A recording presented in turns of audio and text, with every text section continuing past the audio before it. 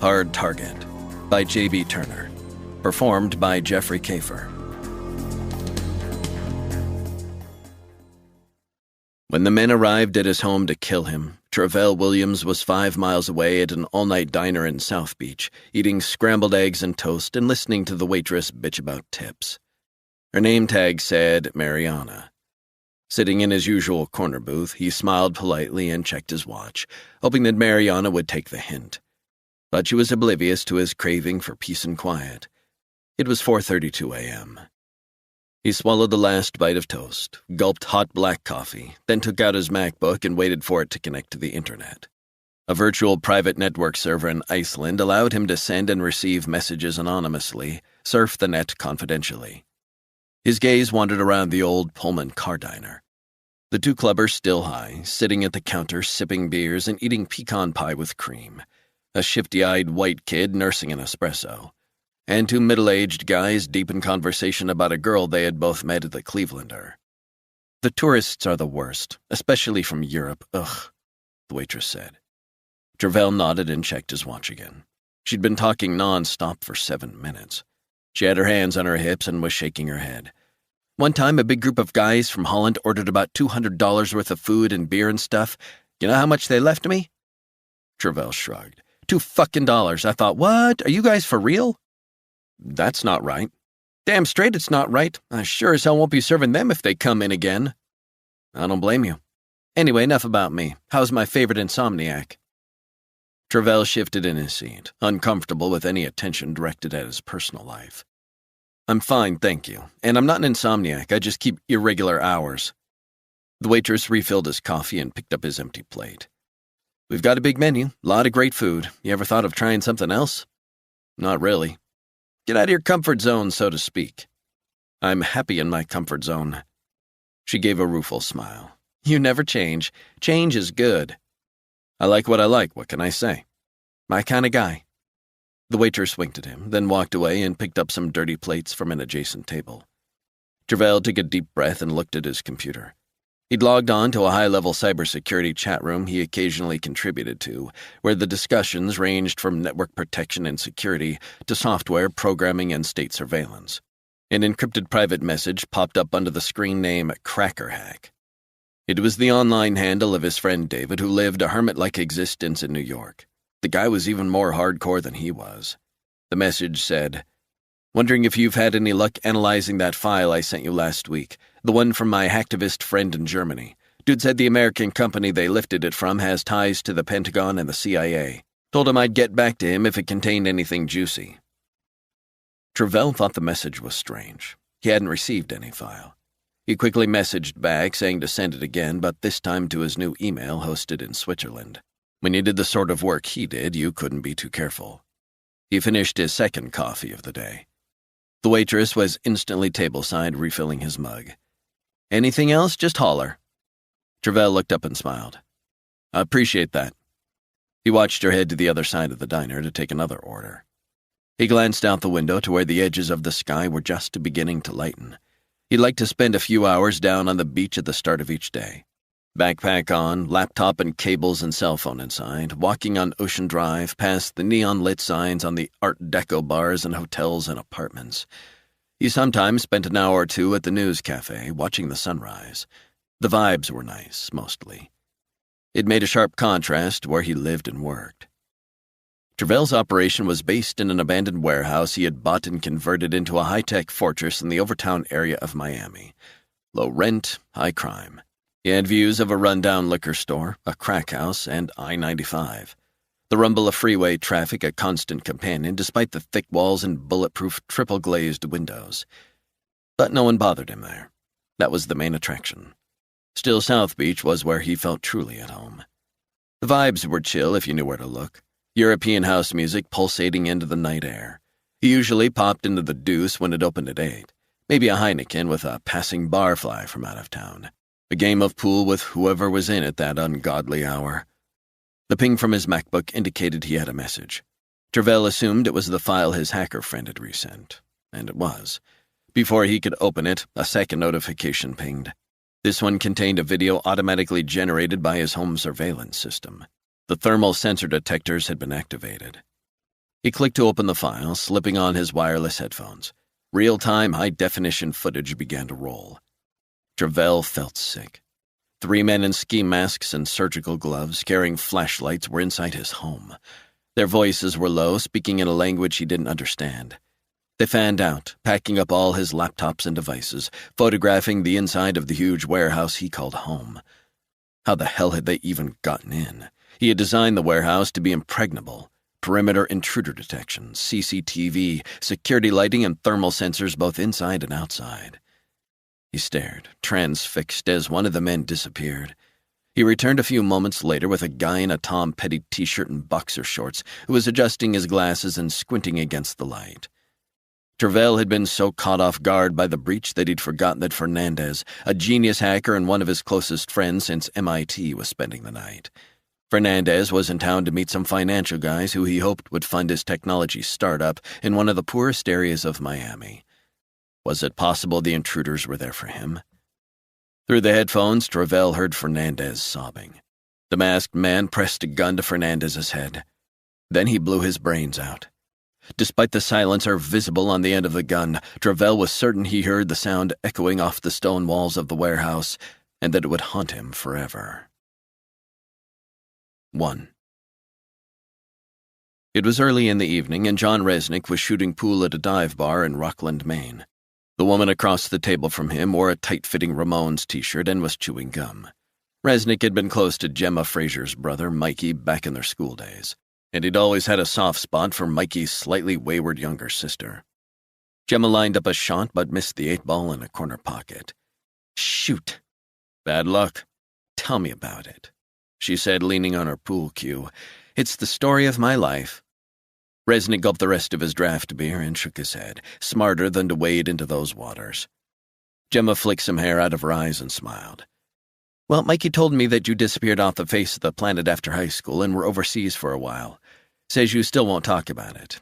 Says you're a goddamn fucking enigma wrapped up in a mystery or something." "I have no clue what you just said." Gemma burst out laughing. "Seems a shame we didn't run into each other sooner, though—" She gestured around at the bar.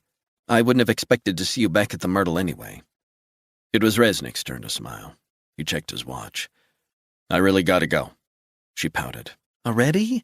But we haven't finished our game." With a wink, she added, "And I'm winning." "I'd better quit while you're ahead, then. Gotta get up early tomorrow. Stuff to do." "Like what?"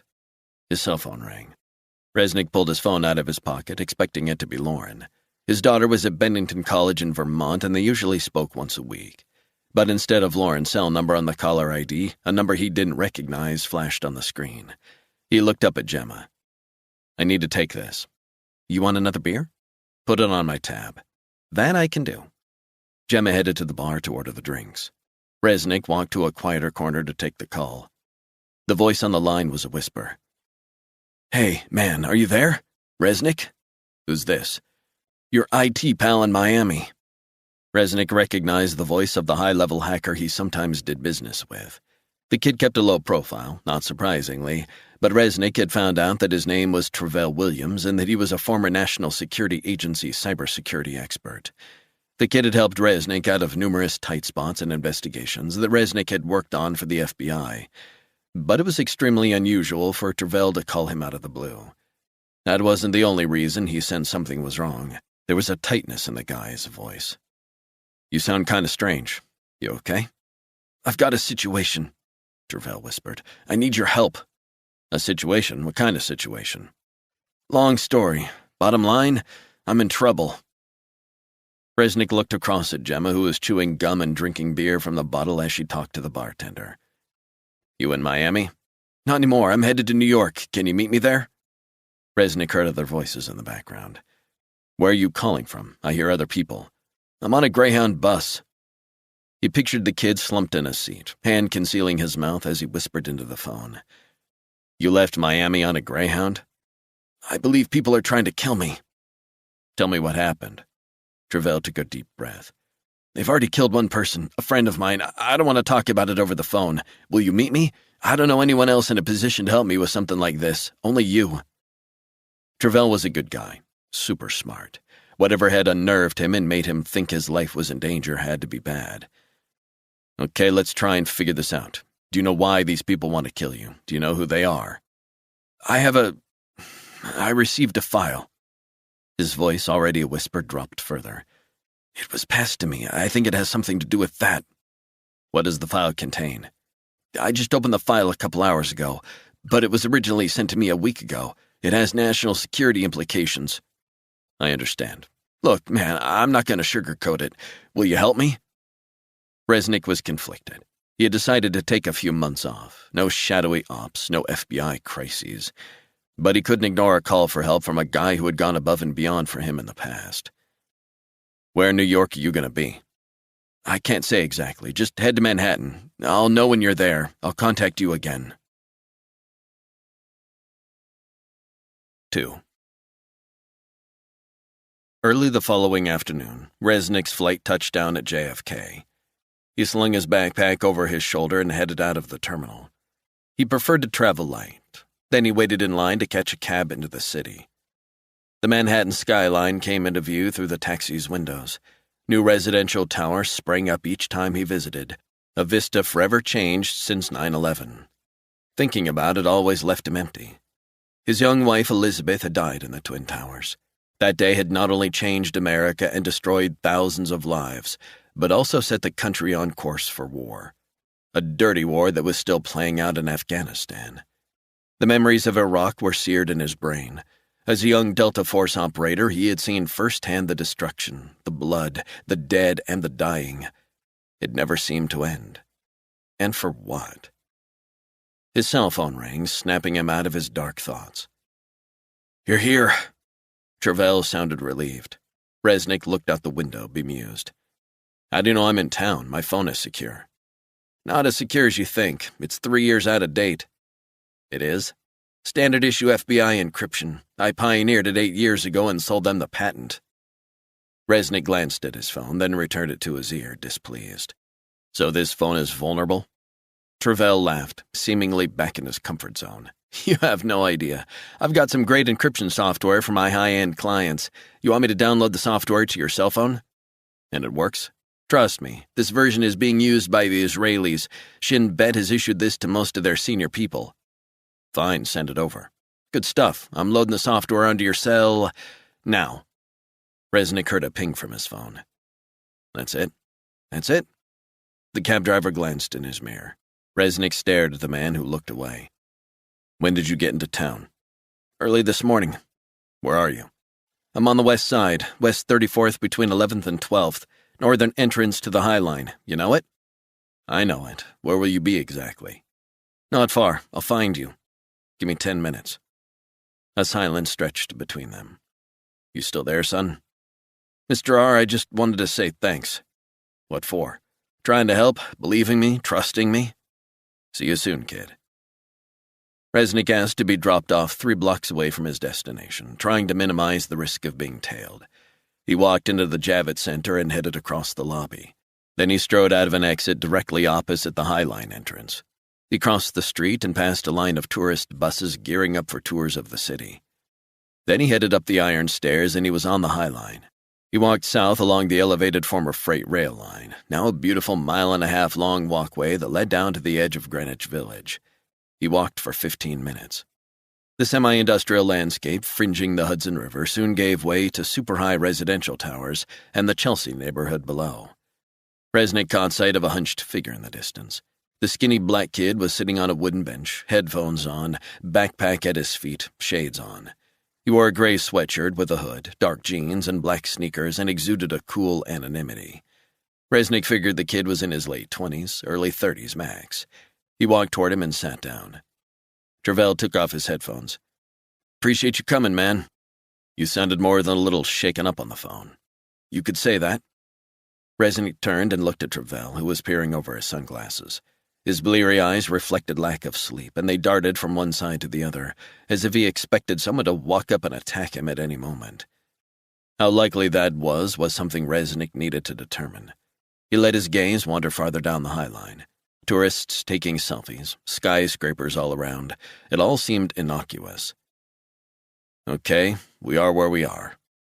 Travell looked around, then raised the wrist wearing his watch. Wearable prototype jammer. Can't be too careful, but we should be able to talk securely here. Resnick stared at the watch. And that blocks all signals? It's been activated and we're safe, for now. Resnick waited until a couple ambled past before he spoke. So what's this all about? I mean really about. Someone has sherped the fear of God into you. Travell bent forward and picked up the backpack at his feet. He unzipped it, reached in, and pulled out a MacBook Air. He flipped open the lid, logged on, and maneuvered the laptop so Resnick could see it. I need to warn you. I'm going to play a video clip, and it ain't nice. Hit it, Resnick said. Travell pressed play, and the footage began. Resnick watched the screen. Masked men with flashlights scoured an industrial building that looked like a warehouse. Where is this? This is my workspace, my home, same place you visited a few years back in Overtown. I live, work, and do everything there. I thought it was supposed to be off the grid or something. So did I. I've never had one intrusion in all these years. Resnick stared at the screen. So who are those guys, and how did they find you? Travell shook his head. No idea who they are. Faces covered, very professional. How did they find me? I'm guessing they could have followed a friend of mine who was staying with me. He's the one they killed.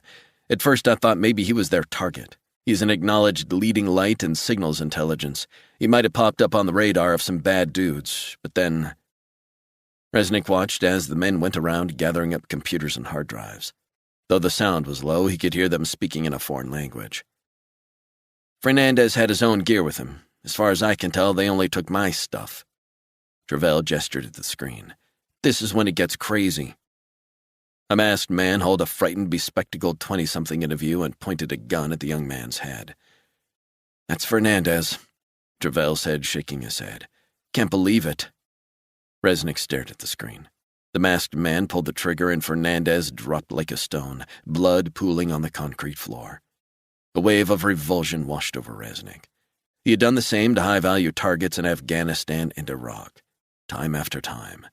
But to see a young kid who'd probably done nothing wrong neutralized like that sent an icy chill down his spine. Travell closed the screen and returned the laptop to his backpack, zipping it up once more. He was my closest friend in the world. How exactly did you know Fernandez? We met at MIT and we both worked at the NSA around the same time, different facilities at Fort Meade. But we met up for coffee and beers on the weekend. He stayed in Naples with his parents most of the time. Resnick nodded. Dumb fucking luck that he was staying with you.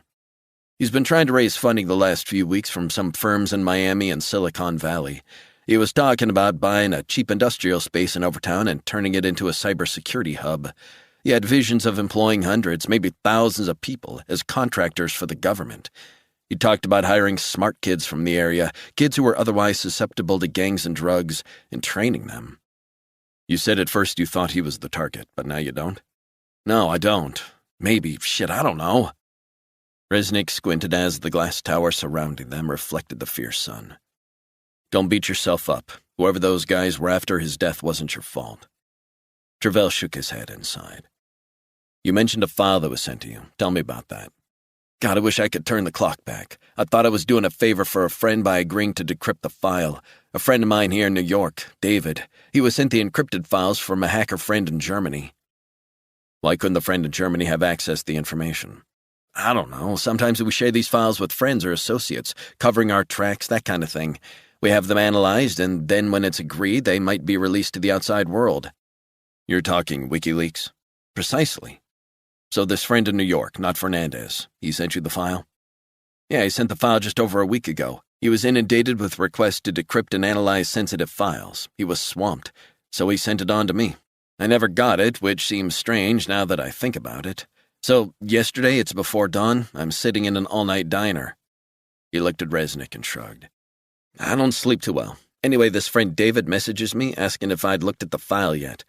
I tell him to send it again. The same time it arrives, I get the alert that those guys are creeping around my place.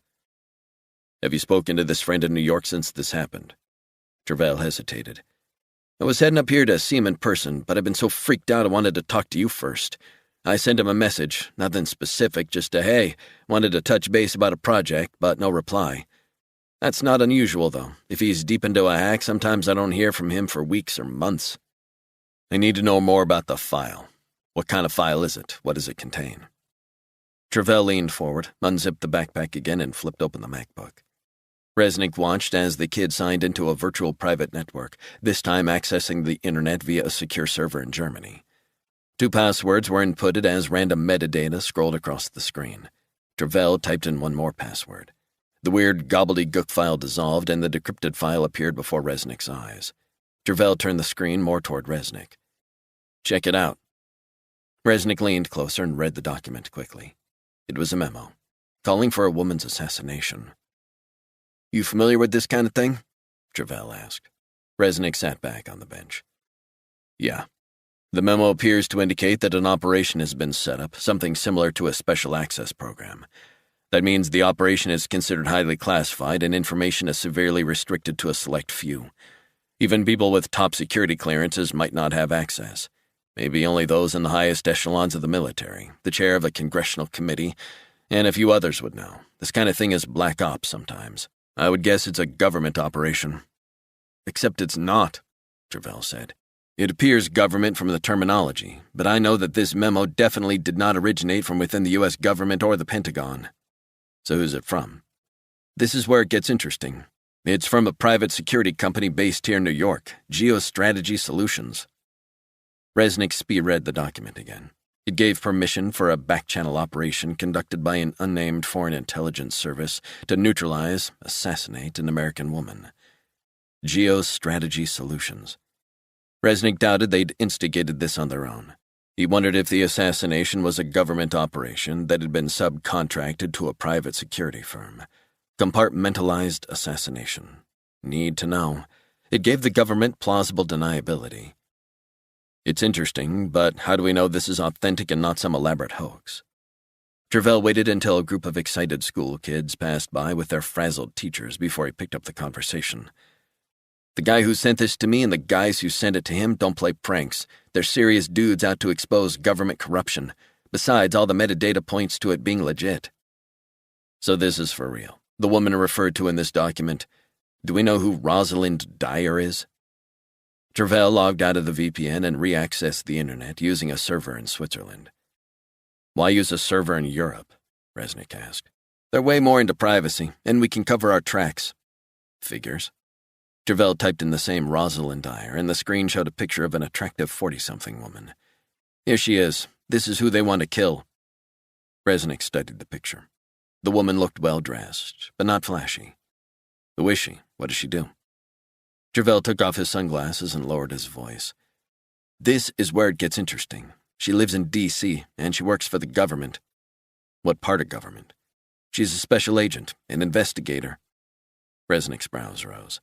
"FBI?" Travell shook his head.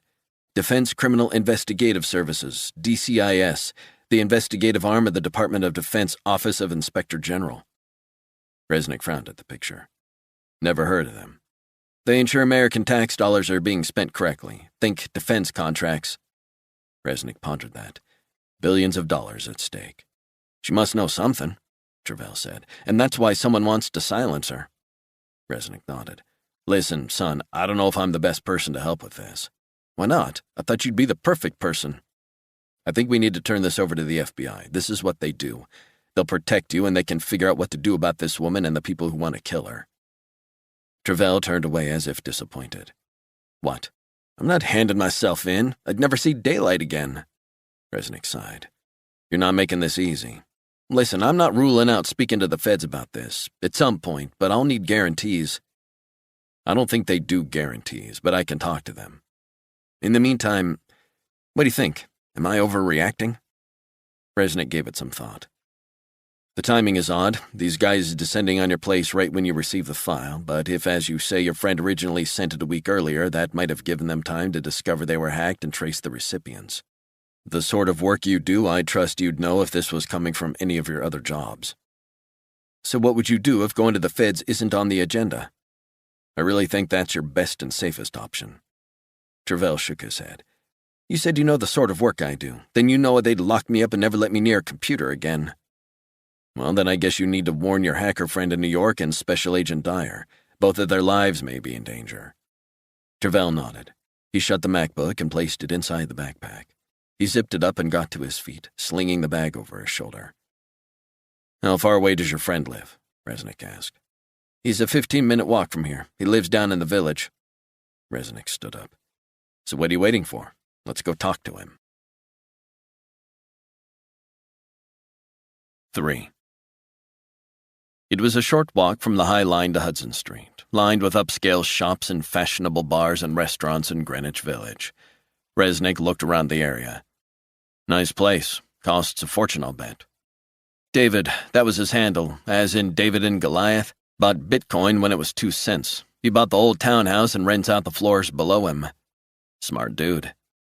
Travell stepped forward and buzzed apartment 6. He tried a few more times. No reply. Maybe your friend went out for coffee, Resnick said. Travell shrugged. Doesn't sound like him.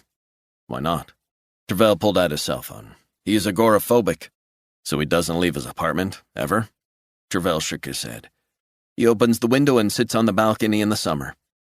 He doesn't go out. Seriously? He's a fucking hermit, what can I say? It's weird, I know, but he's a nice guy. Resnick took a step back and stared up at the top windows. Give the guy a call. I'm assuming he has a cell phone. Travell rolled his eyes. Man, you need to chill. He called the number and pressed his cell phone tight to his ear. A minute later, he ended the call and shrugged. Voicemail. Resnick wondered why the guy wasn't answering. Buzz him again. Travell held down the buzzer for a full 2 minutes. Still nothing. That's pretty weird for him. He gets his groceries, coffee, water, everything delivered to his apartment. I swear he's a bigger recluse than me. When I visited about a year ago, he showed me his medication, Xanax and a couple of other drugs to chill him out. So it's unusual that he's not answering, Resnick said. More than unusual, but maybe he's got his headphones on, zonked on Xanax and weed. Does he get his weed delivered to his apartment too? Usually. Resnick shielded his eyes from the glare of the sun as he looked up at the fire escape. And he's on the top floor?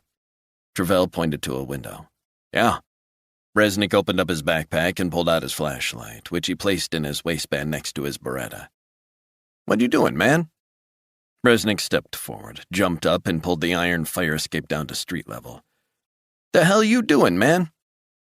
Resnick put one foot on the ancient creaking ladder. What does it look like I'm doing? You breaking into his apartment? Resnick shook his head as he began to climb the outside of the building. The guy might have fallen asleep stoned watching cartoons. I guess, maybe. Listen, people will call the cops. Relax, it's New York. This sort of thing happens all the time. He got to the top floor and looked at Travell on the ground. He pointed at a window adjacent to the fire escape. This it? Got it. Resnick peered through the dirt-encrusted window. He could just make out empty pizza boxes, cans of Red Bull, and candy wrappers strewn on the floor. He knocked hard on the window. No answer. He knocked again. Jesus Christ, never a break. He tried to lift up the window, but it wouldn't budge. He took a knife out of his back pocket. He tried to pry the window open, sliding the knife underneath the wooden frame. But nothing. It was stuck, as if months and years of dirt, dust, and grime had cemented it. Travell shouted up. He's very security conscious. Thanks for telling me now. Resnick pulled his flashlight out of his waistband and smashed it hard into the window. The glass shattered. He reached through the broken glass shards to the window lock and slid it open. He lifted the smashed window, careful to avoid getting cut by the jagged glass. He climbed inside. The smell of stale weed smoke filled the dank air. Resnick looked around.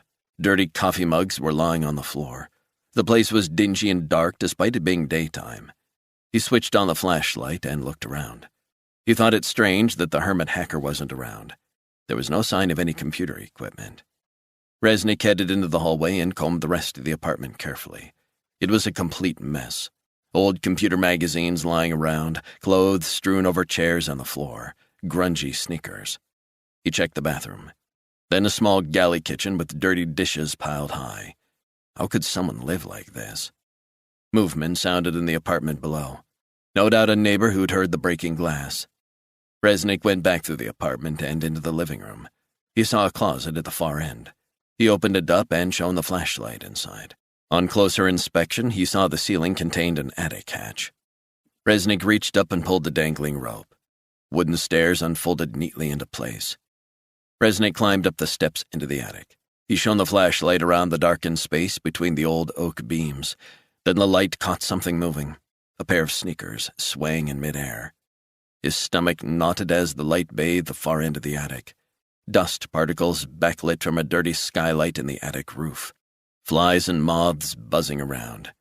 And hanging by a nylon cord from a wooden beam, a 20-something white guy, eyes wide open, but seeing nothing. 4. Max Charles was clocking his 50th lap on the elevated indoor running track of the prestigious New York Athletic Club during his lunch hour. At 78, he was probably the oldest member working out, but his creaking bones and knee joints didn't worry him. He ran on, endorphins kicking in, making him feel good again. Down below on the basketball courts, J.P. Morgan hedge fund guys were high-fiving each other after their game. He noticed their relaxed demeanor, their well-bred features, and all the signs of privilege. He slowed down and rested up. Charles felt the sweat sticking to his shirt. He checked his heart rate on his watch. Barely raised. His decades of running, rowing, and walking had left him with more energy than men half his age.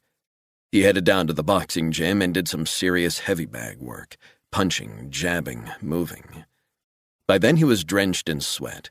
He ended his daily early afternoon fitness regimen the way he always did, 20 laps in the club's pool. Afterward, he showered and put on his gray Savile Row suit, pale blue shirt, navy tie, and shiny black leather shoes. He walked out of the club, said goodbye to Ramono at the door, and headed back toward his office, briefcase in hand. Charles liked routines. He liked order. He lived an orderly existence. It was only a short 5-minute walk to his office in a glass skyscraper on Lexington Avenue. He rode the elevator to his 38th floor corner office. Charles pressed his index finger to the digital biometric reader on the door. A metallic click, and he pushed open the door. It closed slowly behind him, clicking back into secure mode. He placed his briefcase beside his desk, fixed himself a coffee from the machine as his gaze wandered around his office. The wall showed the world who he was. Black and white photos he'd framed of himself as a boy in New Jersey all those years ago. He'd grown up poor, the oldest of a family of 9, and he had been working since he was a child. How far he'd come from those early years, hauling crates of fruit from wagons, meat packing. He'd done all the dirty work. And he'd loved it. It was hard, brutal labor, but as a child he'd been a vital moneymaker for his family. The first time he'd handed over his wages to his mother, she'd cried and hugged him tight, grateful for the money coming into the household. Now look at him. It was scarcely credible. Charles sipped his afternoon coffee and stared out the windows onto the bustling midtown streets below. He'd come a long, long way. Sure, it was just across the bridge to Jersey, but to him, it felt like the end of the earth. He let his mind drift. He always enjoyed the silence the 10 or 15 minutes after his workout. The peace. It gave him satisfaction to think of how much he had achieved. It allowed him the space for his head to clear and get focused for the rest of the afternoon. His company, GeoStrategy Solutions, was grossing $500 million a year. Hundreds of employees relied on him. Their families relied on him. He knew all about responsibility. Had since he was a boy. Charles gazed around the rest of his office. The floor-to-ceiling bookshelf was stacked with biographies of military and intelligence figures. He had written a highly regarded book on Allen Dulles, the first civilian director of the Central Intelligence Agency. More photos of Charles pictured with Kissinger, with the late President George H.W. Bush, and his favorite, one of him and his wife with the Pope, taken 5 years earlier at a private meeting at the Vatican. He cherished the memories. Where had the years gone? The reality was that a lot of his adult life had been spent abroad, serving the United States. But since he had retired from the agency, he was glad to be back in the city he loved, a brash, crazy city that had an irresistible energy. No wonder everyone wanted a shot at the American dream. It was available if you worked hard enough and took chances. The immigrants were still pouring in, just like his forebears from Ireland had all those decades earlier. The phone on his mahogany desk rang, snapping him out of his reverie. Charles put down his coffee and picked up, cleared his throat.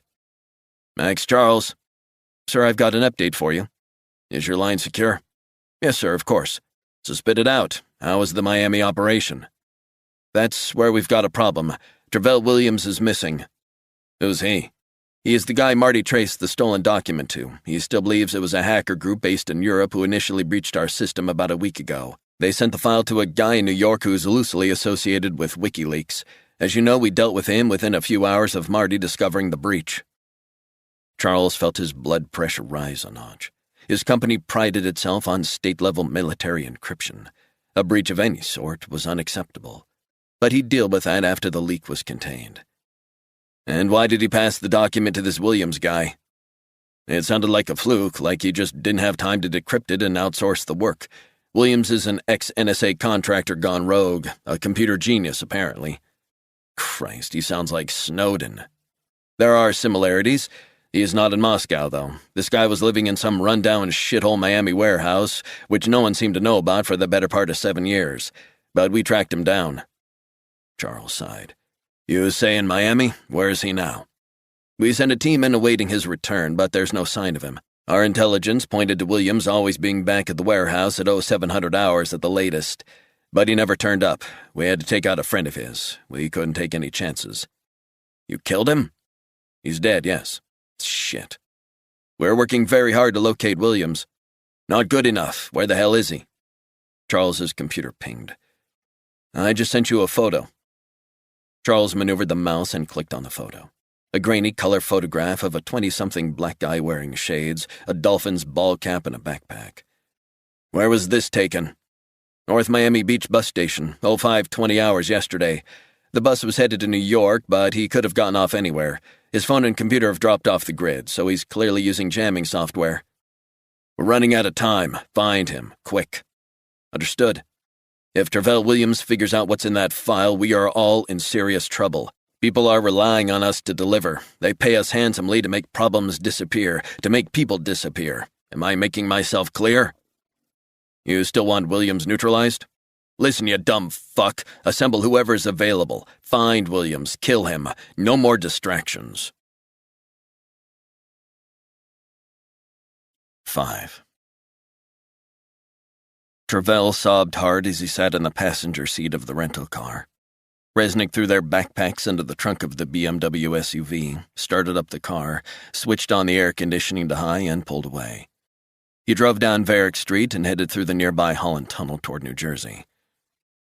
"I can't believe this," Travell said, blinking away tears. "2 friends of mine, both dead. I'm responsible. I killed them." Resnick snapped. "Stop that self-pitying bullshit. You didn't kill them." Travell dabbed his eyes. "My actions killed them." "Bullshit. David sent the file to you, and Fernandez crashing at your place was bad fucking luck, that's all. Besides, wasn't it some hacker group in Europe that stole the file?" Travell nodded. "Yeah. There you go. You and your 2 friends, dead friends, were drawn into this without asking for it. The group accessed highly sensitive information, and it got your friends killed. You'd be dead too if you'd been home." "They didn't deserve to die." "I didn't say they did." "I feel like I'm in a nightmare." "You need to wake the fuck up, man, and deal with it. Get some backbone. We need to think strategically. These guys aren't just going to drop it, they're going to keep coming after you. You think this is a fucking game? This is no game, trust me." Travell closed his eyes, unable or unwilling to contemplate what was happening. "Did you hear what I said?" "I heard. I just wish you'd lay off me for a minute." "We need to get a grip on this situation." "They were both good guys." "Good guys get killed all the time." Resnick sighed. "It's life. It sucks. Look, I'm sorry. I shouldn't have been so hard on you. It's tough, I know, losing a friend. Correction, 2 friends, 1 murder and 1 apparent suicide. For what it's worth, I don't think your friend in the village killed himself. That wasn't a suicide. It was made to look like a suicide." Travell scrunched up his face and shook his head, as if the full horror of what had happened had just crashed through. "I didn't see any signs of computers or hard drives," Resnick said. "Maybe it was an ordinary break-in, but that seems unlikely. Maybe they dressed like maintenance guys to gain access. Whatever happened, they took all the electronic equipment." "Then they hanged him? Seriously?" Resnick nodded. "From the look of the body, it happened around the same time that crew in the masks turned up at your place. That crew probably would have shot you just like they did Fernandez. Different MO, same result." Travell stared at the dazzling lights of the oncoming cars in the tunnel. "I don't want to be part of this. I want this to be over." So what do you suggest? You head back to sunny Miami? Does that sound like a good idea to you? Well, does it? Travell shook his head. Get your shit together, son. Resnick headed through the tunnel and got onto I-95 South, glancing repeatedly in his mirror. What's wrong? Travell asked. Just making sure we're not being followed. And are we? No. Okay, my friend, you want some advice? Travell nodded. You need to go to the FBI with what you know. After everything, that would be the smart move. I don't know. What don't you know? They know I stole government secrets in the past, accessed classified NSA documents and just about everything else, probably more than Snowden. I think they'd throw the book at me. I think I'd never see the light of day again. Resnick knew Travell had a point. Listen, you've spoken to Martha Meyerstein when you've helped me in the past, haven't you? Sure.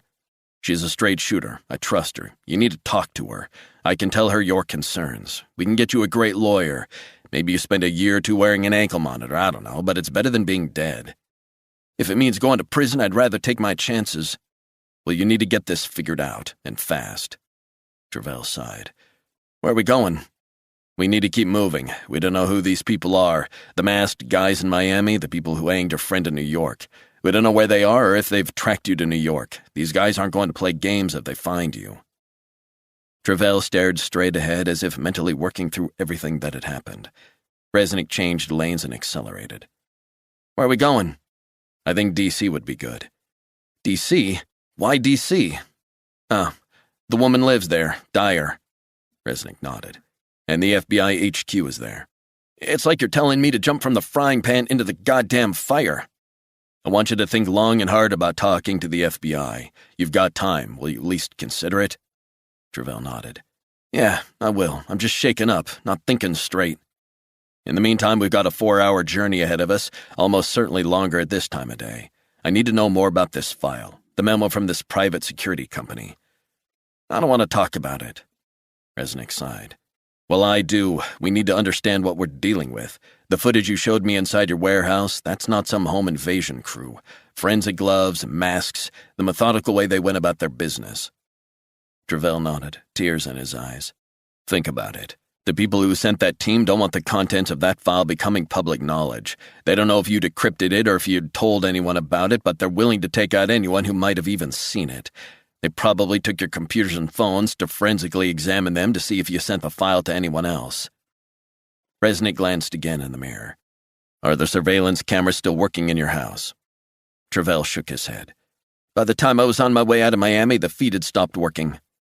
Right, so they've ripped the cameras out, deactivated them, taken it all. And I'll guarantee they will have ripped your place apart right down to its bare bones, and they'll have people working to try and find you, teams of people. Who are they? Resnick shrugged. Based on the memo and what we could hear on the video, foreign contractors sent in by this U.S. geosecurity specialist company. And if they're caught, it's nothing to do with the government. I know this sort of stuff happens. That's right. Jesus, poor David. Travell glanced at a road sign. You know, I never knew if that was his real name. You turned to Resnick. Are you going to turn me into the feds in D.C.? Resnick thought long and hard before he answered. No, I'm not. But you work for the FBI? I'm a consultant, but I don't work for them. I don't take orders from them. Please don't hand me in. I'm terrified. If I had to spend time in jail, I swear I'd kill myself. Relax, I'm not going to turn you in. But I want you to at least consider letting me approach Martha Meyerstein on your behalf. How'd you go from black ops to towing the line for the feds? They've spied on innocent Americans since the Hoover days, you know. Resnick chuckled. Believe me. I had my doubts about them too, but they're good people there. I know them. They can save lives. They can save your life. Travell pulled out a can of Red Bull from his jacket pocket, cracked it open, and took a few gulps. Resnick said, Your friend David had a lot of that lying around his apartment. He lived on it. Listen, I'm sorry your friend is gone. Friends, plural. Right, sorry. But you need to get your head together. I can help you, but you need to help yourself. Travell closed his eyes and started breathing fast. Take deep breaths, nice and slow. Travell did as he was told. His breathing slowly calmed. When he opened his eyes, he said, We need to warn Rosalind Dyer. Resnick nodded. Let's not get ahead of ourselves. We need to be careful how we go about this. She might be under surveillance, close physical surveillance as well as electronic. I don't care. I have to warn her. I can't let another person die. Let's get to D.C., Resnick said, and we can figure things out on the way. 6. Martha Meyerstein was sitting behind her desk on the 7th floor of the FBI's Hoover Building in Washington, D.C., immersed in reading a domestic terrorism intelligence briefing when her phone rang. "Ma'am," her assistant said, "the switchboard says a detective in New York wants to speak to you." "Did he give a name?" "It's a she. Detective Isabella Acosta, 19th Precinct, NYPD. Meyerstein thought the name sounded familiar. "Put her through." During the few clicks it took for the call to connect, Meyerstein remembered where she knew the detective from. "Martha Meyerstein speaking. Isabella, right?" "Hey, nice to speak to you again." Meyerstein sat forward. Acosta had been instrumental in bringing a psychotic UN diplomat involved in human trafficking to justice, the same guy who had nearly killed Resnick's daughter on the streets of Manhattan. "Everything okay?" "Got something for you. I thought you'd want to know." "What happened?" "John Resnick reports to you, right?" Meyerstein wondered where the conversation was going to go. "That's correct. I don't know what the hell is going on, but I'm hearing from one of my friends downtown, a captain in charge of the 6th Precinct, that they found some kid hanged in his apartment in Greenwich Village. There are signs it wasn't a suicide, and they have 2 suspects.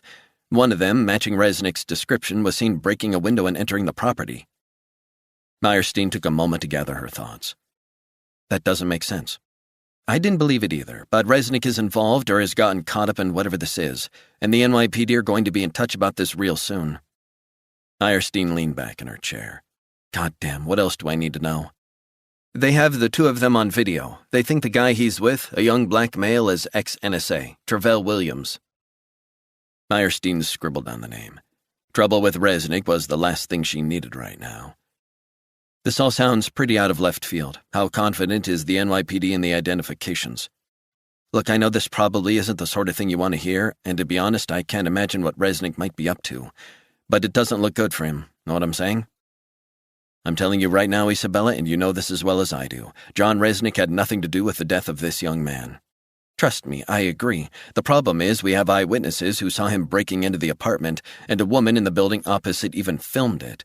She thought it looked suspicious, and when she saw the glass getting broken, she called the cops." Meyerstein felt a migraine coming on. "Isabella, I appreciate the heads up. I owe you one." She ended the call, feeling an immense sense of foreboding for what lay ahead. 7. It was late in the afternoon, 30 miles north of D.C., as Resnick turned off the freeway and drove to the outskirts of a nondescript small town. "Where are we going?" Travell said. Resnick drove on. "Just a little stop, but not for long." "Why?" "Relax, kid." "I don't want to relax. I'm scared. 2 of my goddamn friends are dead." "You want to try and keep it together?" Travell got quiet for a few moments. Resnick saw a food truck at a roadside stop. "Are you hungry?" Resnick asked. "Hungry? I feel sick. Are you serious?" "Well, I'm hungry. I need to eat." Travell shrugged. "Then I guess you've got to eat, man." Resnick pulled up beside an 18-wheeler with Arkansas plates and got out, stretching his legs. He walked around to the other side of the SUV and opened Travell's door. "Everyone needs to eat." "I said I'm not hungry." Resnick cocked his head. "We all need to eat." Travell sighed as he climbed out of the vehicle. "Sure, whatever. Fries." Resnick walked over to the food truck. He bought a burger and Coke for himself, fries and 2 cans of Red Bull for the kid. They leaned against the SUV. Travell downed most of the first Red Bull, then said, "I don't feel too good." Resnick stared at the fries. They looked good. Travell began to eat listlessly, chewing slowly. "Feeling better?" "Not really." "It'll pass." "I don't think it will. I don't think I'll ever get over this." "You need to try and compartmentalize your feelings more," Resnick said. "Compartmentalize my feelings? What the hell does that mean?" "You need to leave the bad memories and push them aside. If you let them take over your head, you will drown in self-pity. Shit happens all the time. I know it's not easy, but you need to just, not let it throw you so badly." "I'm pathetic, I know." "You're not pathetic. You're in shock. Was it your mother who died? Father? Sister?" "No.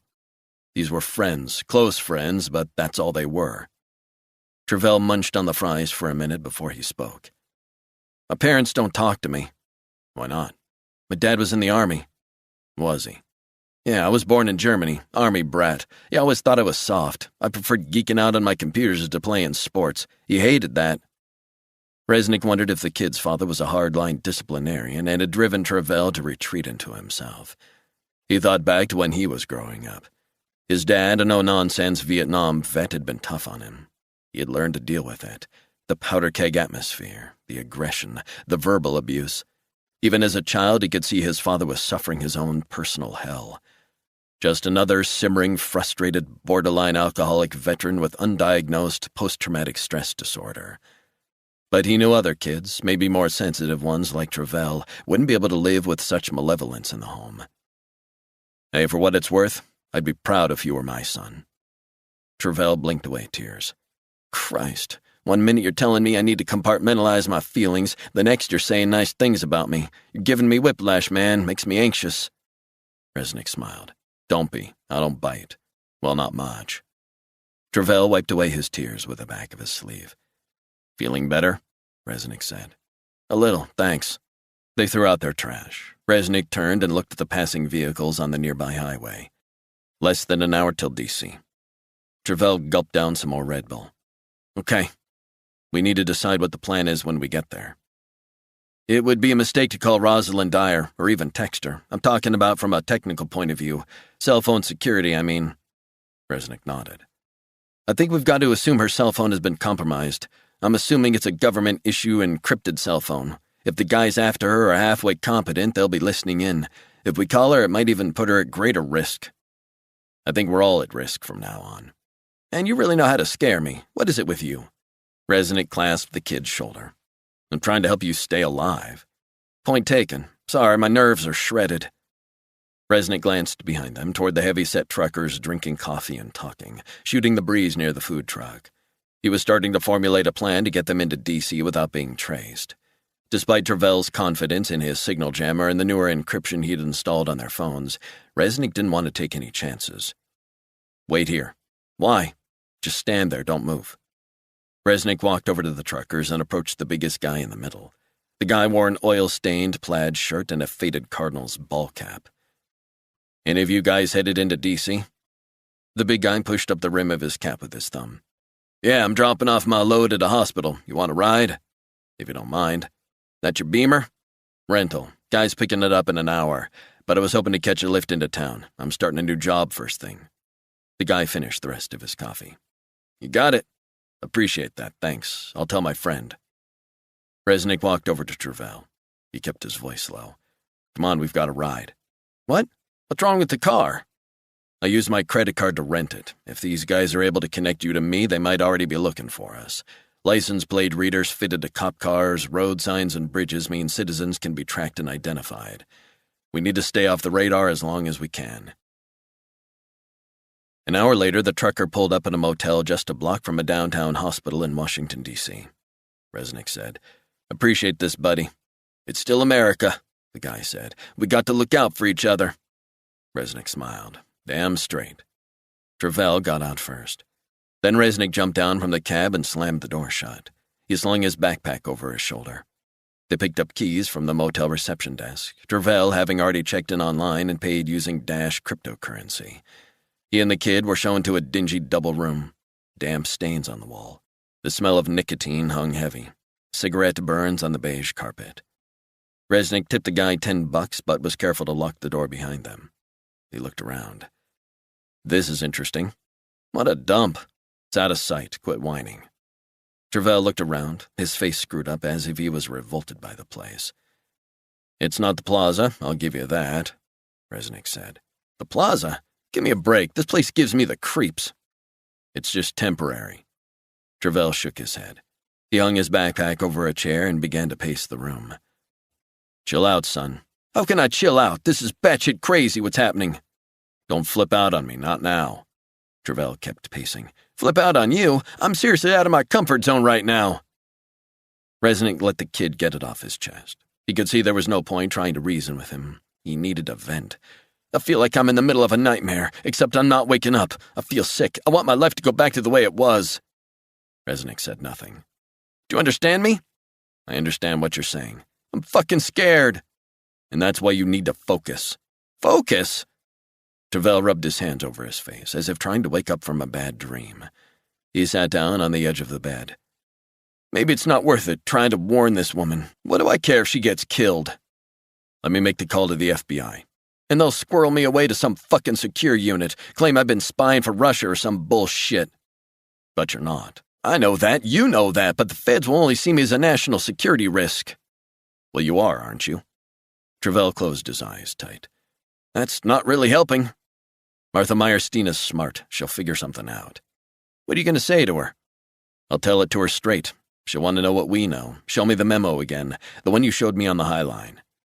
Travell took out his laptop and tapped some keys, then turned the screen toward Resnick. Resnick nodded as he scanned the document again. It's written in the language of compartmentalized, highly classified intelligence. The use of the phrase VRK, very restricted knowledge. It is above top-secret intelligence. It means these contractors working for Geostrategy Solutions probably have a military or intelligence background, perhaps at a senior level. David told me the company has links to the Pentagon and the CIA. It made sense. The FBI can pull some strings, find out which government agency hired them, get them to realize you're no threat to their operation and back off. But what about this poor woman, Rosalind Dyer? I'm assuming she doesn't know she's a risk. Aren't we going to warn her? Why do you care so much about a woman you've never met that you're willing to put your life on the line? Why don't you just walk away, disappear until this is all resolved? Travell looked thoughtful for a few moments. I was a nervous kid. Never liked confrontation because of my father. Resnick nodded. But other kids could tell I was weak, so I was bullied at most of the schools I attended, and I was always too scared to stand up for myself, or for anyone else. If I saw someone getting beat up, I usually just walked away. Being scared is nothing to be ashamed of. Happens to us all, trust me. I guess what I'm trying to say is that sometimes there comes a point when you need to face your fears, come what may. Does that make sense? Resnick leaned over and patted Travell on the back. You're all right, kid. I was just playing devil's advocate. Thanks, but... So Rosalind Dyer, what are we going to do? You're damn right we're going to warn her. Whoever contracted Geostrategy Solutions is unlikely to back off from the decision to neutralize her now. Why she's such a threat to them, though, we don't know. Resnick began to consider the options. It wasn't just Rosalind Dyer he was thinking about. He had to think about how the feds were going to read his actions. He didn't want to hand over the kid, even if it was for Travell's own safekeeping and well-being. He understood the kid's deep-rooted concerns. But would Meyerstein be able to get past how the kid had gotten the information about a government-sponsored operation to kill an American citizen? Would she be willing to focus on establishing if Rosalind Dyer was at genuine risk, and if so, from whom? Or would that be secondary to throwing the book at Travell? By agreeing to help Travell, he'd made an implicit promise to protect him to the end of this. But his number one concern was to find Rosalind Dyer and warn her of the imminent risk she faced. Perhaps get her to a place of safety. Resnick scanned the memo one more time. The document referred to foreign associates who were going to carry out the threat. The language was hardly subtle. But because the memo had been encrypted, whoever had written it must have assumed that they could use such language.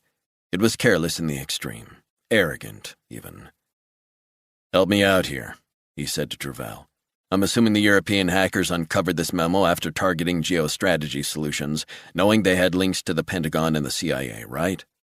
No question about it. Leftist and libertarian and free speech activist hackers, whichever way the Eurogroup leans, are ideologically opposed to what they see as deep state actors. This file would have been like hitting the jackpot for them. They probably sent it to David, expecting that if it were anything juicy, he'd share it with WikiLeaks. That would embarrass and humiliate the deep staters and globalists, call them what you will. So why not just release the files now? It's possible, but in the circumstances, the people behind this might just get desperate. You mean make her disappear, that kind of thing. Exactly. It might make them panic. The best way is for us to use our heads, so caution is key.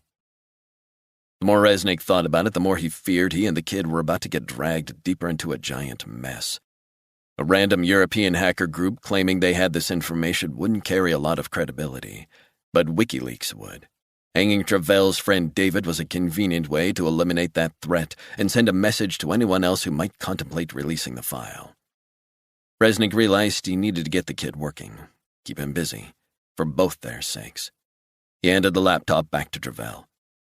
I'd like to know where Rosalind Dyer is, location, at this moment. Can you do that? Travell shrugged. Might take a while. Resnick stared long and hard at him. You want to warn her, right? Travell nodded.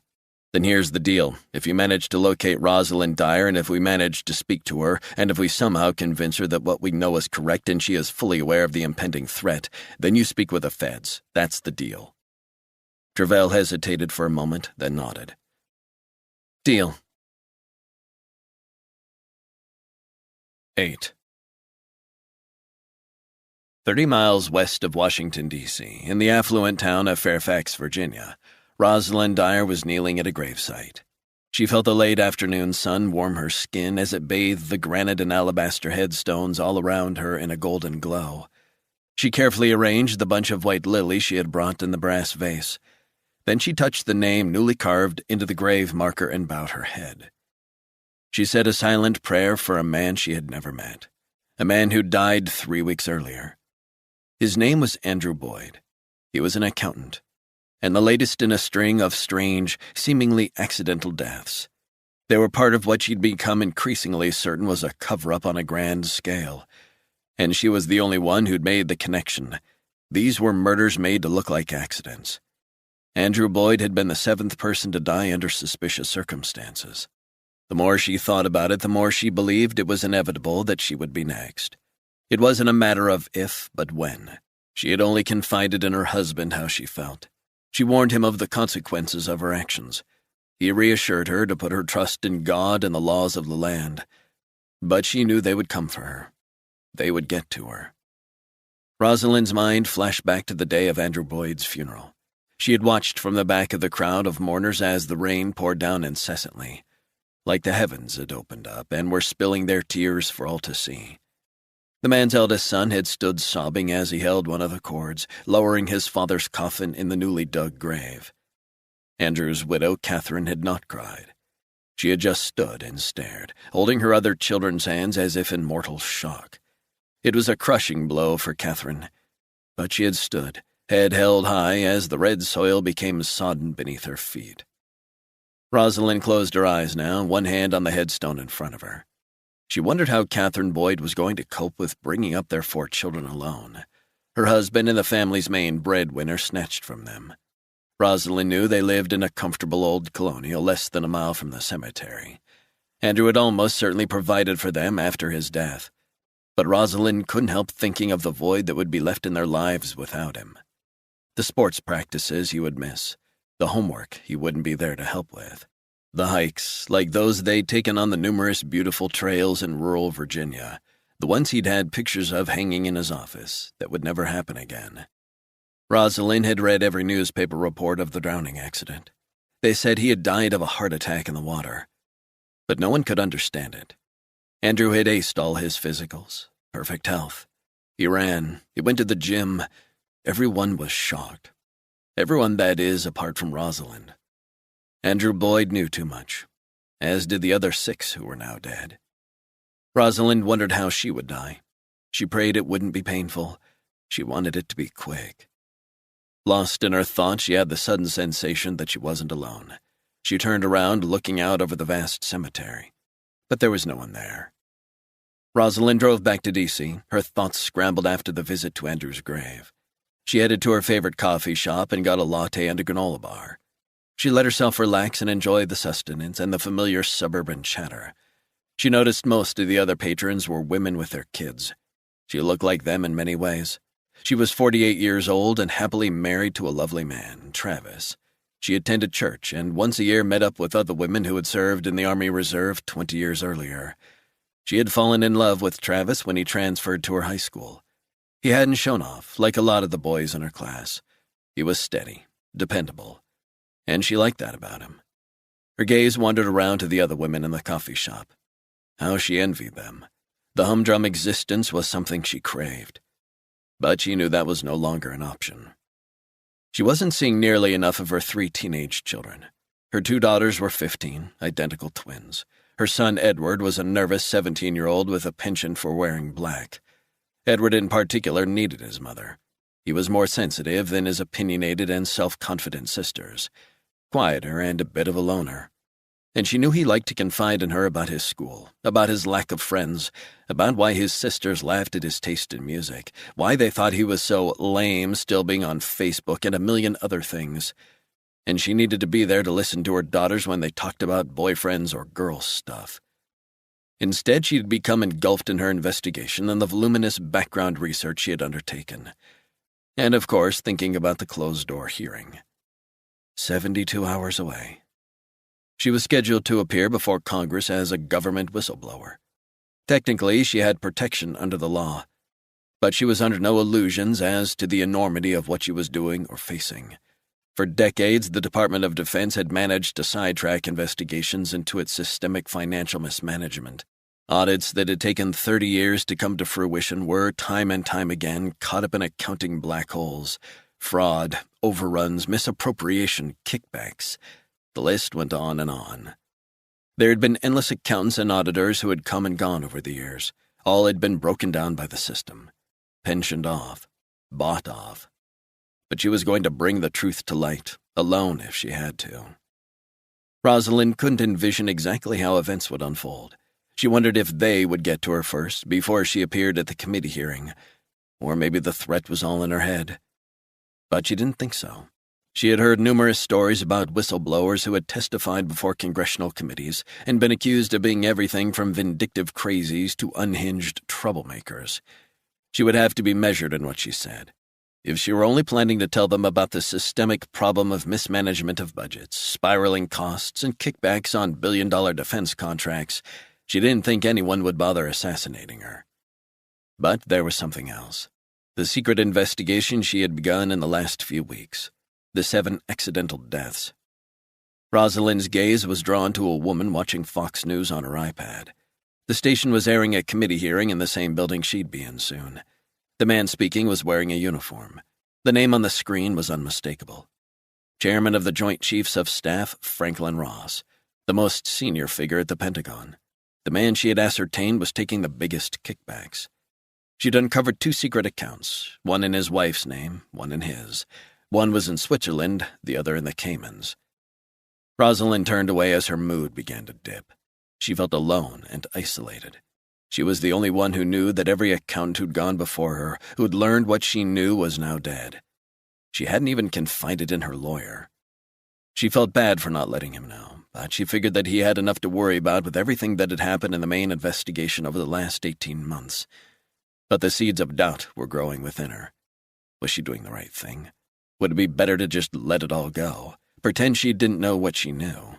Should she tell her lawyer about the parallel investigation she had launched, ask him to go public if anything happened to her? Or would telling him put him in danger too? She stifled a yawn. Her lack of sleep over the last few weeks was making it more difficult to concentrate. She felt more nervous about the upcoming hearing than she had expected. Normally, she was a highly competent public speaker, but she had begun to feel strangely unsure of herself. Even her husband, loyal to the core, had once or twice asked her if she was sure she was making the right decision by testifying. She detected his doubts, sensed them, and that worried her.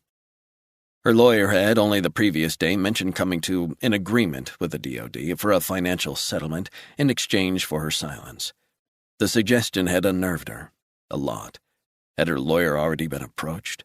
Had they threatened him? If she told them what she knew about the murders, would he share that information with lawyers on the opposite side? And then what?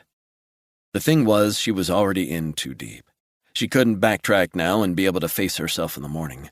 But even if she could, she wasn't in the mood for compromise. Perhaps she should be. It would give her an easier life, that was for sure. But integrity was important to her. Besides, it wasn't in her nature to conceal such things.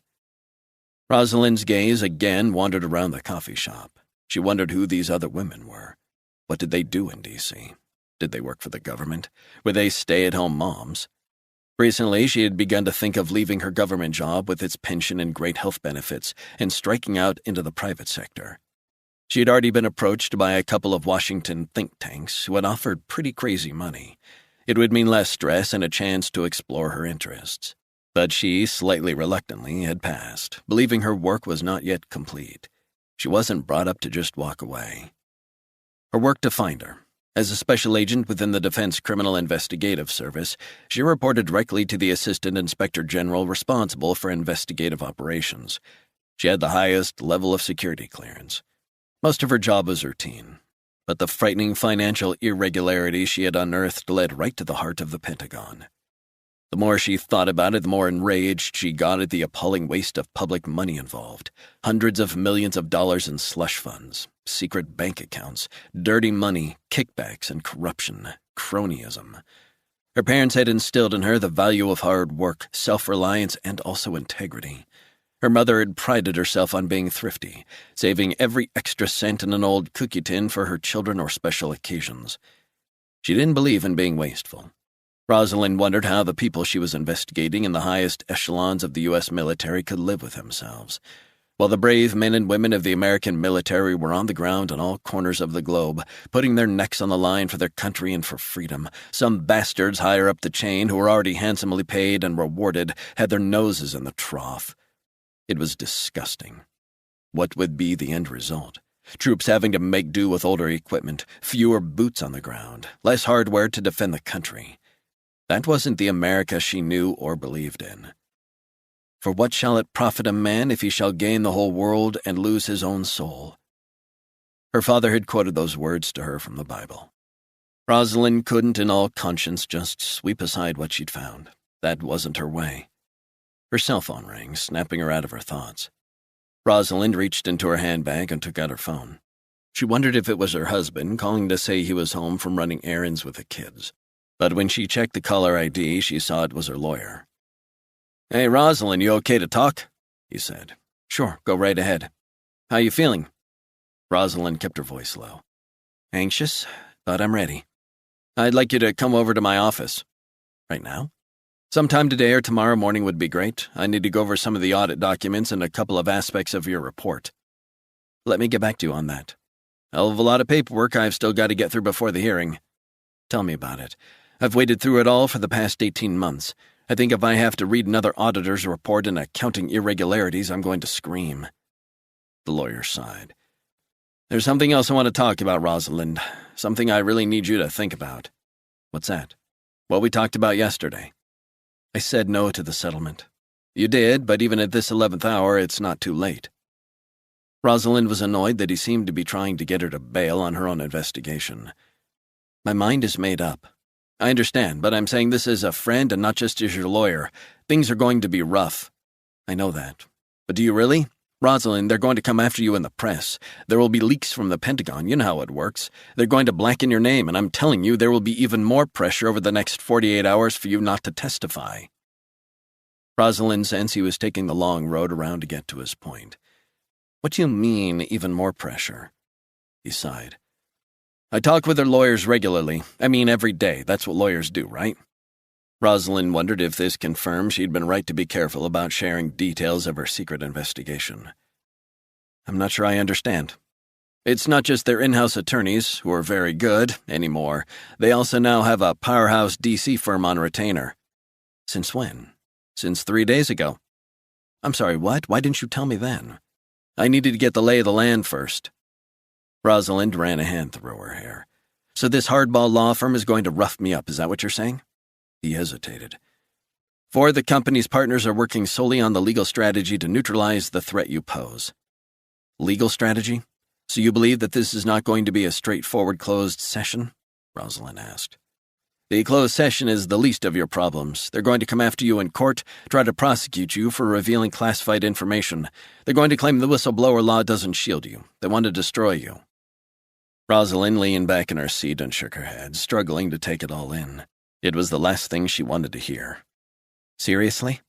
"It gets worse. They are prepared to utterly destroy you, professionally and personally, drag you through the dirt."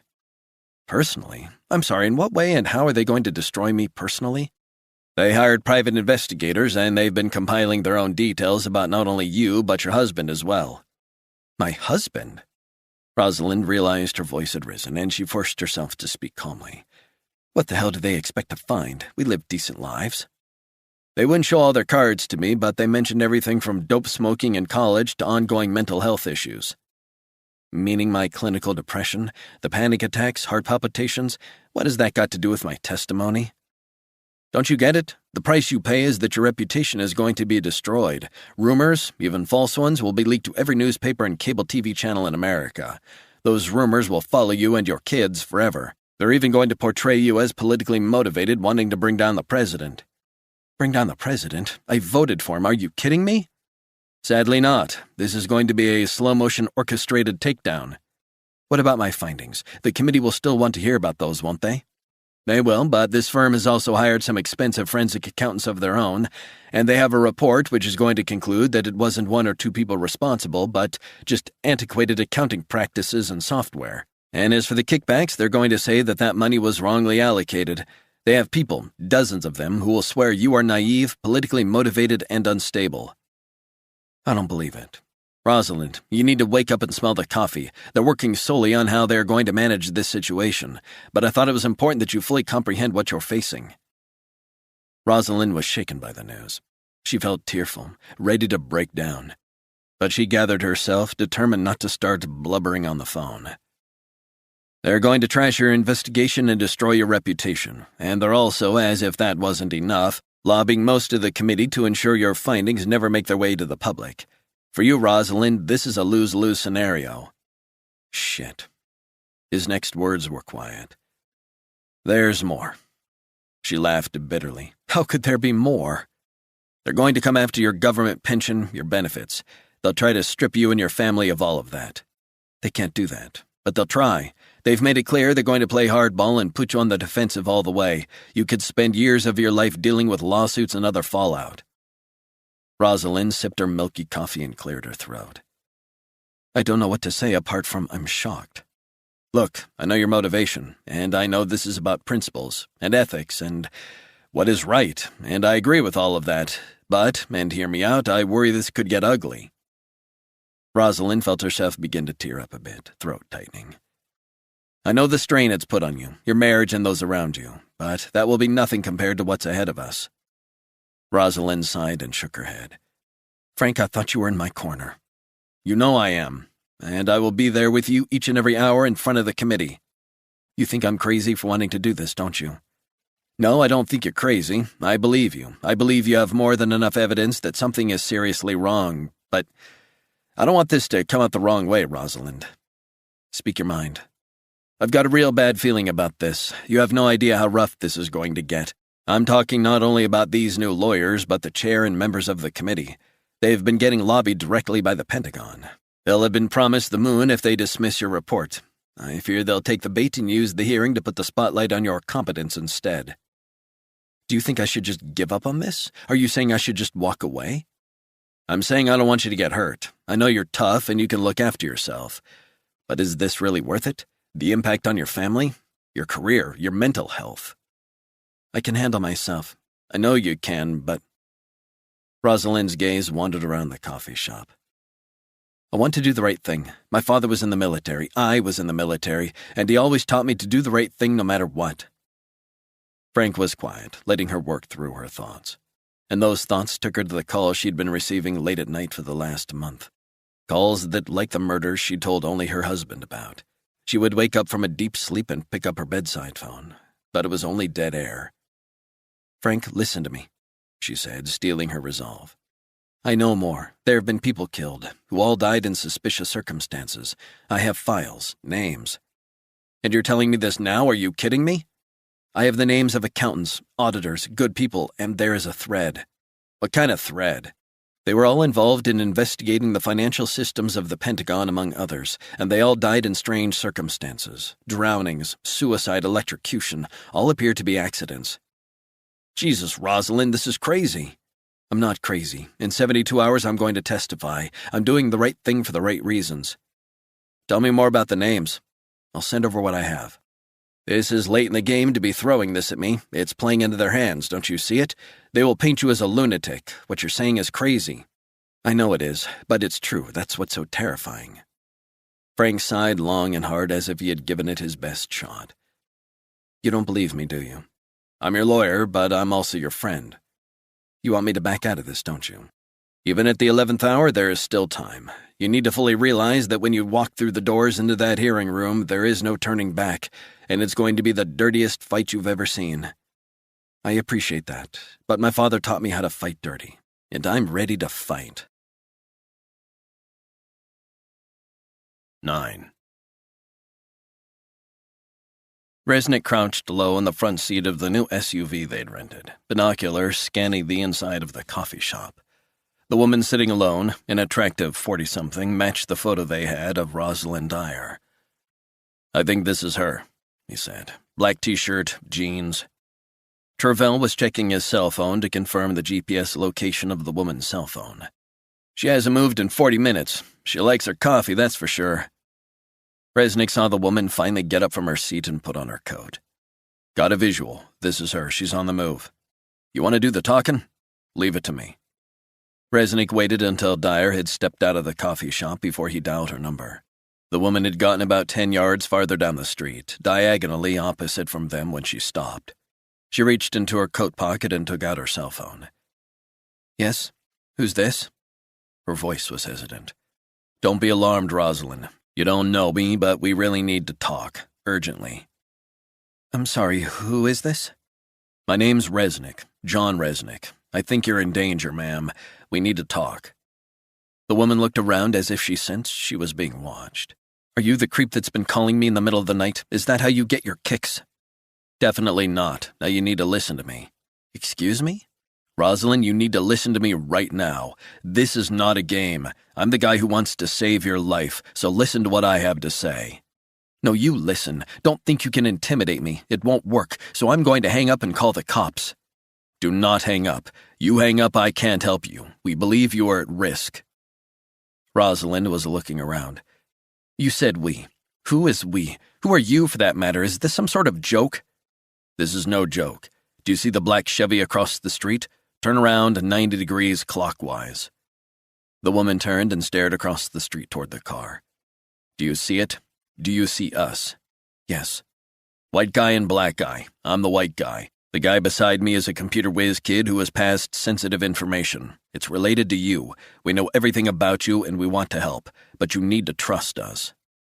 The woman looked dazed.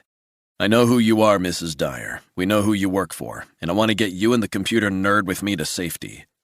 "Who the hell are you?" "I told you, my name is John Resnick, and I believe you're in danger. That's why I'm here."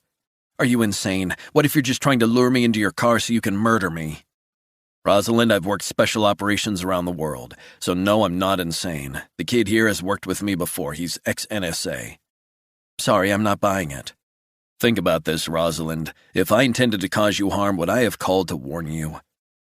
The woman stayed silent for a few moments. The wind blew her hair into her face and she smoothed it down behind her left ear. "How do I know I can trust you?" "You don't, but we need to talk." "So talk." "I work on a consultancy basis for the FBI, but they are not involved in this. At least not so far. Where do you want to meet? And we'll be there. A place of your choosing." "To say what, exactly?" "I'll tell you everything we know." "Which is what, exactly?" Resnick sighed. "There are people who want to assassinate you." From across the distance, Rosalind Dyer's eyes met his. "I know." 10. Later that night, Max Charles sat quietly as the three men took their seats in his office. He looked across the shiny mahogany table at his director of operations, Steve Lopez. Sitting on either side of Lopez were the firm's associates, Carl Franklin and Don Darcy, both former Special Forces operatives who advised on such matters. Charles glanced at the summary of recent events in front of him before fixing his gaze on Lopez. The man had been a close advisor since Charles had left the agency. Lopez wore a dark gray suit, white shirt, and navy tie. He had crew-cut brown hair and unfathomable black eyes that always made it seem as if he was lost in his own thoughts. "Today, Steve," Charles said, "I will get answers. I will not shout, and I will not scream, but I will get answers." Next to Lopez, Franklin and Darcy shifted in their seats. "I've never known a chain of events to spiral out of control like this, let alone one that brings potential heat from the feds or the cops. Something has gone very wrong, so my first question to you, Steve, is, am I right?" Lopez cleared his throat. Things have gone very wrong. Why is that? It's complicated, but we're on it. I didn't ask if you were on it, Steve. I asked you if I am right that this is going very wrong. It's not a great situation, I agree. It's a fucking mess. I don't like mess, you know that, right? Lopez nodded, face impassive. I like tidy. We had a plan, but the plan went to shit and I need to know why. Lopez said, Max, we are confident we will get on top of this. Charles stared at him. Our clients at the Pentagon and the agency always get what they want. No questions asked. They're not interested in whether we're encountering problems. It's our job to predict and handle the unforeseen stuff. That's why we get paid so well. Lopez nodded but stayed quiet this time. I distinctly remember I asked for this problem to be shut down, to be taken care of, and yet, here we are, playing catch-up. He looked at Franklin and Darcy. Maybe I just don't seem to understand the intricacies of this particular operation. Maybe I'm getting too fucking old. Someone speak to me. Lopez sighed as his gaze fixed on Charles. First, yes, it's an ongoing problem, but we will deal with this, Max. Second, I'm taking full responsibility. Charles sat forward and gripped the armrests of his chair. How did this classified file, get into the fucking cloud at some facility in Rotterdam when it was supposed to be locked down on our dedicated server upstate? Darcy said, Our systems guy, who I know very well, said the access occurred via Tor, which, as you know, anonymously routes internet traffic. Nevertheless, our guys were able to trace the breach to a group of hackers that operates in Europe, Germany, and the Netherlands mostly. They accessed it, but didn't decrypt it, and they passed it on to a guy down in the village. Charles spread his hands. So how did it get from our secure servers to Tor? How did it go from our dedicated server to the cloud and to Europe? I'm assuming that we're using military-grade advanced firewalls and systems. Darcy nodded and winced. This is where it gets fucking unbelievable. I'm listening. It was a bit of social engineering, in plain English. Basically, our head of cybersecurity at the Ithaca facility was approached by a girl in a bar. She stole his cell phone. Charles shook his head. Are you kidding me? What a dumb fuck. Darcy shrugged. He must have said just enough to make her think his job was interesting. We're pretty certain she knows the guys in Europe. The phone gave them access to a limited number of files and passwords, and the sequence of events spiraled from there. The good news is that thanks to a few backdoors established by the NSA, we were able to get in and remotely delete every copy of the file from their cloud server and local systems. Charles got up from his seat and began to pace the room. This crisis had resulted in not only an operation being compromised, but also the threat of the problem expanding beyond their control. They needed to get a firm grip on the situation. Have we retrieved everything from the guy's apartment in the village? Franklin cleared his throat. Yes, it's been taken care of. I'm satisfied the New York side of things has been shut down, but this Miami kid, the NSA guy? Ex-NSA, Travell Williams. We briefly had a bead on him when he stopped by the hacker's place downtown, but he's on the run again, and guess what? Charles looked at him. Resnick is with the kid. You've got to be kidding me. John Resnick? Fuck. Franklin nodded. NYPD have eyewitnesses who saw Resnick climbing into the hacker's apartment. Charles shook his head. He knew all about John Resnick. He knew he had worked on CIA Black Ops a decade earlier. The guy's reputation was legendary. But it was Resnick's more recent contacts with the FBI that worried him. Charles needed to think about that side of things. Resnick must have seen the body, Franklin said. He's not stupid. He'll know what's really going on. Charles poured himself a glass of water from the jug on the table. He gulped it down, sating his thirst. Where are they now? Darcy glanced at Franklin, and they both nodded. We believe D.C. Charles threw the glass against the wall. It shattered, dripping water onto the carpet. His men didn't flinch until he roared, I've heard enough! Find them! Now! 11. The red brick house was located on a tree-lined street adjacent to the Bethesda Presbyterian Church. Resnick and Travell walked up the path and knocked on the front door. Resnick turned and looked at the kid. You okay? He said. Travell just shrugged. I'm okay. Maybe a bit nervous. You're gonna be fine. The door opened and a ruddy-faced 50-something man ushered them in, smiling broadly. Resnick introduced himself, then said, "We're here to speak to Rosalind Dyer." "She's inside waiting for you," he said. "I'm her pastor." Resnick shook hands with him, as did Travell. "Appreciate you being so accommodating, sir. I hope we're not putting you out at this late hour." "Not at all. I'm all about bringing people together. All I ask is that we treat each other with respect and civility in my house." Resnick nodded. "Won't be a problem." They followed the pastor down a hallway and into a softly lit drawing room. Pencil etchings of the church and some watercolors of D.C. hung on the walls. Rosalind Dyer was sitting at a table by the window.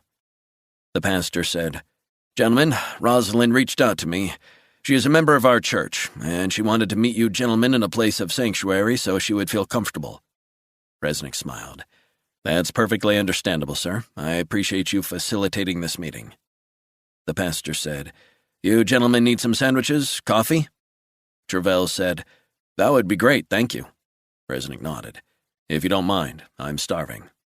The pastor pointed to seats opposite where Dyer was sitting. "Take a load off, and I'll get the food and drinks." Resnick stepped forward first and approached Dyer. He reached out and shook her hand. "Very nice to meet you, though I'm sorry about the circumstances." "Hi." Resnick introduced Travell, and they both sat down at the table across from her. "If it makes you feel better, Travell is struggling to take all this in, too. A lot of stuff is going on." Dyer shifted in her seat as if uneasy and untrusting as she looked at Resnick. "This is all very strange," she said. Resnick nodded. "Yeah, you can say that again." "So," she said, "if you don't mind, I'd like to start again face to face. What's your name?" "My name is John Resnick." "And who do you work with?" "I'm a former Delta operator subsequently employed by the U.S. government on intelligence operations at home and abroad. But recently I found myself in a consultant role at the FBI on a case-by-case basis." Dyer fixed her gaze on him as if scrutinizing his motives. "Case-by-case basis, huh?" Resnick shifted in his seat. "Your name is familiar to me. I've done some checking of my own." "You have?" Dyer nodded. "I remember reading a report about you being involved in finding Martha Meyerstein after she was abducted." "That's correct. I was involved in that." "I think you were more than involved. You rescued her." "A lot of people were involved." The pastor returned with a tray of sandwiches and iced tea and placed it in the center of the table. "It's a bit hectic today. Wife's out of town." "Thank you very much," Resnick said. "If you need anything, I'll be next door," the pastor said, then quietly closed the door behind him. Dyer still stared at Resnick long and hard, then her gaze lingered on Travell.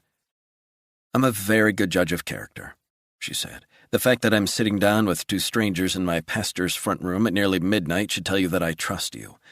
But I wanted to meet in a neutral environment without prying eyes and ears. The pastor is someone I trust. He's a good man." "Do you mind if we get down to business?" Resnick asked. "We've got something to show you." "Sure." Travell took his laptop out of his backpack and placed it on the table. He booted it up and logged onto a virtual private network in Iceland. He pulled up the encrypted document, typed in a couple of passwords, and the document appeared fully decrypted on the screen. "This was sent to me," Travell said. "I used to work for the NSA." He glanced at Resnick. "I've also worked with John on a couple of investigations.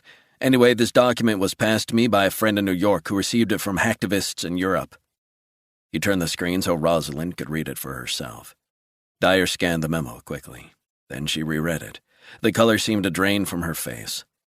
"That's my name." Travell nodded, giving her time to digest the information. "They're really going to kill me?" Resnick picked up a ham sandwich and wolfed it down. "This might be fake," she said. "Have you considered that?" Resnick nodded. "But here's the thing. I don't believe it is."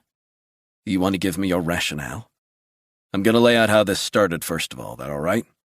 "Go right ahead," Dyer said. "Travell is a very, very talented cybersecurity expert. He's a hacker these days, and he's helped me out on various things in the past. I trust him. But anyway, he contacted me saying he was scared. I'd never heard him like that before. Something spooked him. Bad." Travell leaned over, turned the laptop toward him, and tapped on the keys. Then he turned the laptop toward Rosalind again. "This is why I contacted John in the first place. I must warn you, this is seriously disturbing." Dyer stared at the video footage as the masked men with flashlights looked around the warehouse in Miami. "That is my home," Travell said. "I was watching this remotely in real time from a diner about 5 miles away. I'm a creature of habit. Somehow these men knew that I usually get up at 3 in the morning and head down to South Beach. They knew I'd be gone, and they were waiting for me to come back. At the same time this was happening, I got a message from a friend of mine in New York. It was a reminder, asking me to decrypt a classified file he didn't have time to look over." Dyer watched the video until the summary execution. To her credit, she didn't flinch or look away. "That's disgusting. Who's the guy they killed?" "A friend of mine who was visiting. I don't think these guys knew he would be there." "I'm sorry for your loss," Dyer said. "There's more," Resnick said. "They also killed the guy who sent him the file." Dyer closed her eyes. Resnick pointed to the screen. "That document we showed you names you. You just watched masked men enter Travell's home after he received the document and kill someone, and the guy who sent him the document ended up on the end of a noose. All of that tells me the chances are high not only that document is authentic, but that you are in grave danger." Dyer rubbed her hands over her face as if she wanted to wake up from a bad dream. "This is horrible, sickening." "I know," Travell said, "but I think you have a right to know what we know, so you can make an informed decision about what you want to do." Dyer said, "And you guys came all this way to warn me?" Resnick leaned forward. "Correct. Now, Rosalind, we need to focus. It's clear to me that both you and Travell are in real danger. I'm probably on their radar too by now. My advice would be for both of you to contact the FBI. You mentioned Martha Meyerstein earlier. I report to her, and she will protect you and Travell. I give you my word." "John, there's a lot you don't know." Resnick watched her. "What do you mean?" "There's an investigation I've been working on. I think the events you've described, the hit put out on me, are all because of my work." Resnick and Travell glanced at each other. "You work for the Defense Criminal Investigative Service, right?" Dyer nodded. "Tell me a bit if you can about this investigation. We've shared what we know, after all." Dyer sighed and closed her eyes tight as if wanting it all to go away. "Look, I'm glad you've brought this to my attention, but I have a pretty good idea what this is all about. I'm not going to drag someone else into this." Resnick sat forward. "Rosalind, we're already in it. We're too far along not to get dragged in further. Listen, you need to realize that this is no drill, no bullshit. Someone wants to take you out, and soon." Dyer's gaze lingered on him for a few moments. "They want to intimidate me." Travell glanced nervously at Resnick. "You know these people?" Dyer was quiet as she mulled something over. She eventually spoke, her voice a whisper. "There's been a campaign against me. There have been calls to my house, silent calls in the middle of the night, threats made to my lawyer." "What about?" Travell asked. Dyer shook her head. "I don't know what to think anymore. I'm numb." "It would be helpful if you could tell us what this is about," Resnick said. "That way I can better advise you. I'm guessing you know something important, maybe to do with national security." "You know I work for the DCIS as a special agent. You know what that means?" "Investigating defense contractors, missing millions, slush funds, right?" "Exactly. I examine a lot of balance sheets, and in the last 3 or 4 years I've been tasked to review budgets and financial projections, for the Pentagon mostly, some special projects, special operations, sensitive stuff." "What's this about specifically?" Resnick asked. "Specifically, in less than 72 hours, Mr. Resnick, I'm going to testify at a closed session of the Senate Armed Services Committee." "And whoever you're going to testify about wants to silence you?" "Got it." "What exactly are you going to say?" "I can't say. Or rather, I'd prefer not to say." "I don't want names, just an idea of what you're going to be talking about." Dyer sighed. "I don't know if I trust you enough, yet." Resnick's gaze was drawn to the street outside. A Navy Lincoln Navigator crawled down the street and parked diagonally opposite the church farther down the road. Dyer moved her seat back away from the window. "What is it?" Resnick reached into his backpack and took out his binoculars.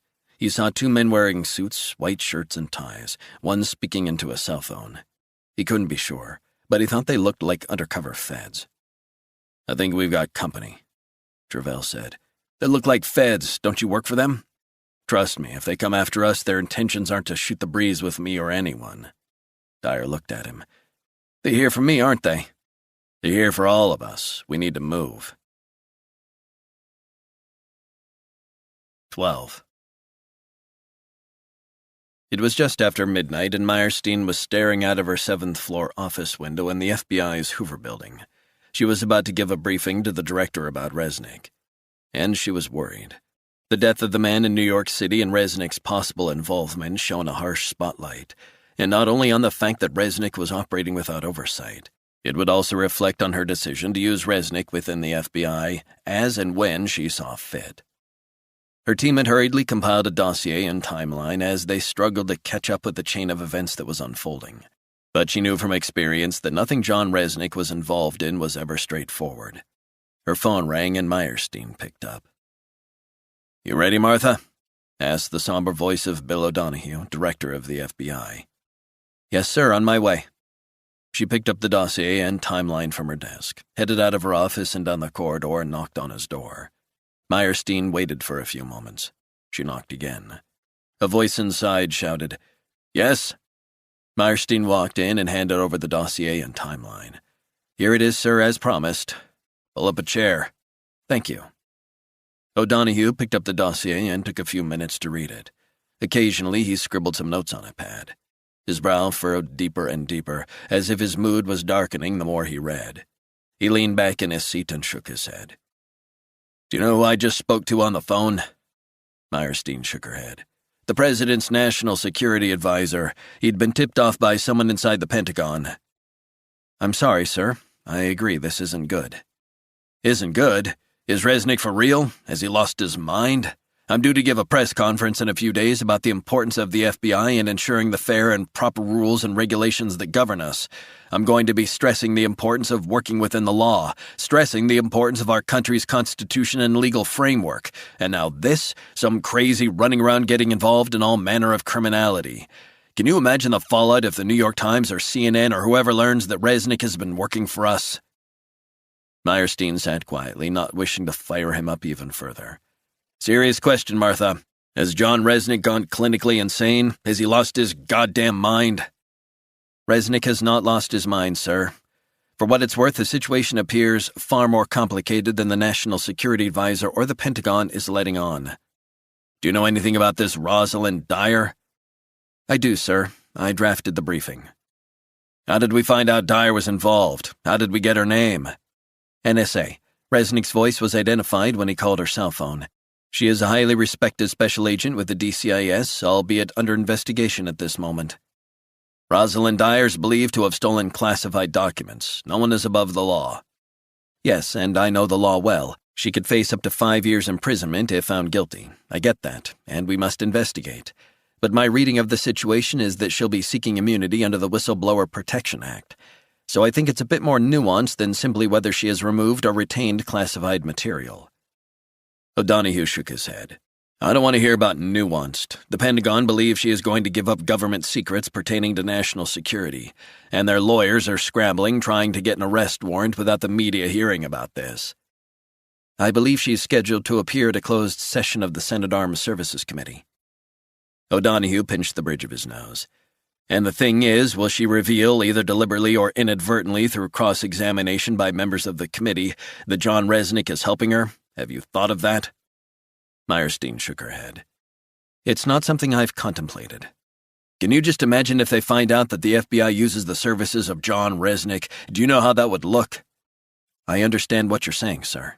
"Do you, Martha? Do you know the pressure we're under these days? And then this. We will be annihilated if this gets out. And trust me, it will get out. Some media-hungry congressperson won't be able to resist getting on their white horse and portraying us as enemies to the forces of democracy, openness, and Christ knows what else." "This is a situation that needs to be managed, sir." "Managed? Resnick is running around out of control." "I don't accept that, sir." "You don't accept that? Do you want me to give you a recap of all the times Resnick has run amok, breaking into that diplomat's apartment in Manhattan after his daughter was put in a coma? And that's just the beginning." "Bill, I think when you're dealing with someone like John Resnick, we have to accept that there are going to be times when he pushes the envelope." "He doesn't push the envelope, Martha. He scrunches it up and sets it on fire. He doesn't do rules. We're the goddamn FBI." Meyerstein sighed. She had tried for years to contain Resnick's excesses, and O'Donoghue didn't even know the full extent of his take-no-prisoners attitude. Resnick was a trained assassin, after all. The director didn't know about the MS-13 gangbanger he'd shot in cold blood, despite the man's surrender while Resnick rescued the girlfriend of a compromised FBI special agent. Meyerstein had spoken to the SWAT team leader who had witnessed the killing, and he'd agreed not to mention it in his report. She'd plunged headfirst down a slippery slope into illegality. She knew it, but something deep inside her admired Resnick. Maybe even more than admired. "What are we going to do with Resnick? I mean, this is indefensible." Meyerstein shifted in her seat. "Bill, let's leave him out of this for now." "I don't want to leave him out of it, Martha. The guy's nuts." "With respect, he is highly intelligent and very principled, stubbornly so. Yes, he seems to go out of his way to find trouble, but in this situation, we need to know more about why he's involved. Let's establish some more facts before we come to a conclusion." O'Donoghue sighed.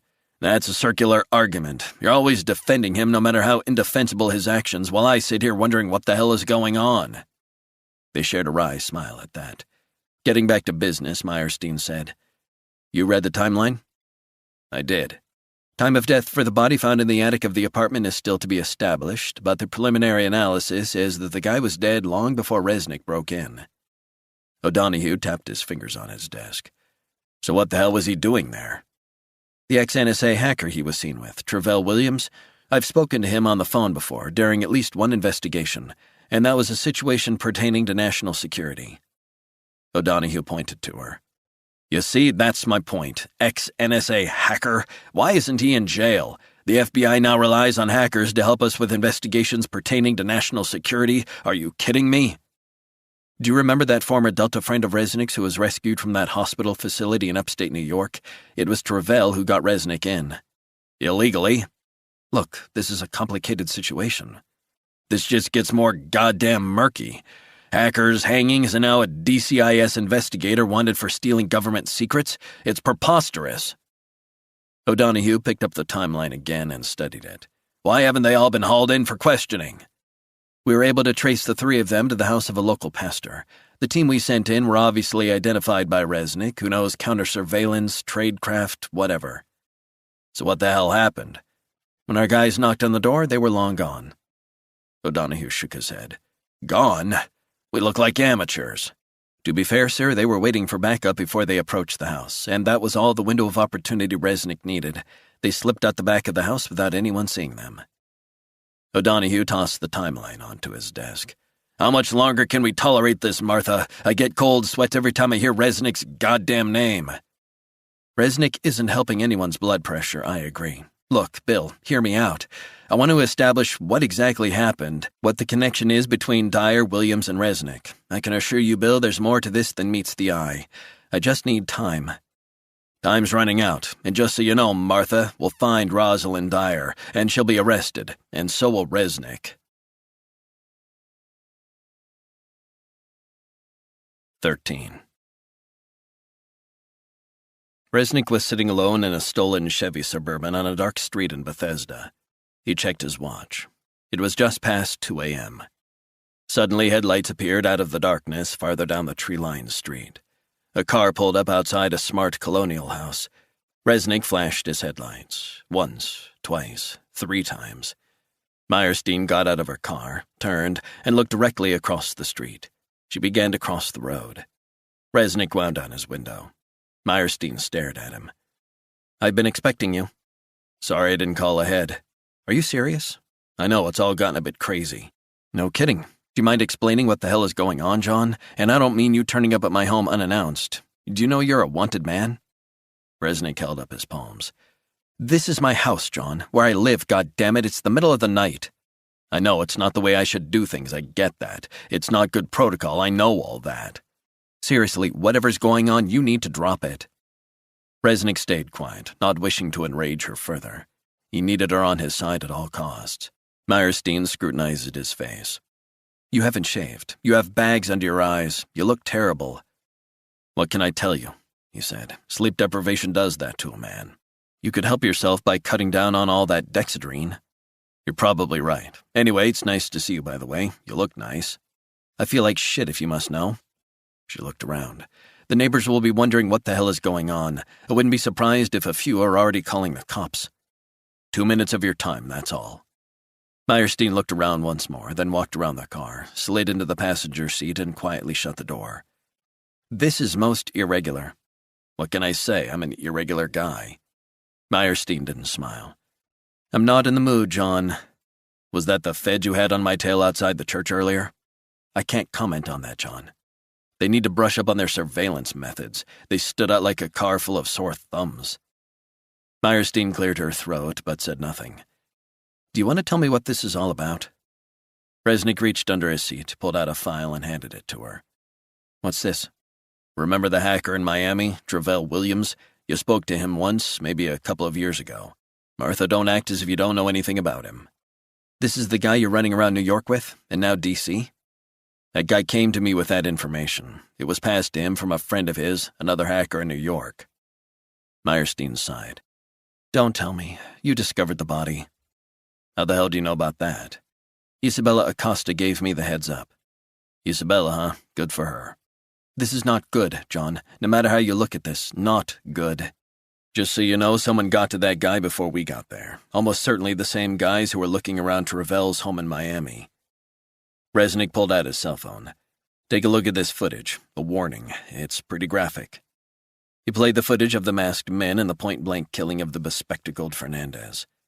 Meyerstein stared at the footage. This is not a home invasion crew, that's for sure. Absolutely right. Thank you. These are pros, Martha. This was in Miami. Were these mercenaries from there? Who knows? They took Travell's computers and hard drives, and they're looking for him. I'm trying to protect him. You need to bring him in. Look at it from his point of view. The kid is scared. He's ex-NSA, he's a hacker. He is convinced he won't see daylight again if he gives himself up. I'll do all I can, I promise, but as it stands, you're in a sticky situation. The NYPD is looking to question you about the death of the guy in the village. You're a wanted man, but more importantly, Rosalind Dyer is wanted by the FBI. There wasn't time for him to ask her how the FBI had learned about Dyer or what charges they were planning to press. But he confirmed for him that Dyer was right. Someone in the government was very afraid about what she was going to testify about. Arrest her or kill her. They'd do whatever they could to silence her. Read the file, Resnick said. You'll see a decrypted version of a memo that was passed from a hacktivist group in Europe to the dead guy in New York, who passed it to Travell. And I just showed you how they didn't hesitate to kill Travell's friend when they were looking for him. The kid is seriously spooked. But the memo they accessed, do you mean stole? Whatever. The memo needs to be read to be believed. Whoever in our government has hired this private firm, want to neutralize Rosalind Dyer, on American soil, using a foreign intelligence service. That's what this is all about. This is what we've got our hands on. Meyerstein looked at her watch. I don't have time for this now. What do you mean you don't have time? You need to make time for this. I'm asking for a favor, a big favor. Just check it out. Meyerstein sighed. None of this negates the fact that Rosalind Dyer is believed to have stolen classified government documents. Resnick shook his head. That file you're holding also contains some rather interesting documents that Rosalind Dyer is alleged to have stolen. Swiss bank accounts linked to members of the Joint Chiefs of Staff. It's outrageous, and she's doing the right thing by trying to expose it. John, you're overstepping. You're allowing this to become personal. You're becoming emotionally attached. Yes, he said, I am. The kid came to me for help. I owe him. He's helped me out in the past. He helped you in the past, too. When? When I used him to find out more about the Russian mob who kidnapped you, remember that? There's numerous other investigations his hacking skills have helped with as well. Besides, he doesn't have anyone else. He can't go to you guys or the cops. Neither can Rosalind. Meyerstein said nothing. What the hell am I supposed to do? Let the kid get killed? And what about Rosalind? Don't you get it? People are going to kill Rosalind Dyer to keep their bad behavior hidden. Some of the reasons why are in that file. And that's why I'm reaching out to you. Someone I trust within the FBI. Meyerstein hesitated slightly before she answered, and when she did, she wouldn't meet Resnick's eyes. I can't comment, John. It sounds like quite a conspiracy theory, and I'd like to help, but that's not possible in this case. A woman's life is at risk. Now she did look at him. Maybe. But it's complicated on my end, too. We're investigating Dyer for theft of classified documents. We have to uphold the law. Martha, doesn't the fact that there's a plot to silence her make you question how legitimate the FBI's investigation is? You're being used. I can't in all good conscience just ignore the threat to her life, and neither should you. I don't operate according to my conscience. I operate according to the laws of this country. Those laws are being broken. This is not your fight. It is now." Meyerstein said nothing. "Read just a piece of what's in that file. The people we've entrusted to run our military are defrauding American taxpayers for their own personal gain. It's appalling." Meyerstein stared at the windshield down the street. "O'Donoghue wants me to cut the cord with you, to terminate our working relationship. Situations like this just give him more ammunition. It can't go on. It's not going to end well." "What are you going to do?" "I don't know. But it's not the first time I've come under pressure because of your actions, let me tell you." "What do you want to do, Martha?" "You're not making it easy for me, John. You never do." "I'm not trying to make things difficult for you, but I swear your guys are off base on this. Be that as it may, the director isn't a fan of yours. He is uneasy about your methods, John, and there's only so long I can protect your role." "How about you? Are you uneasy about me?" Meyerstein sighed. "Am I uneasy about you? I think it's important to have your capabilities available to us. I think it's important that you feel you can reach out to me like you're doing now." "I agree. Martha, for me it's a privilege to try and serve in any way I can. I know I'm unconventional. Frankly, I don't give a damn what the rest of them think. I'm only concerned what you think. I don't want to embarrass you or the FBI. So if you do want to cut the cord, just say it and I'll be out of here. And I know it won't be personal." "I don't want that, John. Not at all, but I feel conflicted about us." "In what way?" "What you do makes me uneasy. The methods you use. And I know when you turn up, trouble won't be far behind. But I like being with you. I want to be with you a hell of a lot more than I am. There, I've said it. Does that make sense?" Resnick nodded. The truth was he felt exactly the same. He just couldn't express those same feelings. He felt uncomfortable even broaching the subject of their personal relationship. He didn't emote. He was like his father that way. Unless it was anger. He had no problem showing his anger. His feelings were something private to him, buried deep within him. It was just the way he was. His father showed little emotion to Resnick growing up, and so he had become just like him. "What I'm trying to say, John, is that you mean a lot to me, but you also infuriate me.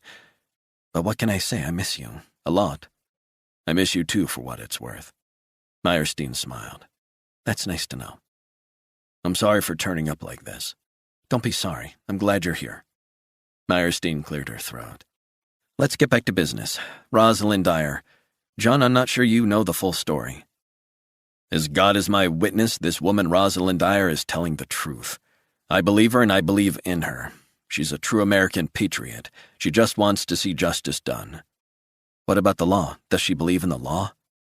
"I hear what you're saying. She's a whistleblower.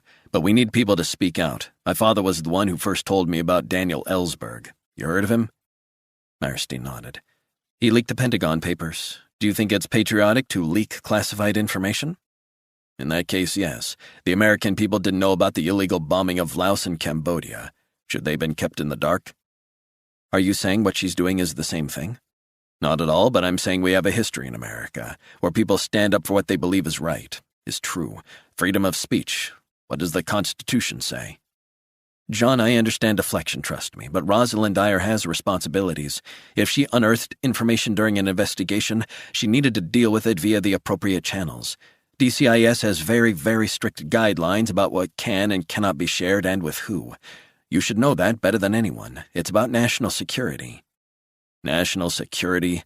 Give me a break. That's what they said about Daniel Ellsberg leaking those classified files. What about the public's right to know what's being done with their money? Who's on her side?"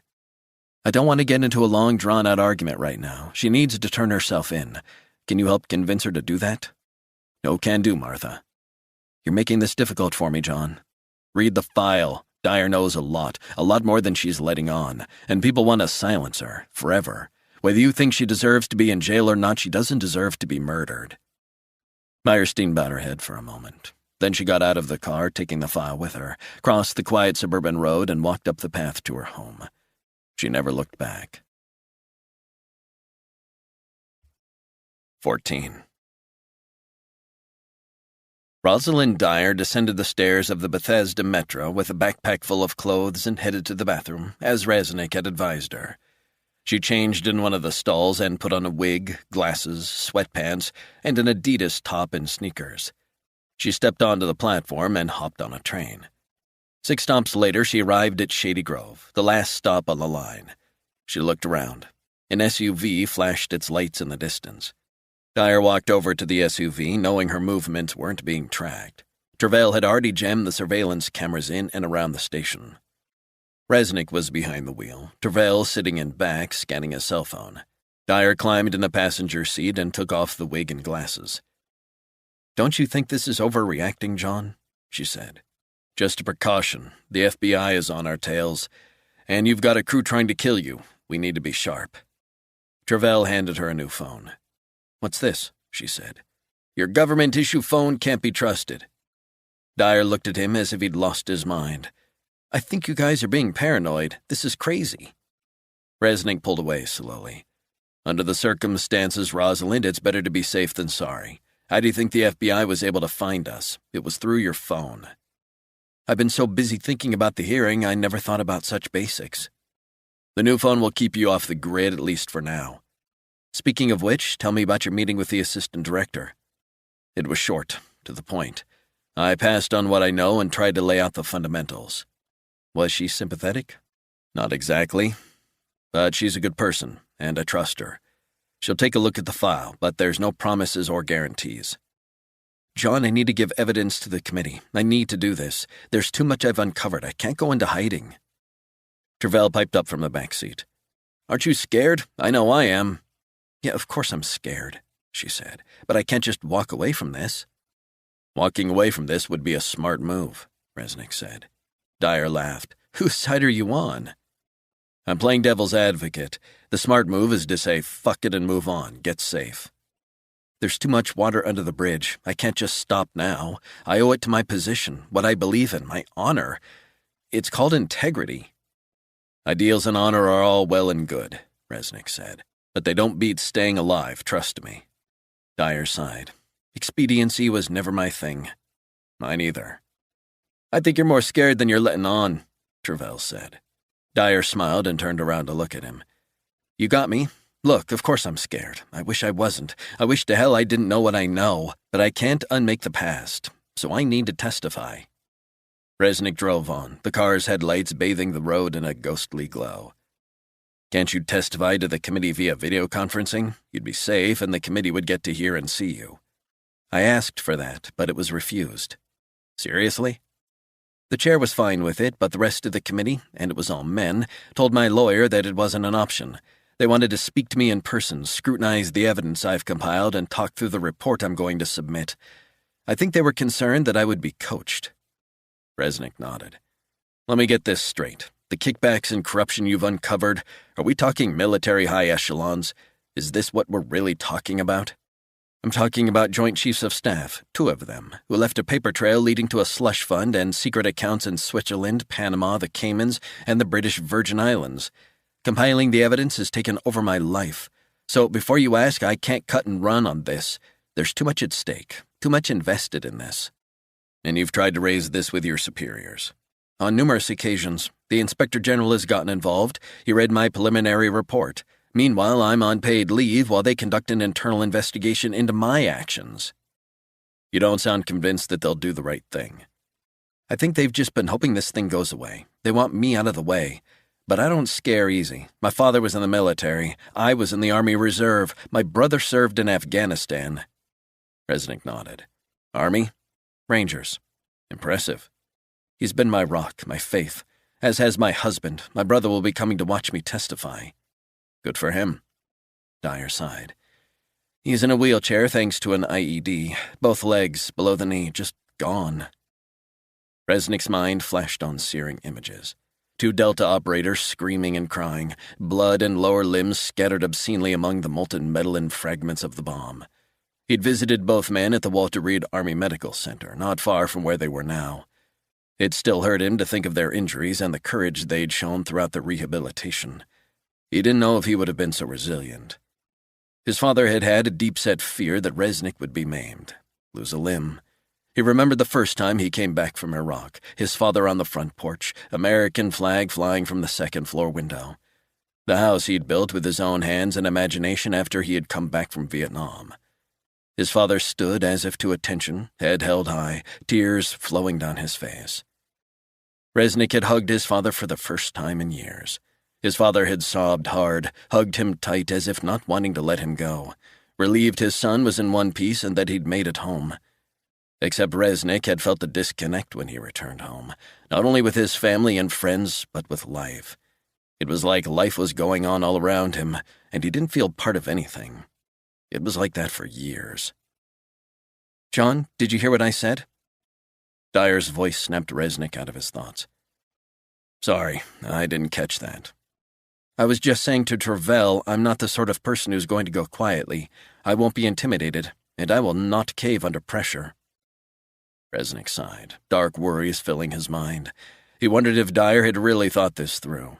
He admired her courage, her integrity, but stuff like that meant nothing if people were determined to kill you. Travell leaned forward. "Who do you think is responsible for this contract on your life? I mean, it's gone through this Manhattan Global Security Company, but it didn't start there. That's got to be authorized at a high level beyond classified." Dyer said, "I would guess that it originated from within the Pentagon, the CIA, maybe even the DCIS. No one wants gossip about defense contract kickbacks going public and making them look bad, especially when two Joint Chiefs would take the fall. They protect their own." Travell said, "Yeah, but there's no proof the Pentagon is pulling strings." She nodded. "It's true. The order didn't start with the private security company. I would bet that this is a Pentagon SAR." "What's that?" Travell asked. SAR stands for Special Access Required. Special access programs, they're sometimes referred to. They're black projects, with only a select few having access to the highly classified details. This private company is probably one of the Pentagon contracts for these sorts of projects. Resnick said, "I've worked on quite a few special access programs, mostly unacknowledged. They're called USAPs, right?" Dyer nodded. "But there's a subset of unacknowledged special access programs, known to some as waived SAPs, that are exempt from most reporting requirements." Travell said, "Hang on, you guys, back up. Do you mean including not reporting the operation to the legislative branch?"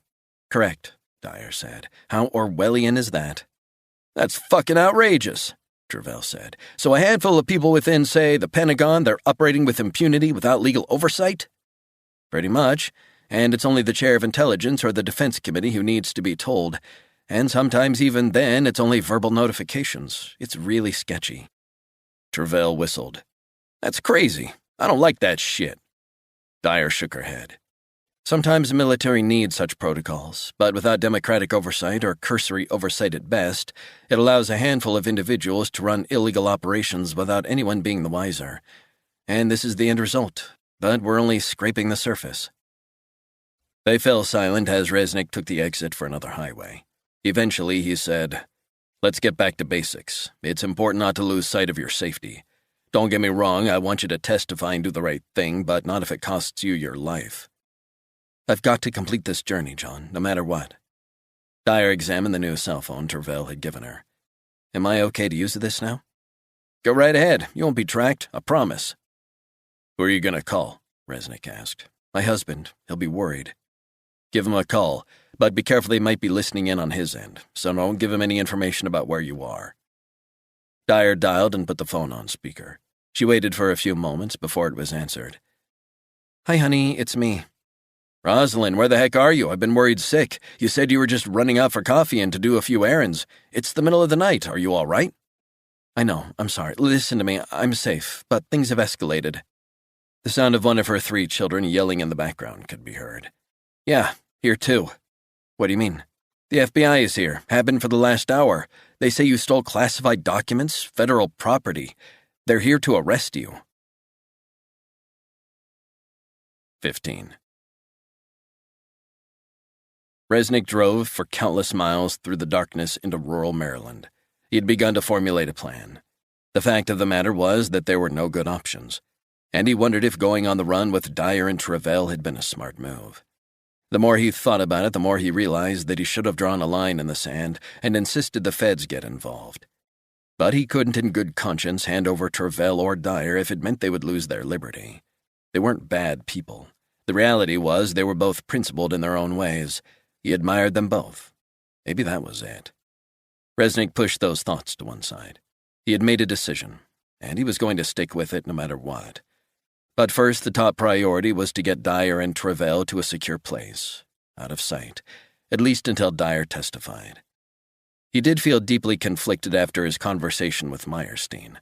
But what Dyer had unearthed, the venal corruption among the highest American military leaders, sickened him. Siphoning off public money for personal gain. It was the troops, like his Delta partners, who suffered, who died needlessly because money that should have been going to equipment and operational readiness was diverted for someone's personal gain. And the people around the world who relied on America to protect them in times of crisis suffered too. Dyer's story needed to be told. She needed to be protected. Bottom line, he couldn't just walk away. Resnick admired people like Dyer, people who weren't afraid to go against the grain, to do the right thing in the face of pressure and against insurmountable odds. And even knowing that people were out to kill her, to prevent her from telling her story before the committee, still Dyer wouldn't buckle. He liked that about her. A lot. She would not be crushed. The car's headlights landed on a deer ahead in the road, snapping Resnick back to reality. He slowed down. The animal just stared at him from the middle of the road, as if wondering why someone or something was encroaching on its territory. The beast didn't flinch. Resnick stopped the car a few yards from the deer. "Well, I'll be darned," Dyer said. "It's not moving." Resnick waited patiently. He didn't want to startle the animal. A few seconds later, the deer trotted gracefully off into the trees by the side of the road. Resnick pulled away slowly. His thoughts focused again not on the people in the car with him, on his responsibility to them, but on Lauren, his daughter. He had responsibilities to her, too. What if something happened to him and she was left alone? What then? And then it dawned on him. Meyerstein was right. He was not acting rationally. He was being driven by his own morality. Instead of his head, it was his heart, his beating heart and soul that was dictating how he should act. It was how his father would have acted. Do the right thing and to hell with the consequences. But by doing so, was Resnick planting the seeds for his own downfall and others as well? No good options. Resnick was facing a major dilemma. He knew Dyer was determined to testify, but the people sent by the private security firm would be pulling out all the stops to track her down. He wondered who he could trust, if anyone. He trusted Meyerstein, but the FBI was under huge pressure to find Dyer. How far could he expect Meyerstein to veer from the oaths she was beholden to? Dyer dabbed her eyes as she sat in the passenger seat. "I can't believe I'm out here in the middle of nowhere. What am I doing?" "We'll find you a place that's secure, but we need to hurry." "Know what I can't believe, John?" "What?" "I can't wrap my head around the fact that all of this has happened simply because of my investigation. That people have been killed. It's more than just the hacker guy in New York." "What the hell are you talking about?" Rosalind told them about her parallel investigation into the suspicious deaths of auditors and accountants who had been involved in the oversight of government finances, especially within the Pentagon. "Who knows about that?" Resnick said. "My husband and my lawyer. That's it. But I intend to tell all in front of the committee, closed session or not. I fear there will be a price to pay." Resnick nodded.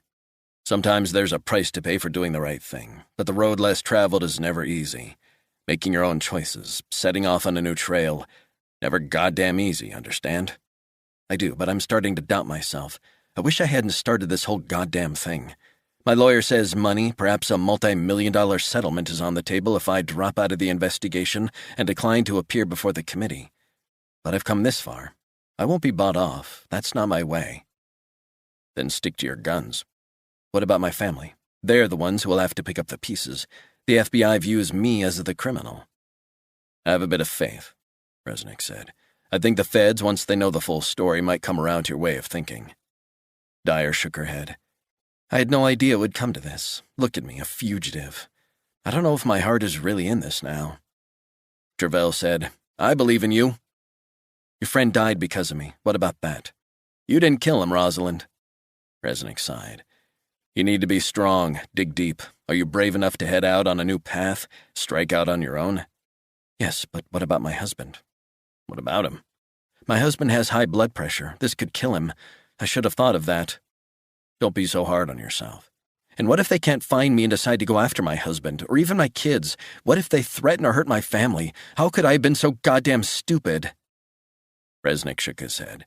"We need to focus on you, hour by hour, until this is over. And our top priority is that we need to keep you out of sight until the hearing." Dyer nodded. I feel so isolated. Resnick said, There's a guy I know. Lives about 10 miles from here. We'll go there. He'll take care of us. Travell said, Can you trust him? He was in Delta. He's a good guy.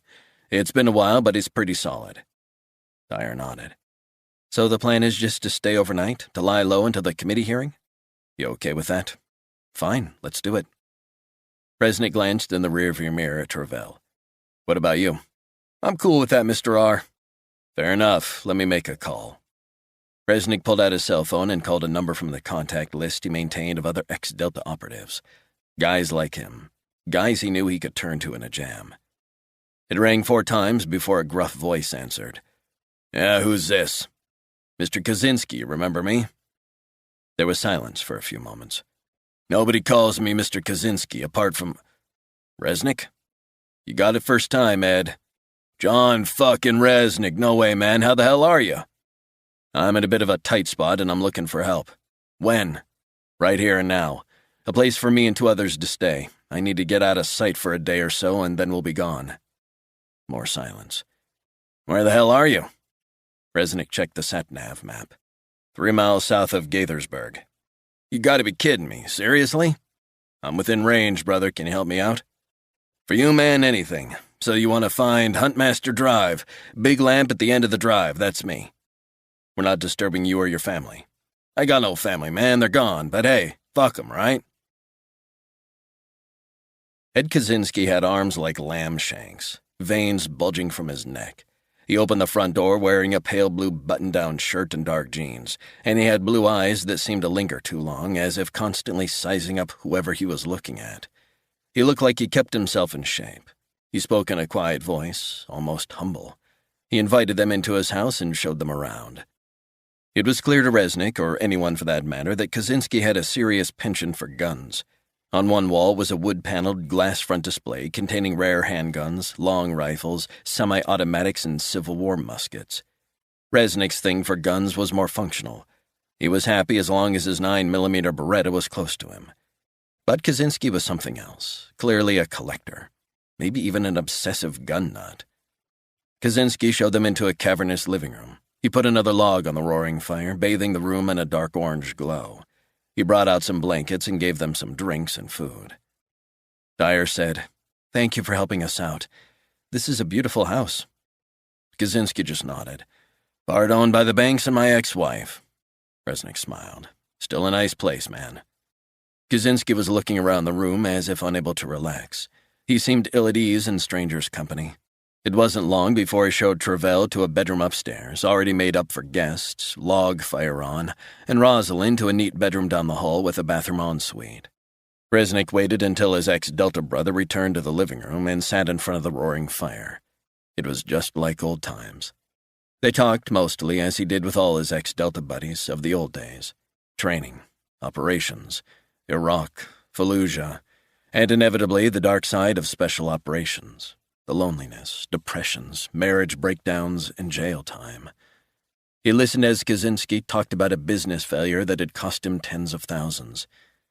Resnick detected a sadness in Kaczynski's demeanor, the way his shoulders were slightly hunched, eyes more downcast than he remembered, as if life had been tough on him. Kaczynski poured himself and Resnick each a single malt scotch. He handed Resnick his glass of the amber liquid and raised his own. To old friends, he said. Resnick took a sip of the whiskey, letting it warm his belly. Yeah, old friends. He relished the smoke and honey aftertaste of the neat malt. That's seriously nice, clean. It's like velvet, isn't it? 18 years to mature. Took me a lot longer, John, let me tell you. To mature, that is. But what the hell? Resnick smiled. He noticed a slight tremor in Kaczynski's hand. You okay, Ed? Saw just a slight shake there. It's nothing to worry about. I'm on a beta blocker. I've seen better days, that's for sure. What's the drug for? The beta blocker? Early onset Parkinson's. Had a heightened anxiety problem, and the medication seems to help the tremor. Resnick nodded. He sensed a terrible emptiness about Kaczynski that he didn't remember from before. What's the problem, man? You don't seem yourself. Wife fucked off and left me. That's the long and short of it. Fucking bitch. Sorry about that. Not easy. Not easy at all. Ran off with some young bodybuilder she met online. You believe that? Resnick said nothing. She thought I'd changed. People change, though, right? I've changed. Resnick stared at his former Delta colleague. We all change. I'm not the same crazy guy I was when I was 20. Life catches up to us all, takes its toll. Kaczynski finished his whiskey and put down the empty glass on the wooden table beside him. He looked at the crackling fire inside. What about your friends and family? Resnick asked. I don't go out much. That's fine, not illegal in this country, yet. Kaczynski didn't even crack a smile. I don't like what I see with the world. You know what I mean? Resnick sensed him getting unduly morbid. You know, it's easy to just cut yourself off from the world. I should know better than most. Kaczynski nodded emphatically. Sorry, John, I just get a bit down. I lost a lot of money in my business dealings. Wife left, and it all kind of started getting fucked up. Resnick decided to change the tone. Well, I, for one, am grateful for your hospitality. It's such short notice. Kaczynski got up and poured out another scotch for himself and Resnick. What the hell was I supposed to do? I try and help, God knows I do, but it ain't easy. I guess I miss a lot of the camaraderie. I'm lost. I don't see people from one day to the next, 1 week to the next. I just sit and stare at the walls. That's not healthy, Ed. Tell me about it. I'm also on an antidepressant. Resnick could see it all made sense. Events had conspired to change the man. Do you still work? There might be something in a few months. Could be lucrative, but nothing so far.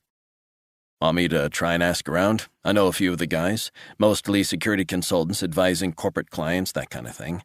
You're well placed with your knowledge to get in there. You remember a guy named Brad Jameson? Sure. He's based out of New York. I've met him from time to time. He's always asking me if I want work. He would jump at the chance to employ you. Kaczynski was quiet for a few moments. What do you think, Ed? I've spoken to a few people about that kind of thing, so I'm going to see how that works out for me. Few irons in the fire. Resnick continued. Ed, listen to me. I've got your phone number. How about if I put in a personal word for you if things don't work out? Hell, I'll talk to Brad right now if you want. Get you on your feet in no time. I appreciate that, John. That'd be good. Yeah, maybe something to think about. Just let me know and I'll put in the calls. Kaczynski stared into his glass again, as if lost in his thoughts. Resnick took a sip of his scotch and put down his tumbler. His cell phone rang and he groaned. Mind if I take this? Go right ahead, man. Resnick got up and walked across the room before he took out his phone. He recognized Meyerstein's number. John, we're trying to pinpoint your location, she said. We need to know where you are. Hold on, Martha. He covered the mouthpiece and looked across at Kaczynski. Sorry, Ed, it's a private call. You mind? Kaczynski got to his feet and grinned. Don't sweat it. He left the room, shutting the door behind him. Sorry, Martha. So, have you read the file I showed you? Yes, I have. And? We're investigating this as we speak. You have my word, a team is looking into this. Dyer's preliminary report on the corruption was sent to the Inspector General, but nothing seems to have happened. They just sat on it, buried it. Are you kidding me? Sadly, no. You've read over it, right? Her file, the extracts from her investigations that I gave you. I've looked at it. And? It's compelling. I've written to the Inspector General asking for an explanation. Good. That's something to build on. Thank you. I know it's frustrating, but in the meantime, John, she needs to hand herself in. I hope she'll be exonerated, but if not, she needs to face the music. I've suggested that myself, but she's concerned not only about keeping herself and her family safe, but also about ensuring she has her chance to testify to the committee. Meyerstein was silent. You need to put yourself in her shoes. I'm not in her shoes, John. Martha, she's worried she'll be sent to jail for a very, very long time. There's a live warrant for her arrest. Whether I believe her investigation is justified or not is frankly irrelevant. How? It's not up to me to decide. The law should run its course. We'll find her, John, and I can't have you interfering when we do. That's not who we are. Resnick wondered what he needed to do to get Meyerstein to listen to him. Martha, I feel like I'm banging my head against a brick wall. Rosalind just wants to testify, that's all. Then she'll turn herself in and you can talk to her. Why don't you put her on the phone now? Why? Meyerstein sighed. John, I just want to talk to her. Hold on.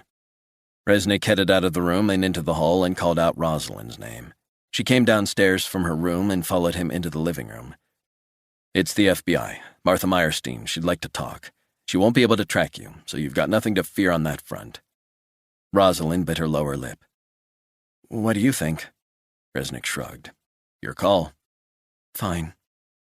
Resnick turned the phone on speaker mode and placed it on the table. "Rosalind Dyer speaking." "Rosalind, this is Martha Meyerstein, Assistant Director of the FBI. There's a warrant out for your arrest, and we're going to find you." Dyer sighed.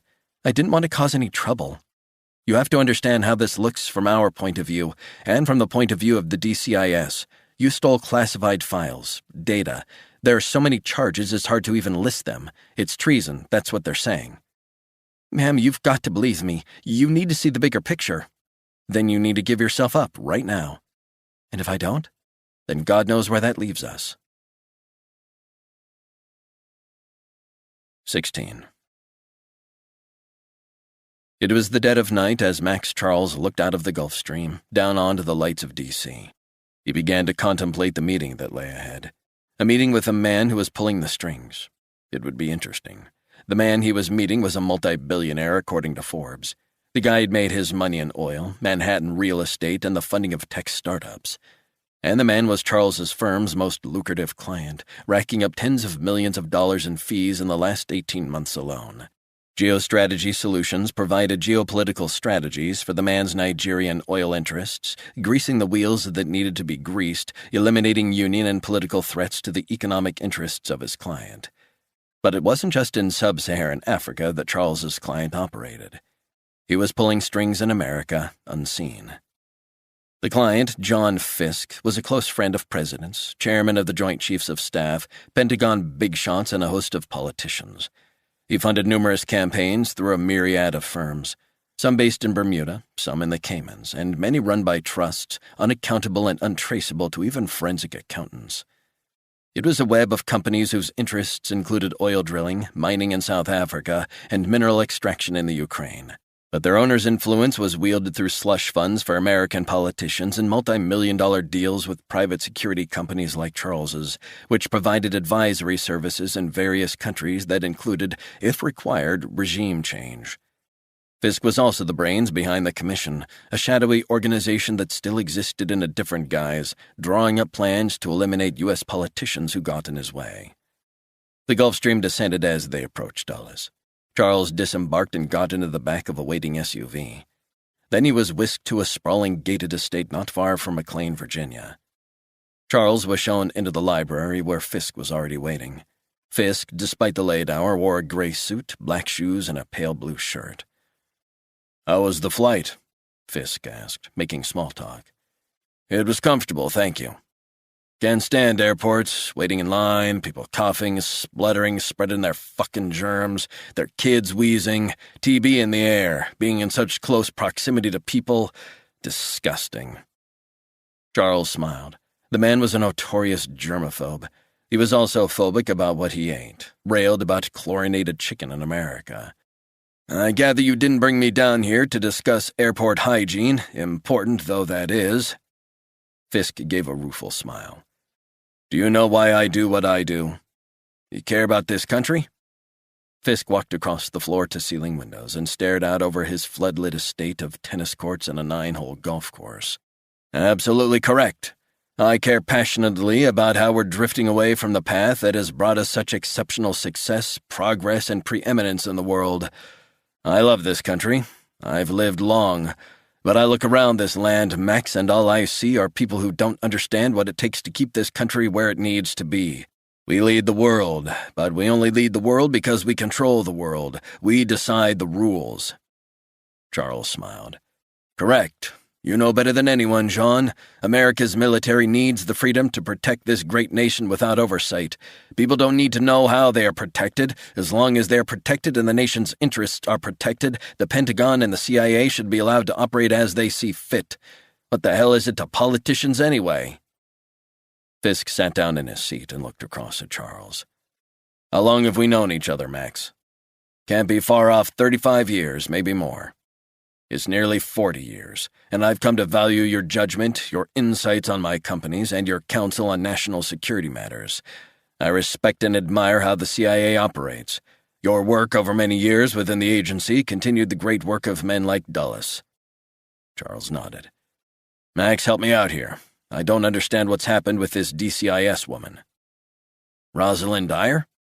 Fisk nodded. "Our plan seems to have morphed into something more disturbing, visible on the surface. That's not how we do things. I'd expected the whole thing would have been settled long before now. I've got to be frank, Max, I expected her to be dead already. That's what I had been led to believe." Charles sighed. "That was the plan. It's a mess. A friend of mine in MI6 in London has a word for this. Clusterfuck." Fisk stared at Charles. "How did this happen?" "A memo authorizing the team we hired to neutralize her got out. We've spent the past few days chasing down anyone who might have seen it." "A memo that should only have been seen by your people?" "Correct. We were drawing up plans. I said that we shouldn't leave a digital trail. 4 people knew about the assignment, and it shouldn't have gone beyond that." "Who drew up the protocol?" "Brigadier General Felix Spaulding, Special Advisor at the Pentagon." "Did you speak to him ahead of the operation?" "We're both members of the same gym in New York. We talked it over. I thought it was settled. I stressed verbal authorization only. But I guess something got lost in translation. He sent a memo encrypted to one of my guys, laying it all out." Fisk tilted his head back for a few moments as if deep in thought. "He's a weak link. He's a good man, but I agree it didn't have to be formalized. What are we going to do about him?" Charles felt the temperature in the room turn cold. He knew what Fisk meant. "So we've got Spaulding and 3 others who know about the plan to neutralize Dyer." Charles nodded. 4 people aside from us and the team we hired to carry it out." "What happens if this document makes it into the mainstream? What if this document is picked up by the Post or the Times? What happens then?" "We would have a major problem on our hands." "That's correct. Spaulding could give evidence against you, and I can't have that." Charles had known Spaulding for years. He'd come out of Fort Bragg and worked Special Forces. Charles knew his family, his wife. They were good people. But a cold wind was blowing, chilling him to the bone. "I don't think it'll come to that, but it might." Charles was quiet for a few moments, not wishing to initiate what he knew was going to come next. "Dead men tell no tales, Max. You should know that better than anyone." Even for Charles, this was going to be a tough one to stomach. "Just so I'm clear, you want him taken care of?" "Yeah, he's got to be. Is that a problem?" Charles sighed. "Not a problem. I'll take care of it. Soon, but for now we need to focus on Rosalind Dyer first and then deal with him. How does that sound?" Charles made a mental note. "Got it." "Dyer, you told me in our early discussions that she had heart palpitations 5 years ago, and we agreed, albeit informally, that this was a perfect way to point to the cause of death if we were going to induce her having a heart attack while in jail. We didn't envision the chain of events that have since unfolded, and that was before she had agreed to testify before the committee. I'd expected her to be arrested within the last 24 hours. That's the info I was given from inside the State Department. But the FBI have been dragging their heels, and we hadn't foreseen that she would drop off the grid like this. There's a lot we haven't foreseen, and now she's running around with Mr. Resnick and some hacker. That's careless on your part, Max, allowing this to develop. I don't dispute any of this. It's a 1-in-a-million series of events that have come together. We've also got the added problem of Assistant Director Meyerstein being in touch with Resnick, but I've got a plan in place to keep her quiet. I'm not worried about her. I'm worried that Dyer's going to testify, and this could jeopardize the military-industrial nexus. We have plans in place with friendly nations abroad, plans for foreign wars, regime changes around the globe, color revolutions in Africa. Plans years in the making that could all be jeopardized if the Pentagon gets drawn into this. Not to mention Rosalind Dyer seems to have made a few inquiries about the unexplained deaths of Pentagon auditors. The optics are not good. You know what I'm talking about?" Charles nodded. He understood what Fisk was saying. "She is proving to be a serious threat to our clients, our friends, and their companies. But I know what you expect, John. She cannot testify, Max. I can't stress this enough. But we need a plan. Plan A seems to have blown up. I've got a plan B, don't worry." "You do. I have people working on this as we speak, trust me. There's more than one way to neutralize someone." 17. Resnick and Kaczynski were nursing another single malt each as they talked some more into the wee hours. The log fire was crackling, the smell of burning wood chips and shavings filling the house. Do you miss Delta, John?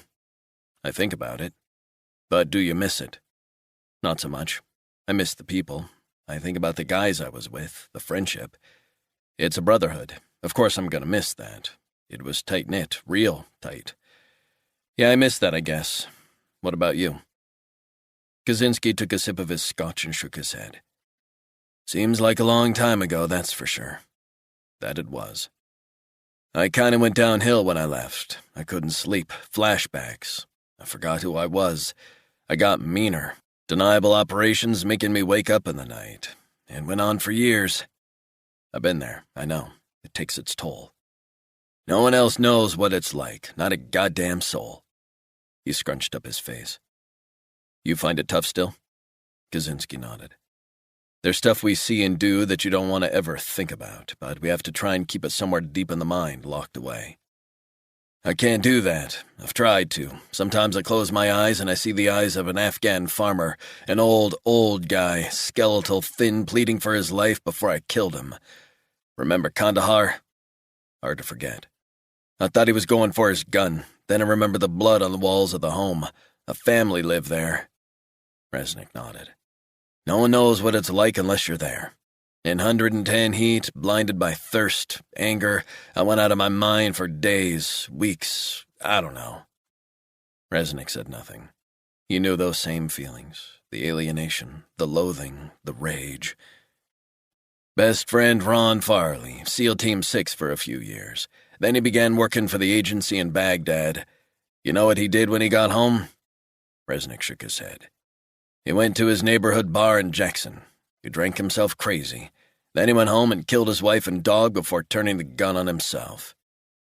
Fuck. I'm no angel. I know what I am, what I've done, and when I came home for a while I went a bit wild. I'm not proud of what I did. What do you mean? You know, had a spell inside a correctional facility. What for? Held a gun to a guy's head in a bowling alley. He owed a friend of mine money. Resnick grimaced. Worked for the mob at one point. I was screwed up. Hung out with the Hells Angels crew. They were nuts. I was nuts. I was drinking. I went off the rails for about 5 years.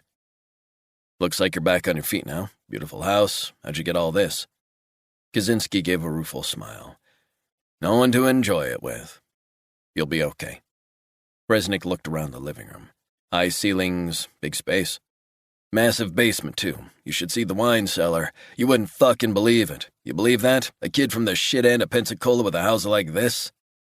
Resnick nodded. But I'm cash poor. Still a nice house, man. You know how I got it? Well, part of it. The rest, as I said, is owned by the fucking bank and my ex-wife. But I'll get it back in full. Anyway, interesting story. Once I got myself straightened out, I was providing security advice for a Wall Street guy and his family. Started off as personal protection, and then it evolved into advising him on protecting his business interests, at home and abroad, scouting locations, and he paid very well, and he also gave me some handy stock market hints. Bought some high-tech startup stocks in Silicon Valley for a few dollars a pop, and within 3 years their price had blown up to $140 a share. It was crazy, and I made more than a couple $1,000,000 like that. But it's all gone with the divorce. Resnick looked around the huge room. So you still working for the Wall Street guy? Off and on. He actually put me in touch with a guy he knows. Used to be a Navy SEAL, and he got me a gig with a security firm in New York, consulting work. Interesting. They're very demanding, but it's putting my kids through college. Resnick was keen to get Kaczynski onto a lighter subject. So how are your kids? My oldest Jimmy is at Boston College studying drama. He's going to be an actor. You're kidding me. Kaczynski grinned. Who fucking knew? He's talented, and he hates guns. Resnick nodded. Good for him. What about your daughter? Lauren, isn't it? She's finishing up at college in Vermont, but she's talking about working for the FBI. Wow, now that's interesting. I do some stuff for them off and on. Kaczynski's brows rose. You advise them? The FBI? On 1 or 2 issues or investigations. Happened purely by accident. The feds? Jesus. A bit of this and that. I heard you were working for the agency at one point. Resnick shrugged. I've worked for a few people. Kaczynski lowered his voice to a whisper. So what's the story with the woman and the kid? You helping them out? Resnick took a couple of minutes to lay it out. He concluded by saying, This is confidential. I trust you, Ed. That goes without saying. Kaczynski knocked back his drink and put his glass down on the coffee table in front of him. John, you've got to trust. If you haven't got trust, what have you got? I just want you to understand this is a delicate situation, and we'll be out of your face within the next 24 hours, probably less. Stay as long as you need. I know how stuff works. It's messy. Appreciate that. Kaczynski stared into his half-empty glass. You want me to call in some favors and get some work for you? If I don't know them, I don't want to know, John. Perfectly understandable.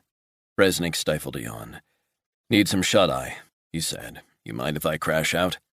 Not at all. I think the hacker dude is sound asleep, and Rosalind is in the adjacent room. And don't worry, I showed her the key to lock her door. Resnick got up and hugged his old buddy tight. Ed, I owe you one. If you need me, I'll be at my computer here just buying and selling shares. Resnick shook his head. I never would have figured you for a Wall Street guy, Ed. Neither would I. I'm from fucking Pensacola. The only person to do anything with their life from Pensacola that I knew was Weegee Thompson, who ended up playing for the Steelers. Now that was a seriously good player. Damn straight, bro. Good to see you again, and get some sleep. You look like shit. The log fire in the bedroom was crackling, the orange glow bathing the bedroom. Resnick was curled up in a sleeping bag on one side of the room, eschewing the comfort of the bed. Travell was wrapped up in blankets in front of the fire. Resnick felt himself drifting away, eyes getting heavier. He felt himself floating, drifting on dark, oily waters. The sound of breathing, deep breathing, growing shallower. Whispers in the breeze. He sensed he was being watched from the shore. Shadows moving. He felt himself moving, and then he realized the river was taking him downstream. He tried to move, but nothing. Tried to grab a branch by the shore. He just floated by. Only the rustle of the palm leaves in the desert wind, the dust sticking in his throat like grit. Then a blinding sun-bleached shacks, sounds of screaming, the sound of a bullet fizzing past. He sensed he was back in Fallujah. The stench of death in his nostrils, decomposing corpses being eaten by rabid dogs, children playing in the ruins of the city, snipers taking potshots at them, tortured bodies in ditches, eyes drilled out by psychotic gangs. The midday sun, blinding, unbearable heat, 120 degrees in the shade, merciless, bloated bodies floating in the Euphrates. Downstream, he watched as if in a dream. He turned and saw a faceless American soldier floating past, eyes dead. Someone's son. Dark whispers were carried on the wind, like a night terror. Someone was there. Resnick woke bolt upright, Travell's cell phone light in his face. What the? Travell pressed his finger to his mouth for Resnick to be quiet. He whispered, Your friend just sent a message. What? Travell showed him the WhatsApp message sent 3 minutes before.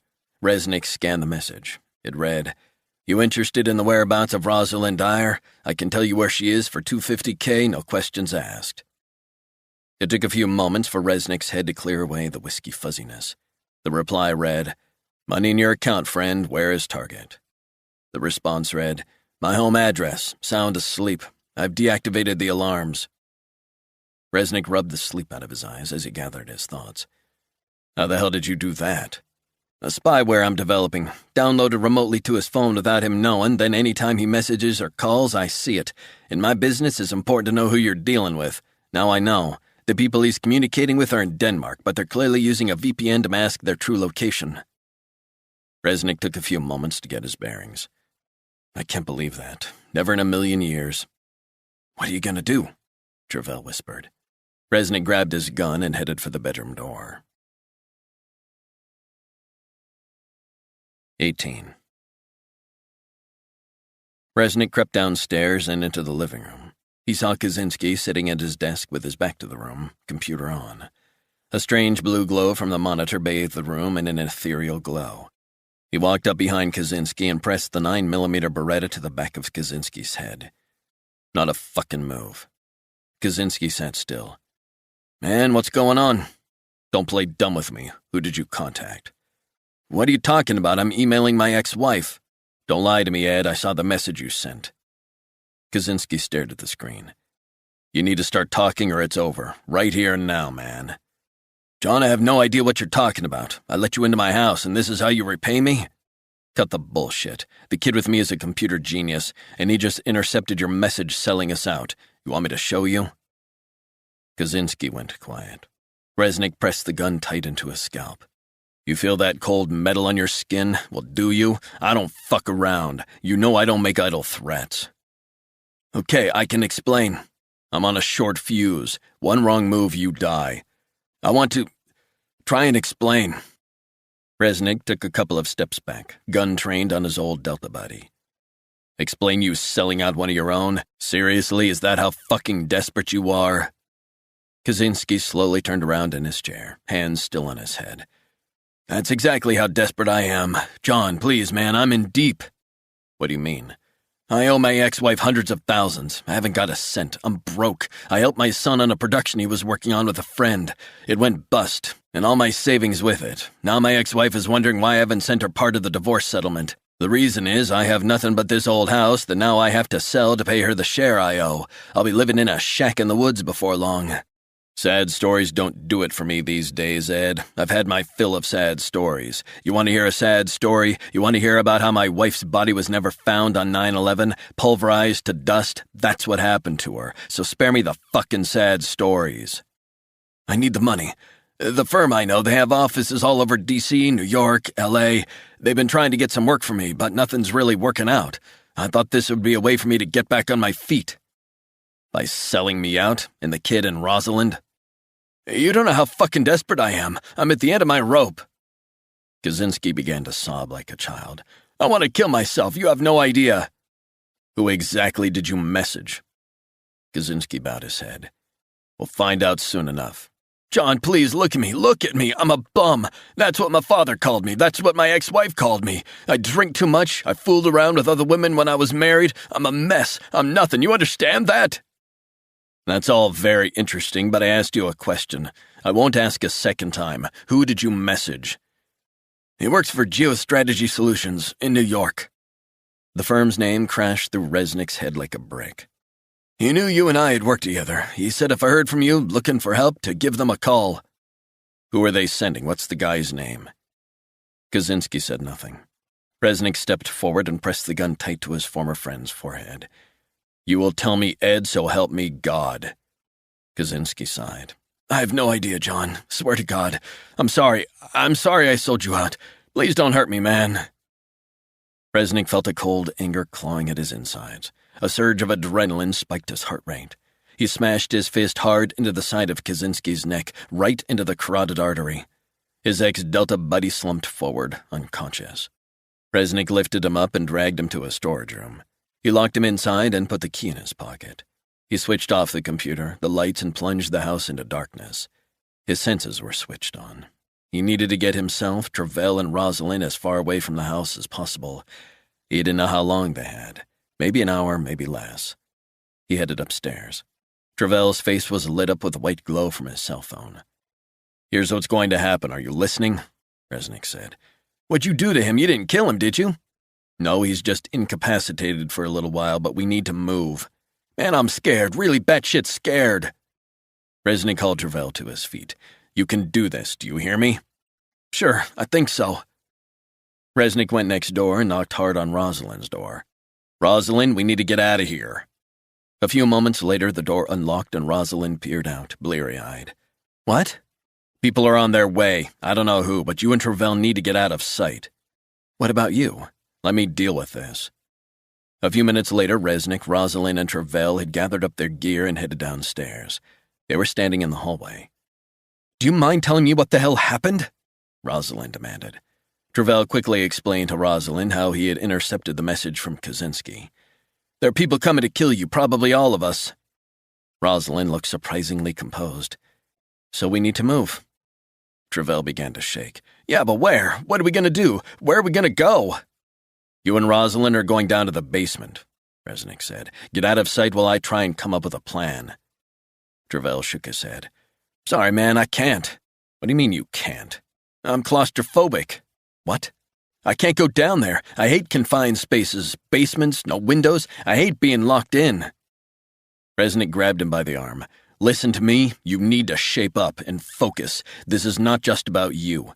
I swear to God, John, if you lock me in there, I'll start screaming. I'll panic. I have a deep fear of confined spaces. Resnick had envisioned heading up to the highest room in the house with a sniper rifle from Kaczynski's collection and taking down any attackers as they headed toward the house. This is not the time, my friend. I need you to help me help you. I'm sorry, I can't do it. Please, don't lock me in. I was locked in a closet when I was a kid. I can't deal with that again. Rosalind looked at Resnick. You need a plan B. There must be another way. Resnick had heard enough. He smashed open the glass cabinet holding Kaczynski's rack of rifles. He took down a sniper rifle with attached night vision sights and a sound suppressor. He found ammo in a liquor cabinet. He turned to Travell. Check your phone. Have you got a fix on any approaching vehicles? Travell pulled up a program that got him entry into Kaczynski's home surveillance system, showing the driveway, front and rear of the house. Negative. All quiet so far. Keep away from the windows, do you hear me? Resnick bounded up the stairs to the second floor and crawled to the far window. He took out his binoculars from his backpack and focused on the driveway entrance about a half-mile away. A few minutes later, a silhouetted vehicle, lights off, crawled into view, slowing to a stop at the bottom of the driveway, partially concealed by huge oaks.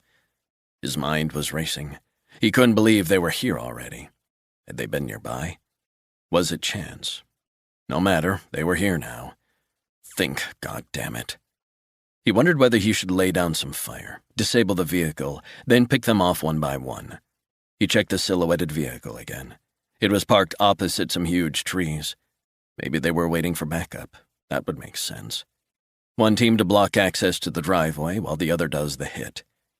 He figured they had a window of opportunity to escape, but it wouldn't last long. They had to move. Resnick went back downstairs to tell Dyer and Travell the grim news. So we've got a problem. Travell shook his head. Oh man, fuck, seriously?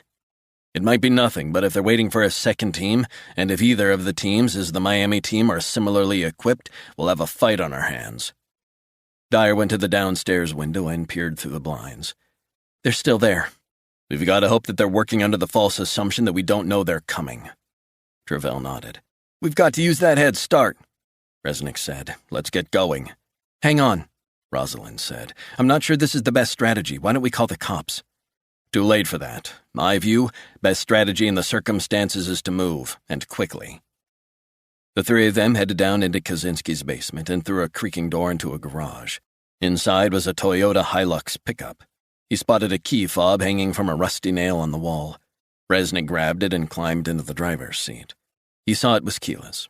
A stroke of luck, finally. He started up the engine. It purred to life. In the back, heads down. Where are we going?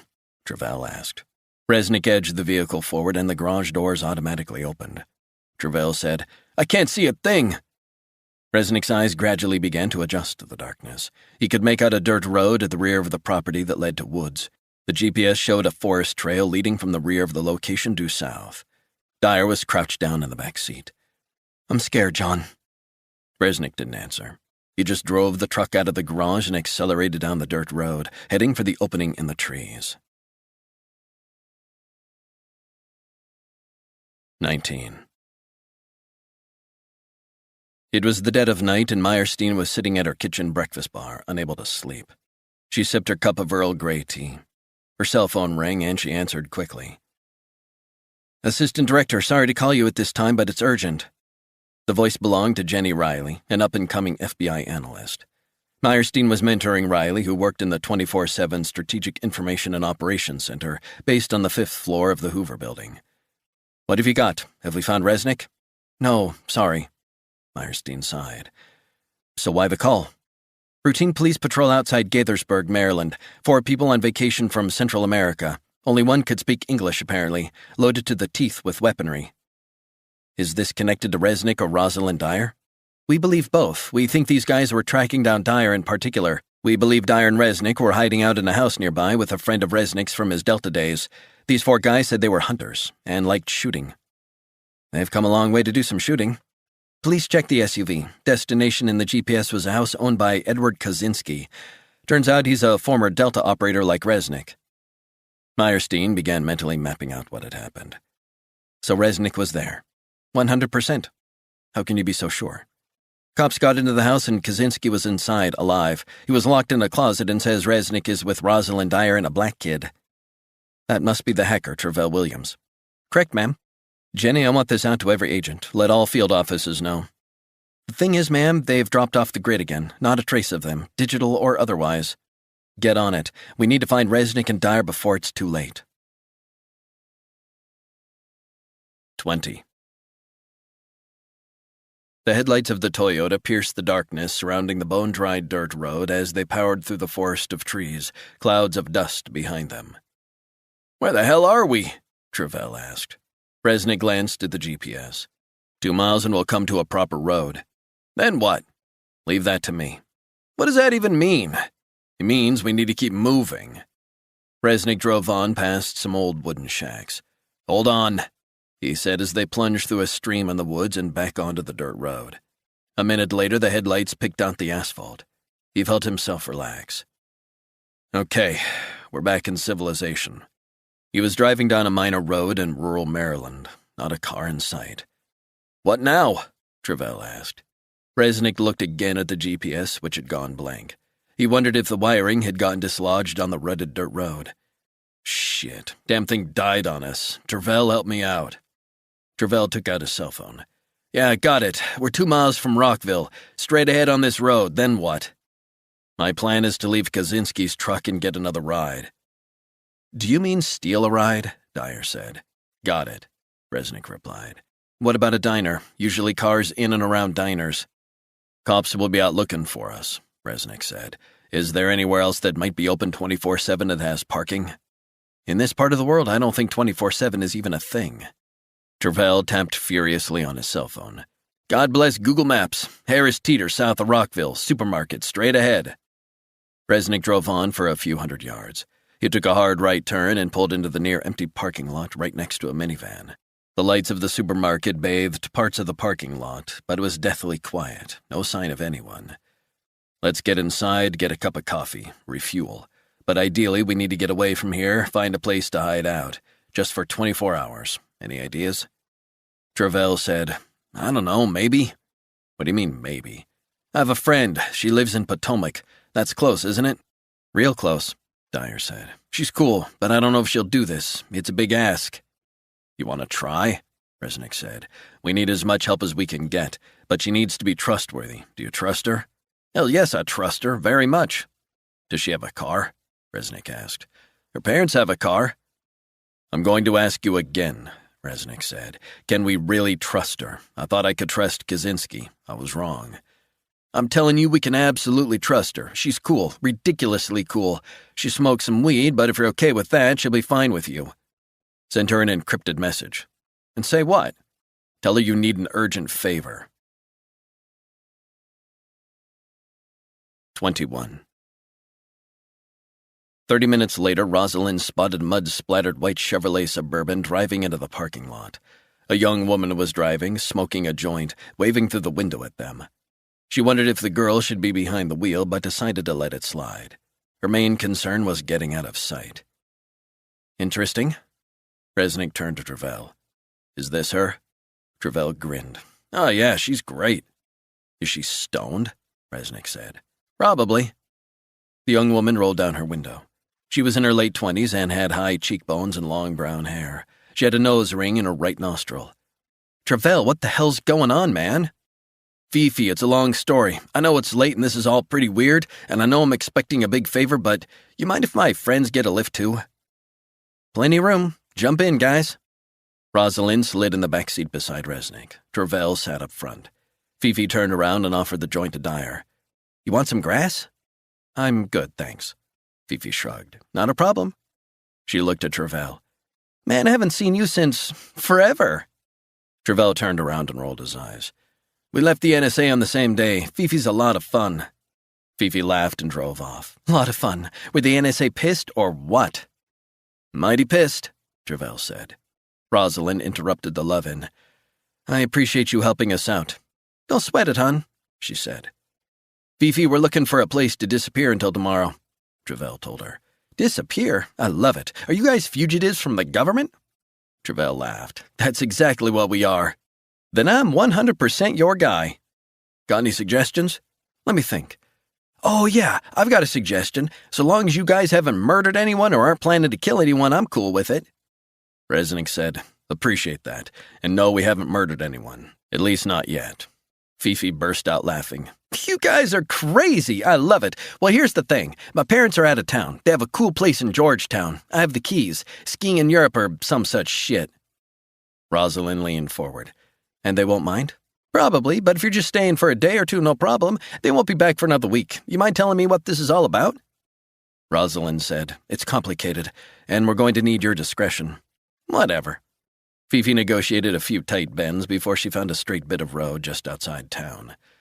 Okay, she said, taking a long drag of the joint. We're finally on the move. I owe you one, Travell told her. Damn right you do. Fifi and Travell struck up an animated conversation, oblivious to the two adults in the back seat. They talked about South Beach, why she hadn't visited him for 6 months, Fifi setting up a new cybersecurity consulting firm with 2 former NSA staffers, marijuana laws in Colorado, and why the president should be certified. Rosalind zoned out and wound down her window, great for the cool night air rushing in. That better? Resnick cleared his throat into the same. Smart move. He looked at her. How are you feeling? It's crazy, right? Out of your comfort zone. Rosalind nodded, but she felt 1,000,000 miles away. You could say that. Are you going to be okay? I thought my lawyer would have called by now. He said he was going to call me by midnight at the latest, just to give me an update, but I haven't gotten a text or anything. He doesn't have the number of the new cell phone Travell gave you. Rosalind scrunched up her eyes. Of course. Give him a call, Resnick said. Your phone can't be traced. Rosalind sighed. By the time I get in front of the committee, I'm going to be a physical wreck. You'll be fine. Give that lawyer of yours a call. He might be able to give you the latest picture. I'm scared I'll wake him. Under the circumstances, he'll want to know you're all right. True. When I spoke to him yesterday, he warned me they were going to come after me. Said he had been approached by a powerful law firm working alongside the Pentagon lawyers, telling him they were going to, metaphorically speaking, kill me. It's lawyer talk. I hope you told him to go fuck himself. Rosalind laughed. Yeah, maybe I should have. She got quiet for a few moments. You must think it's silly, getting frightened by all this. No one likes to be threatened. Sometimes it's easier to walk away. And sometimes that's the smart move. But sometimes, just sometimes, you gotta stand your ground and fight. Rosalind took out her phone. Well, here goes. She called her lawyer's cell phone number. It began to ring. The call was answered on the 3rd ring. Who's this? It was a man's voice she didn't recognize. She wondered if she had the wrong number. I'm looking to speak to Frank Levitz. I'm sorry, who am I talking to? Frank's not available. Who's this? Rosalind thought the man sounded evasive. Tell him Rosalind Dyer wants to talk. Do you know when I can speak to him? It's urgent. Hard to say. I'm sorry, who exactly am I speaking to? A beat. About Frank. It's probably best that you know. Rosalind wondered why the guy was being so cryptic. Why was he answering her lawyer's cell phone in the middle of the night? Who the hell was he? She felt her stomach tighten. She sensed something was wrong. Very wrong. No, what? You won't be seeing Frank again. What are you talking about? Who the hell are you? You should probably turn on your TV. What? Just do it. Why? Just do it. You're next on our list. Rosalind ended the call. She began to hyperventilate, gasping for lungfuls of air rushing through the window. I don't feel well. What's wrong? Resnick asked. Rosalind tried the best she could to explain the call. Travell pulled out his iPad and opened up CNN, tilted the screen so Rosalind and Resnick could see. The female reporter said, Breaking news this hour. A man believed to be top Washington, D.C. defense attorney Frank Levitz was found dead outside his downtown apartment a couple of hours ago. Sources say he was being investigated for corruption. Mr. Levitz was seen on his balcony by a neighbor before apparently falling to his death. 22. The SUV slowed down as Resnick scanned the pristine, tree-lined street in Georgetown. The vehicle approached the electronic gates, which opened automatically, and they drove down into an underground parking bay. Resnick waited until they were out of sight. He clicked open his seatbelt as Dyer, still in shock after learning of her lawyer's sudden death, didn't move from the back seat. "Time to move, Rosalind," he said sharply. She sat frozen, as if in a trance. "I said it's time to move, Rosalind." Her head turned slowly and she stared blankly at him. "Rosalind, you need to get back in the game or it's all over." "What the hell is happening, John?" Resnick leaned over and unbuckled her seatbelt for her. "Know one thing, they're playing for keeps. They're trying to unnerve you." "He was a good man. A friend." Resnick got out of the car and walked around to Dyer's side and opened the door. He reached out. "Take my hand. Time to move. It's okay, you're going to be fine." Dyer did as she was told. It looked to Resnick as if she wasn't taking it all in.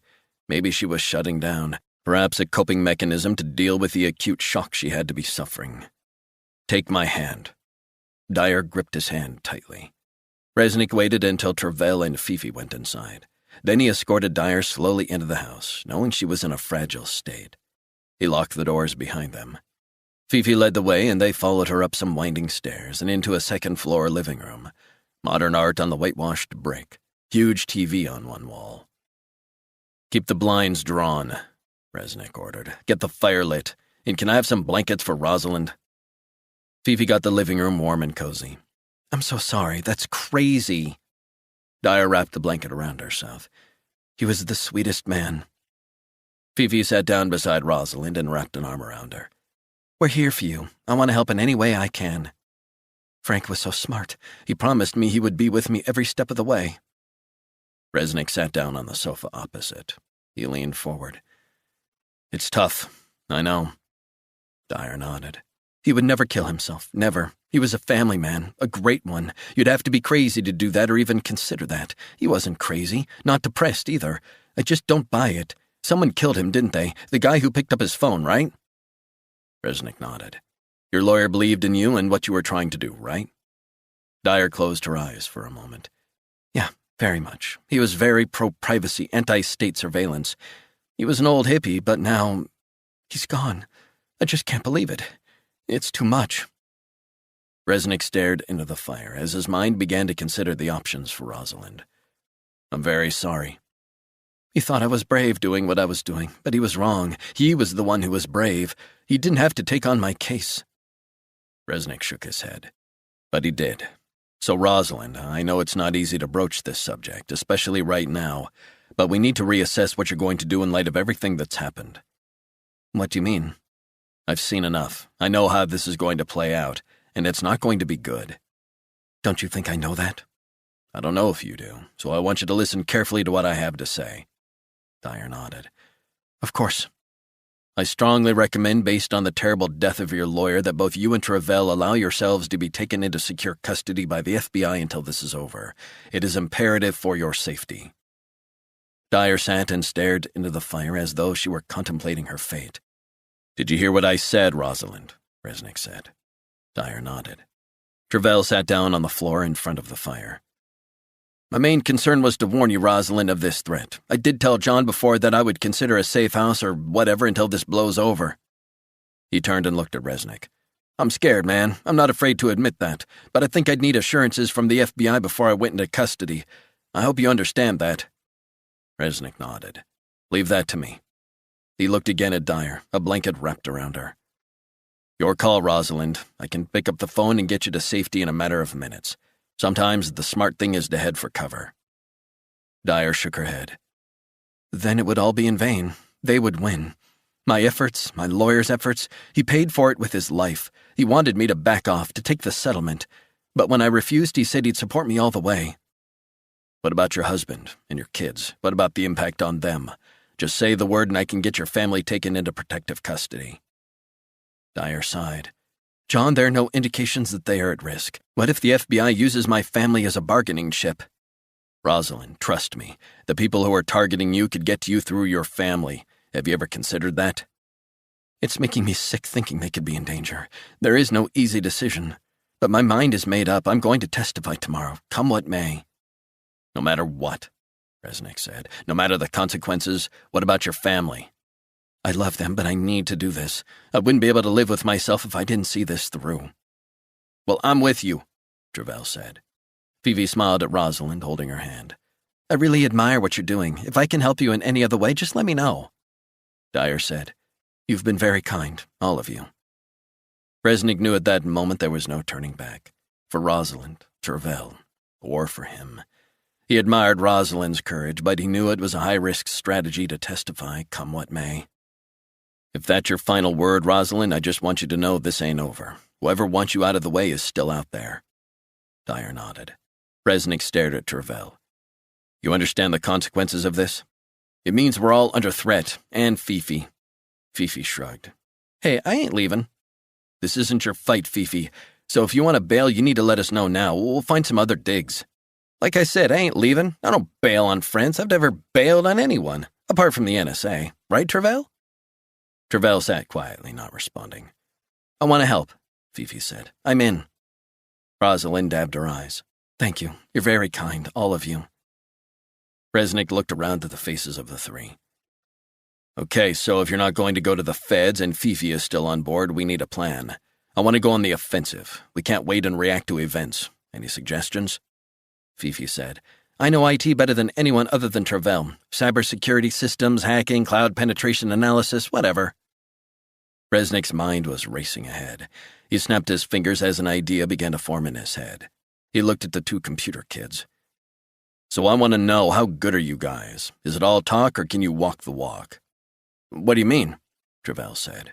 Hacking, accessing information. You both work for the NSA. I'm assuming you know math and all sorts of advanced coding and hacking techniques. Fifi nodded. What do you need to know?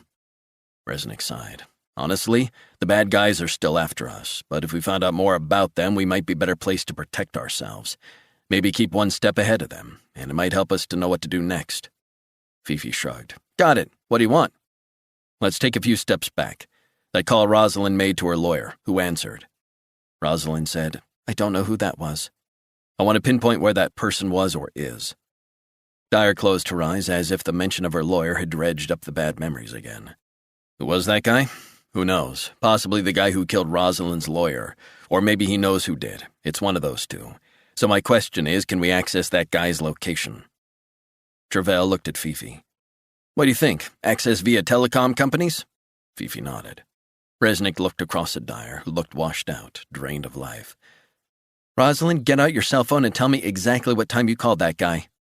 Dyer took her cell phone from her pocket and scrolled through her calls. It was 6:32 a.m. and finished at 6:34 a.m. Resnick pointed at Travell and then Fifi. Talk to me, both of you. Travell said, Hybrid positioning system. What's that? Resnick said. I've heard of GPS. Fifi said, I've got an app I've been developing over the last 18 months. It's pretty cool. Early stages of development. I've been testing it out. So how does it work? Resnick said. It uses various positioning technologies. We start with the global positioning system, that's the backbone, but we throw into the mix cell tower signals, wireless internet signals, Bluetooth, and IP addresses, and it'll get you a fix on the cell phone's location. Do it, Resnick said. Fifi went upstairs, brought down a laptop bag, and took out a MacBook Air. She entered the cell phone number of the lawyer. Then her software began scanning millions of cell phone company and telecom records. A few moments later, a Google map with a small red arrow appeared on the screen. When Rosalind called, Fifi said, her lawyer's cell phone was at a business park in Arlington, Virginia, within 10 yards of there anyway. Looks like the call was taken from inside a company called Strategic Security, 4th floor. Resnick clenched his fists. That would make sense, and that's also the current location of the phone? Fifi nodded. She looked at Travell. You want to check for yourself? I trust you. Great work. Bank on that location, John. Resnick's mind began to prepare how he was going to respond to the information and location. How far away is Arlington from here? Fifi shrugged. If you drive, with a bit of luck, you could be there in 15 minutes. 23. It was a nondescript business park on the outskirts of Arlington. The building was bathed in floodlights. Resnick pulled up in Fifi's car about 200 yards away with a line of sight to the glass lobby. He trained the binoculars on the office. A yawning, uniformed security guard was reading a hardcover book. Resnick ran through some scenarios in his head.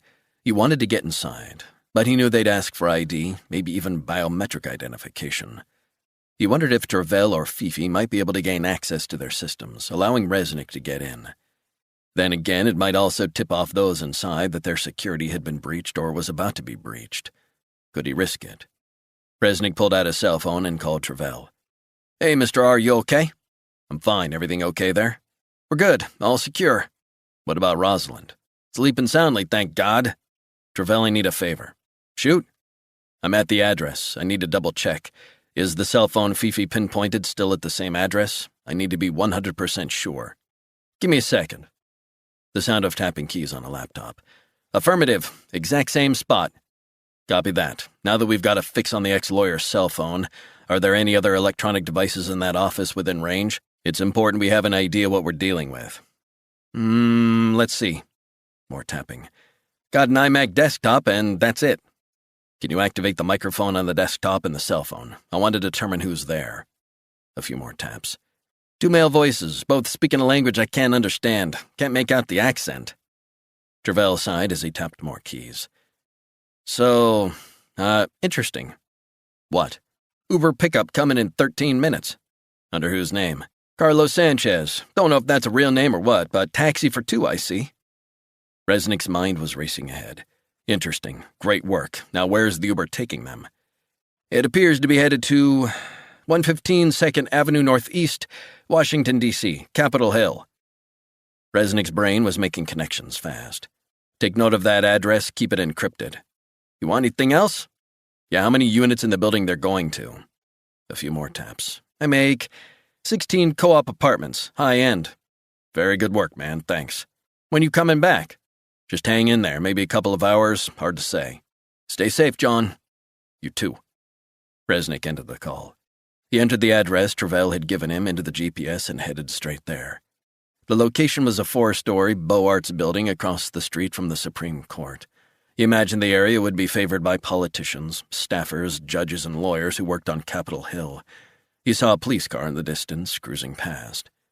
He drove down the road, doubled back, and parked just over a block and a half away from the building's entrance.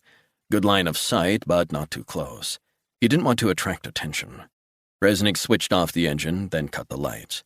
He opened up his backpack and took out a camera with a long telephoto lens he had borrowed from Fifi, watching and waiting until the two men arrived in their Uber.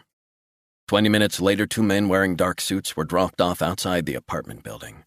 Resnick photographed the 2 short-haired Latino men as they surreptitiously glanced around. Tough-looking fuckers. He switched on the camera's built-in Wi-Fi and emailed the photos to Travell. Then he called him. "Find out who these guys are, quick."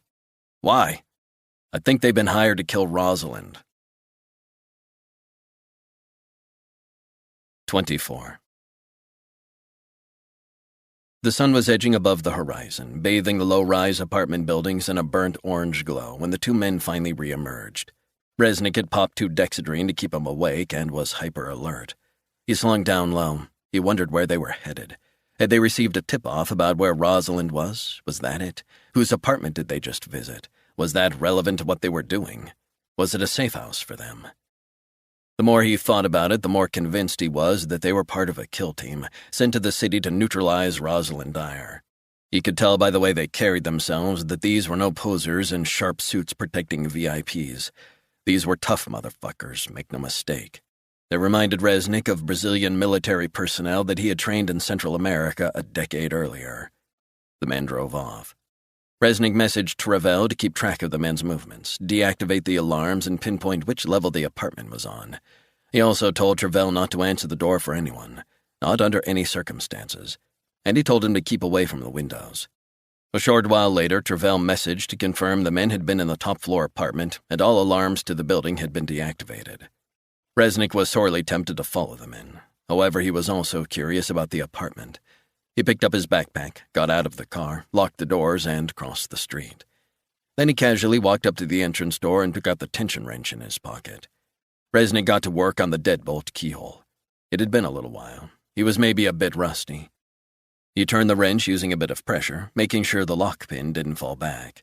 Then he inserted a pick into the top of the keyhole. He felt the pick push the pins up and used the tension wrench to keep them up. He listened for the sign. A clicking. There it was. A second later, the deadbolt opened. Resnick removed the tension wrench and pick. He pushed open the door. He climbed the stairs to the top level. He knew the alarm inside had been deactivated. The lock on the apartment was an old Yale lock. He pulled out the pick, inserted it, and had the lock opened within a few moments. He turned the handle and went inside, then locked the door from the inside. Resnick headed down the hallway. Expensive Brazilian darkwood floors, the smell of men's cologne still in the air. The first bedroom was empty. Mirrored closets, blinds drawn. He checked inside the closets. Nothing. He headed through to the living room. Blinds again drawn. The whole place seemed to be empty, unfurnished. He wondered what the guys were doing in an unfurnished apartment. Were they just killing time, or was there another reason? Resnick headed through to another bedroom just off the living room. A rug on the floor. He moved it aside, pulled out the flashlight from his backpack, and examined the floor.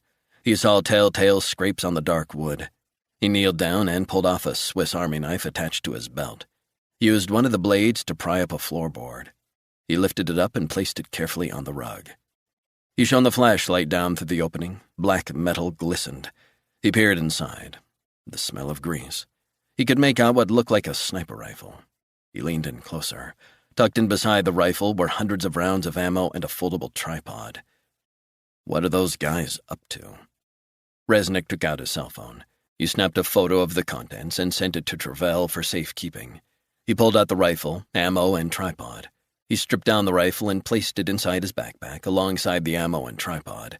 He carefully replaced the floorboard and put the rug back on top. Was this a safe house? Then again, maybe it was going to be used as an integral part of an operation. The question was, what was the real purpose of the apartment? Was it purely storage? A gathering point before the operation? Or a vantage point for a hit? Resnick looked around. He went out into the hallway. Adjacent was another empty bedroom, blinds drawn. He peered out through the wooden slats and saw it overlooked the front entrance to the apartment block. He crouched down, pulled open the blinds. Resnick took out his binoculars and surveyed the scene. He scanned the buildings about 150 yards diagonally down the street from his position. The binoculars picked out a plaque on the entrance of an imposing building. He felt his heart rate quicken. Son of a bitch. It was the Hart's Senate office building, the location where Rosalind was set to testify in just 24 hours.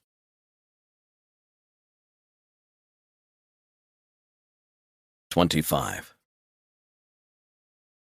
Travell was sitting at the kitchen table in Fifi's parents' place, running cutting-edge facial recognition software on his MacBook. A notification flashed on the screen. He had a match to the photo Resnick had sent. The two men he was checking both came up as Guatemalan citizens. What was that all about? Travell turned around and cocked his head toward Fifi. "Check this out." She looked over his shoulder. "You kidding me? So why Guatemala? What's the connection?" "Resnick believes they've been hired to kill Rosalind, and now we've got a match from a database." "Nice work, Travell." Travell called Resnick's cell phone number and conveyed the names of the Guatemalan suspects he had photographed. "That is interesting," Resnick said. "I'm assuming these guys are military contractors." "No question. So what do you want me to do with this information?" "Send those images encrypted to Martha Meyerstein. You got that?" Resnick said. "What will I say?" "Say John Resnick wants her to look into these two guys. He believes they're Guatemalan citizens, and they may be linked in some way to the Rosalind Dyer case." Travell said, "I don't understand how they fit into it. Who sent them? Geostrategy Solutions?" "Almost certainly. Just send the images and what we know to Meyerstein. Gotta go." Travell ended the call and sent the encrypted images and a short message to Meyerstein. He looked at Fifi. "I think we're on to something." Fifi studied the faces on the screen. "Who do you think they are?" "Killers." "Mercenaries?" Travell shrugged. "Probably. It's not my area of expertise, obviously. This whole thing freaks me out. I'm guessing they're not in this country on diplomatic visas." Travell felt himself smile. "What?" "Just you. You say funny things, but you're a good person. I just wanted to say that. For helping us out like this. It's above and beyond the call of duty." "I'm not doing nothing you wouldn't have done for me." "I know, but I really appreciate you helping me out on this. You're really sticking your neck out for me, and Rosalind." Fifi sat down at the opposite end of the table, mug of coffee cupped in her hands. "I thought I had finished with all that bullshit when I quit the NSA. Shit, maybe we need to set up a support group." Travell smiled. He missed the day-to-day interaction with former NSA friends, staffers, and contractors. It felt good to be with an old friend, albeit in terrible circumstances. I feel so sorry for Rosalind, Fifi said. She's doing the right thing, but now she's the one who's being threatened. It's insanity. I can only guess how scared she must be. Travell nodded. She's definitely going to testify tomorrow, Fifi said. How can you be so sure? She told me. No ifs, ands, or buts, despite what happened to her lawyer. Tough choice. So are the feds really going to arrest her and stop her from giving evidence if they find her before then? She's a whistleblower. We know what happens to NSA whistleblowers. It never ends well. That's the reality. The FBI has already raided her home. They believe she stole classified documents. National security concerns. It's way out of control. That's bullshit. They throw that at everyone. I know. It's the stick they use every time. Fifi drank the rest of her coffee and put down the empty mug. She rubbed her face as she yawned. Do you want some coffee? Toast? Love that. I'll check if Rosalind wants anything too. Fifi headed to the living room. She came back a few moments later. She's sleeping on the sofa, she whispered. Don't want to disturb her. Travell nodded. She needs to rest. His cell phone vibrated and he groaned. He didn't recognize the number. Yeah? Travell? A woman's voice. Who's this? Martha Meyerstein, FBI. You might remember we've spoken before. Travell signaled to Fifi and he put the cell phone on speaker. Yes, we have. Meyerstein sighed. The pictures you sent. I want to talk about them. Yeah, good quality, huh? Were they taken by John? Yes, I can confirm that. And who else has seen them? Travell looked at Fifi. Just me. Look, you're aware that the FBI is currently investigating the theft of classified material, Travell. I'd rather not get drawn into that. Travell, if you are aiding or abetting criminal acts, you will be in trouble, and we'll find you. You're going to get dragged into this whether you like it or not. Ma'am, you should know me by now. I've helped the FBI and John Resnick on various investigations he has been involved in, and I have never compromised national security. Quite the contrary, I would argue. Meyerstein was silent for a few moments. Ma'am, can I ask you a question? Depends what it is. Did John show you the footage of my friend being shot dead in cold blood? Meyerstein said nothing. Someone wants to silence not only me, but ultimately Rosalind Dyer, and that's why we're taking such extreme measures. The whole thing is a mess. My friend Fernandez was a good guy, and he didn't deserve to die like that. Miami-Dade police are investigating, as is the FBI's field office in Miami. Anything so far? I can't say any more at this stage. I'm sure you can understand that. Ma'am, I'm not going to tell you how to do your job. I will say that we're trying our best to stay alive. I fear for our lives. Can you appreciate that? Wouldn't it be safer if you gave yourself and Mrs. Dyer up? Travell looked at Fifi, who raised her eyebrows as if not quite sure what he should do. I understand that you're in a scary situation, Travell. It must all be overwhelming. It is. I get that, and I want to help. I really do. I need guarantees. I can't do guarantees, you know that. That's not what we do. What about if I say I'll hand myself in once Rosalind testifies? Meyerstein paused before answering. Is that a firm offer?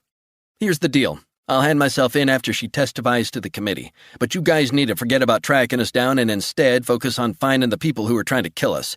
What do you say to that? What about Rosalind? What about her? If you both hand yourselves in following Rosalind's appearance in front of the committee, I can live with that. We can take you both to a safe house. All we ask is that you find the people responsible. I don't think this is over, not even close. 26. Resnick was preparing to leave the Capitol Hill apartment when his cell phone vibrated in his pocket. John, it's Travell. You got a problem. Resnick sighed. Yeah, I'm well aware of that, Travell. I'm working on it. No, you don't understand. The two guys, they're on their way back. What? Now? Affirmative. Where the hell are they? Close. How close? 1 minute away, maybe less. You need to get out of there. Resnick's mind began to race. He peered through the blinds to the street below. I don't think I've got enough time. So what are you going to do? You can't just wait there for them. Resnick began to weigh his options. He needed to think rationally, not emotionally. John, seriously, you need to move. Resnick knew that running out of the apartment wasn't a smart move. Travell, do me a favor. You need to activate the alarm system again. I'm sorry, what? This ain't the time for games. I'm goddamn serious, John. Listen to me, activate the alarm. That doesn't make sense. I'm going to stay where I am. I'll figure something out. John, can't you just get out the back door? Negative, there's no time. Travell sighed down the line. As long as you know what you're doing, man. Trust me, I got this. Fair enough. John, you have to stay still or you'll set the alarm off. Do it right now. Resnick looked around the apartment, trying to find a good place to position himself. Give me 20 seconds before you activate the alarm. Got it. You're on the clock. And take care, man. These guys are maybe 30 seconds away. Resnick ended the call and went back through to the living room. He lay back on the sofa, feet up, Beretta drawn. A few moments later, he heard the sound of a car pulling up outside. Then the front door to the building shut. Resnick lay still, not daring to breathe, the sound of his heart beating hard. Time seemed to stop as he lay and wait. The sound of a key scratching the lock in the door. The front door creaked open, voices low. The alarm beeped into life for a couple of minutes before it was deactivated in the hallway. The men were speaking in Spanish as they walked into the living room holding bags of groceries. Freeze, motherfuckers! The men turned and stared at him. Resnick got to his feet, Beretta trained on the bigger of the two. The smaller guy dropped his bag and Resnick shot him in the knee. The guy fell to the ground, clutching his leg, moaning in agony. Blood seeped onto the hardwood floor. Dumb move, Resnick said. The bigger guy was shaking his head. We don't want no trouble. Too late. Who the hell are you? Nice and easy, big guy. On your knees, bags down, hands on head. The man complied as his colleague writhed in agony, face screwed up in pain, cursing and swearing in Spanish. Resnick stood over the injured man. Who sent you? Who are you working for? The man clenched his teeth. I don't know what you're talking about. Some crazy fucking mistake, I don't know. Resnick sighed. Listen, my friend, here's how it's going to work. He pressed his foot onto the man's bloody knee, exerting pressure. The man clenched his teeth, eyes shut tight, moaning in agony. Simple questions, son. Who are you working for? I told you, I don't know. Resnick pressed harder with his heel. Maybe I didn't make myself clear, so I'll try again. Tell me what you know and you will live. That's the best and only offer I have. I need a name. Who sent you? The kneecapped man was shivering as he went into shock. I don't know his name. He calls me. He said this woman knows too much. She knows about the other killings. What woman? Rosalind Dyer, the investigator. She knows about all the other killings. That's why they wanted her dead. Resnick nodded. It tallied with what Dyer had told him. Did you take part in the other killings? No, sir, I swear. Resnick knew it was probably a lie. Tell me about Miami. I don't know what you're talking about. Were you down in Miami? Absolutely not. We flew in from California. Where from? We're both from Bakersfield. Resnick nodded. Who did you serve with in the past? And before you waste my time, I know you're from Guatemala. Man, we're just doing a job. We need the money, bad. They pay very, very well. My family needs the money. My daughter for an operation in America. I'll ask one last time, who did you serve with in the past? I'm assuming you guys didn't just learn how to kill people in the yard behind your favorite cantina. The man began to nod frantically. Yes, we did serve. Guatemalan Army. G2. What the fuck is G2? Military intelligence. Resnick stared down at the man. He had begun to put together the pieces of the jigsaw. These were indeed, as he'd thought, contractors, mercenaries, guns for hire, assassins for hire. You wanted someone killed, no matter who they were, guys like this would do it. No questions asked, and with plausible deniability for the U.S. government. So you live in America? The man nodded. So you left G2, then what? We get paid. We do what we have to do. The injured man on the ground suddenly thrust his hand into his pocket. Resnick instinctively shot him twice in the forehead, a double tap. The big guy on his knees was shaking bad, eyes wide. I don't want any trouble. Resnick trained his gun on the guy's head. Looks like you've come to the wrong place. Are you going to be as stupid as your friend? The man shook his head. No, man. Give me a name, who hired you, and you can live, which is more than can be said for your friend here. The man made the sign of the cross. Luis Molina, so help me God. Tell me about Luis Molina. He lives here in America, that's all I know. Resnick kept his gun trained on the man as he rifled through the big guy's jacket pockets with his spare hand. He pulled out a cell phone. Luis Molina, huh? Passcode? 9428. Resnick entered the passcode. He began scrolling through the messages. A lot of instructions. It appears you were directed to Miami after all. You involved in the raid on the warehouse, huh? The man bowed his head. You've been very busy, boys. Resnick scrolled some more. He saw video footage that had been messaged from the cell phone. He pressed play. It showed the men in masks at the Miami warehouse, flashlights on, before they shot Fernandez dead. He replayed the footage and showed the kneeling guy. "Is this a little trophy? This for your amusement, motherfucker?" The man bowed his head lower. Resnick pistol-whipped the guy until he passed out. He sent the footage from the other guy's cell phone to Travell. Then he called the young hacker and explained where he'd gotten it. "You get that footage?" "Copy that, John. Safely received. That was on their phone? They filmed themselves killing Fernandez?" "I'm sorry, man. Listen, you need to send that to Martha Meyerstein, right this minute. I've got 2 of the people I believe are responsible." "Are you kidding me?" "Tell me, how is Rosalind?" "She just woke up. She's jumpy." "Listen, I'm going to be back in the next half hour. Things have gotten a bit messy here." "Messy? What do you mean, messy?" Resnick stared down at the 2 men lying motionless on the ground. One dead, one unconscious, blood pooling and congealing around his feet. "It doesn't matter." "It does to me. Did you kill them?" "You don't need to know." A silence stretched between them. "Oh, man, that's not good. I don't like the sound of that. I don't want blood on my hands." "It's not on your hands, it's on mine. Sit tight. I'll be back before you know it." "Do you think there are others out there, John?" "Almost certainly." "Fuck." "Listen, I'll see you soon. We need to talk." "About what?" "About how we're going to get Rosalind safely to the committee tomorrow morning." 27. Resnick pulled off the dead guy's belt and used it to tie the unconscious guy's ankles together. Tight. Then he used the unconscious guy's belt and pulled his hands behind his back, hog-tying him. The fucker wasn't going anywhere, not for a while. The cell phone he'd taken from the other guy started ringing. Resnick pressed the phone to his ear and took the call. "Yeah?" A silence before an electronically distorted voice spoke. "Well, this is interesting." "Who is this?" "You don't really expect me to tell you that, do you?" "Identify yourself." "All in good time. I had hoped one of my operatives would have picked up." "Not available." "I warned my men that you were in town, but it appears they didn't heed my warning. One step ahead, John. Good for you. You're very resourceful." "I asked who you are, and why are you using a voice changer to disguise your identity?" "So many questions. I like that about you, John. It shows you're curious and intelligent. Intelligence is a good thing." "So you're going to get to the point?" "I want to talk." "Don't think we have much to talk about." "I have to disagree with you there. I want to talk about you, John, and about what I can do for you." "Forget it."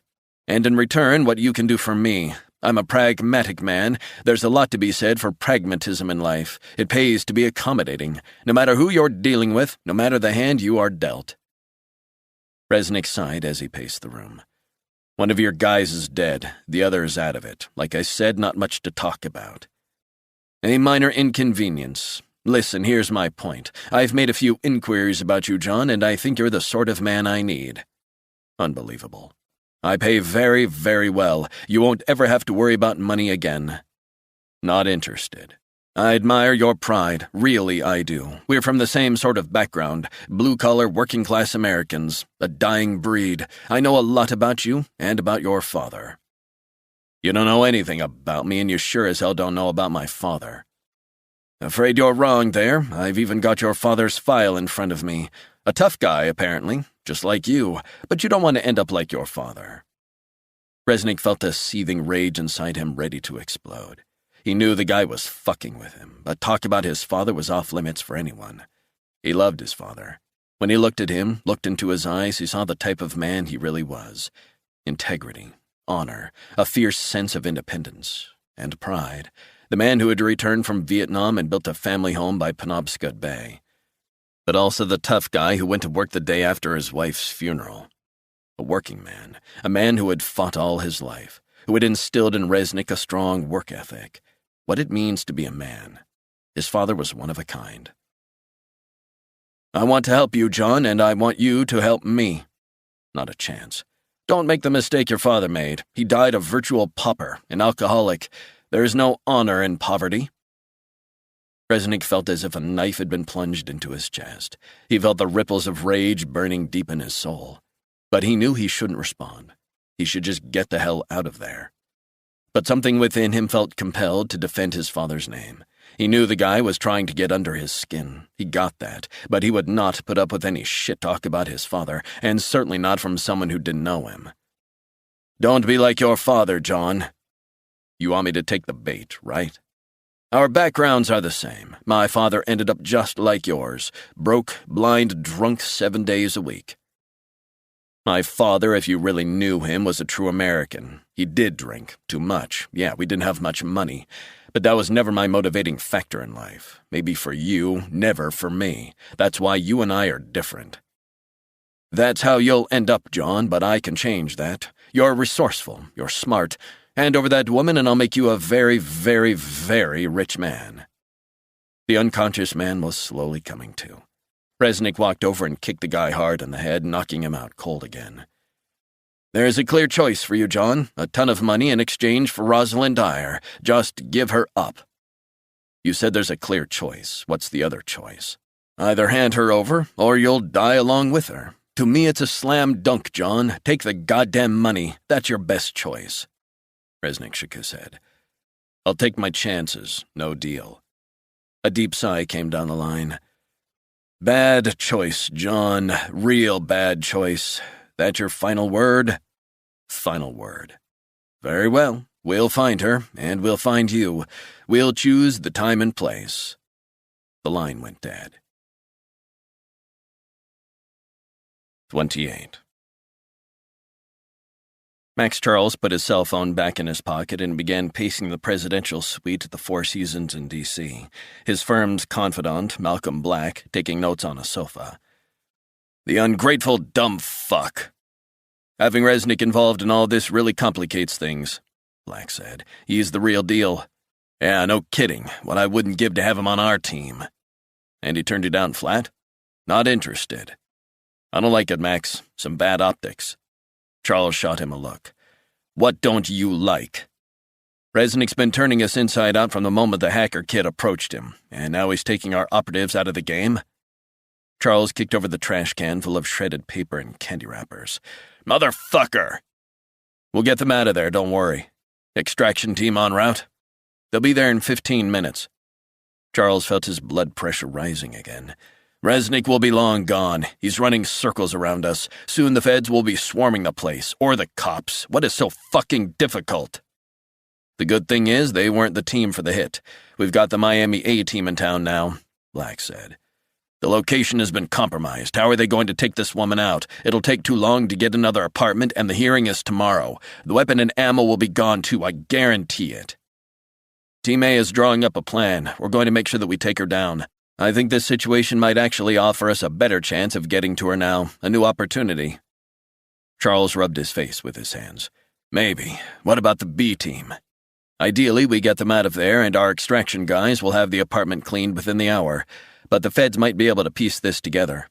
"Fuck them," Charles said, "and fuck those dumb Guatemalan fucks for getting their asses kicked by Resnick. Serves them right. And fuck the other bastards who got caught by those shit-kicker cops in Maryland. But mark my words, this ain't over." "I know. No more fuck-ups. All I care about is killing Rosalind Dyer." 29. Resnick drove back to Georgetown, having left the dead Guatemalan and his unconscious sidekick to be picked up by the feds. He quickly showered and was served a breakfast of pancakes and black coffee by Fifi. "You've gone above and beyond," he said. "Thanks very much." "John," Fifi said, "are you—" Resnick was wolfing down the pancakes. "What?" "Travell said you kill people. Is that true?" "I do a lot of stuff. It's not something I really want to talk about." "Do you think those guys are going to turn up here?" Resnick shrugged. "I don't know. Like I said before, if you want to bail or get us out, I understand." "Sorry to disappoint, but that ain't going to happen. I stick around." "Okay, appreciate that, but I was thinking it might be wise to move Rosalind anyway." "Just as a precaution?" "The capabilities of this crew shouldn't be underestimated. I don't know for sure if I was followed. I'm pretty sure I wasn't, but I think it's best to move one last time, so you won't have to worry about us." "I don't mean for her to leave, or you, or Travell. I'm just glad I can help." "Hey, relax, I know that, but it's not fair to you either. We'll be out of here soon." Resnick finished his breakfast and was enjoying his strong coffee. He saw pictures on the kitchen wall of a couple standing in the snow. That your parents? My mother and stepfather, in Aspen. Love Colorado. You get along with him? A stepfather? Resnick nodded. I think he's getting used to me. This is his place, but he's also got an apartment in New York, a place in Los Angeles, and an estate in Westport, Connecticut. You wouldn't believe the size of that place. Amazing views over Long Island Sound. Resnick whistled. Fifi smiled. He thinks I should start working for hedge funds or whatever it is he does in Connecticut. Not your cup of tea? Math and computer guys do well in that industry, I'm told. Fifi rolled her eyes. I'd rather scoop out my eyes with a spoon. Resnick laughed. Know what you mean. So tell me, how's Rosalind been while I've been away? She's okay, I guess. She slept and seemed a bit more rested. Anxious, but rested. Resnick got up from his seat. Thanks for the pick-me-up. I'm going to talk to her. Be my guest. Resnick headed to the living room. Rosalind was sitting slumped on the sofa, swathed in blankets, watching Fox 5 DC. It was showing interviews with neighbors of her dead lawyer. Resnick picked up the remote control and switched off the TV, then pulled up a chair next to her. We need to talk. Dyer turned and stared at him, glassy-eyed. Where have you been? I had something to deal with. I'm not stupid, John. Have you been meeting with the FBI? No, I was in touch with them earlier today, though. Dyer stared at him as if trying to determine if she could trust him. You're worried I'll hand you over? A little. I'm a man of my word. Dyer smiled. That's good enough for me. You've been very kind to me. Forget about me, what about you? You're looking a little better, how are you feeling? Nervous, kinda scared. Resnick nodded. Perfectly natural. I'm glad you had some sleep. You're going to need to be strong, Rosalind. That is, if you're going to go through with this. Dyer nodded. Do you need some more sleep or rest before tomorrow? Do you need some medication to help you sleep? Dyer shook her head. I've had an hour or so, and I've napped. I'll be fine. Resnick reached out and held her hand.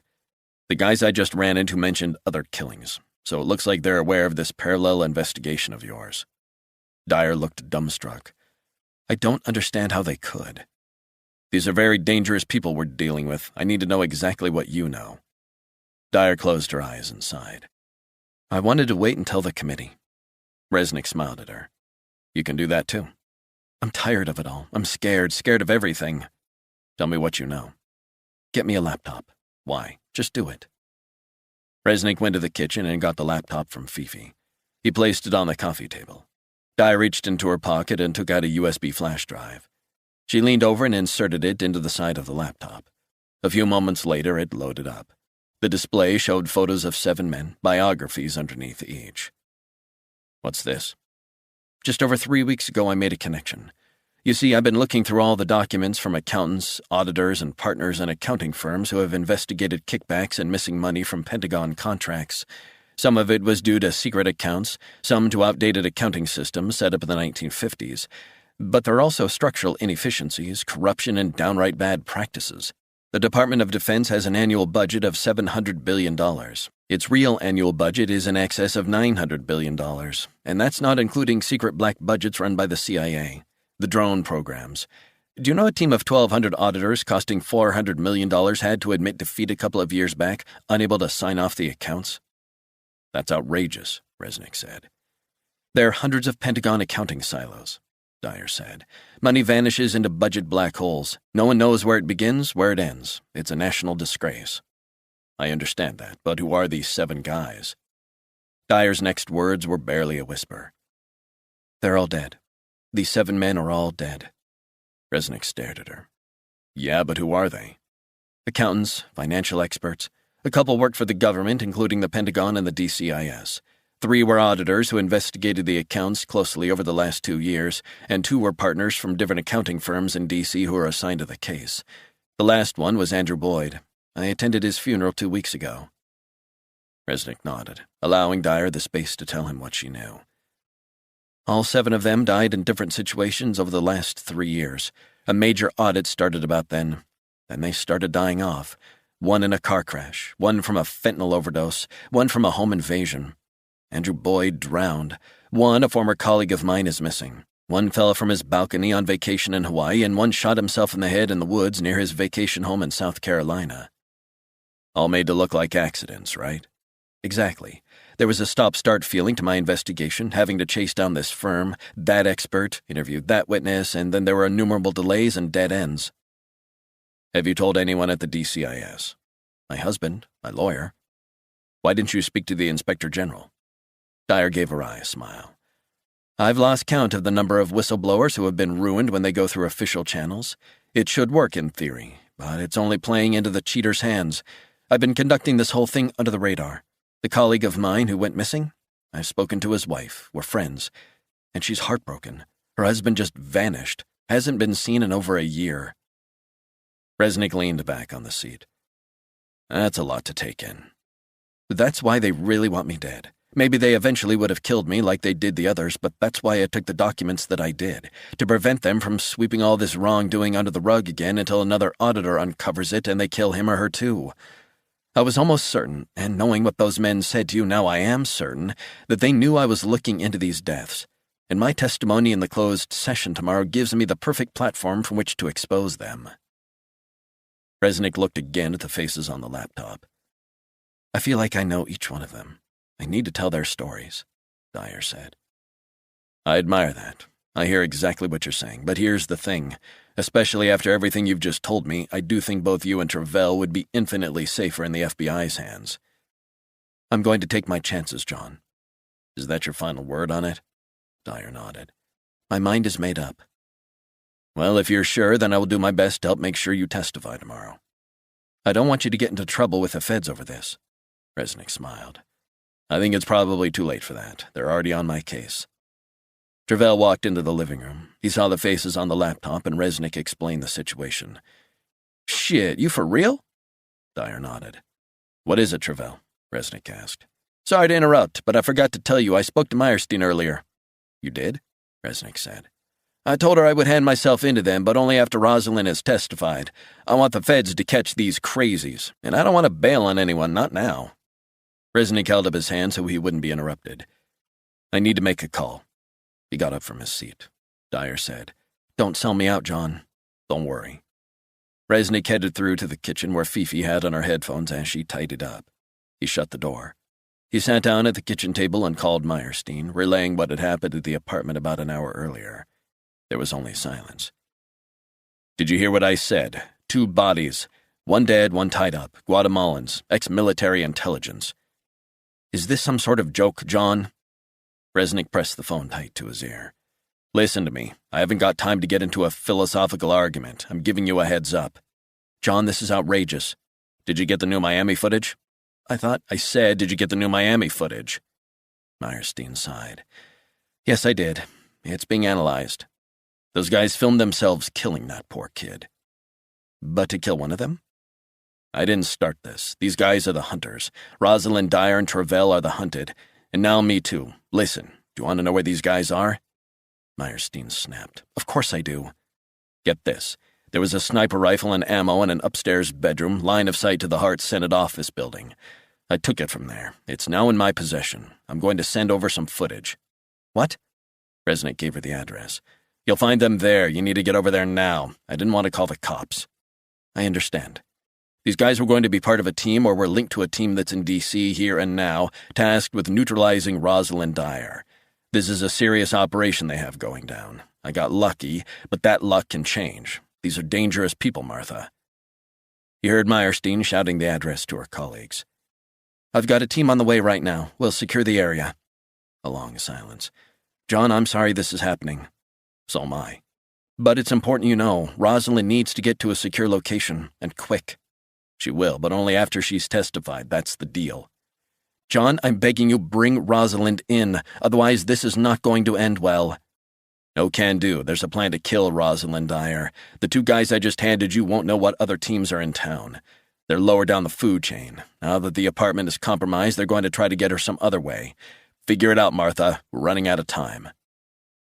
Resnick ended the call.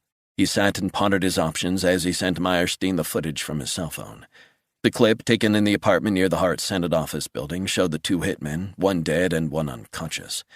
He was annoyed with himself for not telling her about the sniper rifle and ammo as soon as he left the apartment. He contemplated the situation as Fifi and Travell joined him at the table. They placed their laptops on the big wooden table in front of them. What's going on? Resnick said. Travell tapped away at the keys as he logged on. I told Fifi about those 7 guys, Fifi said. She needs to testify. If she doesn't testify, no one will know. It'll all get buried in the machine. Got a little update for you, John, Travell continued. What kind of update? From the moment the guy with the electronically distorted voice contacted you while you were in the apartment to the moment you ended the call, we were listening in. You were?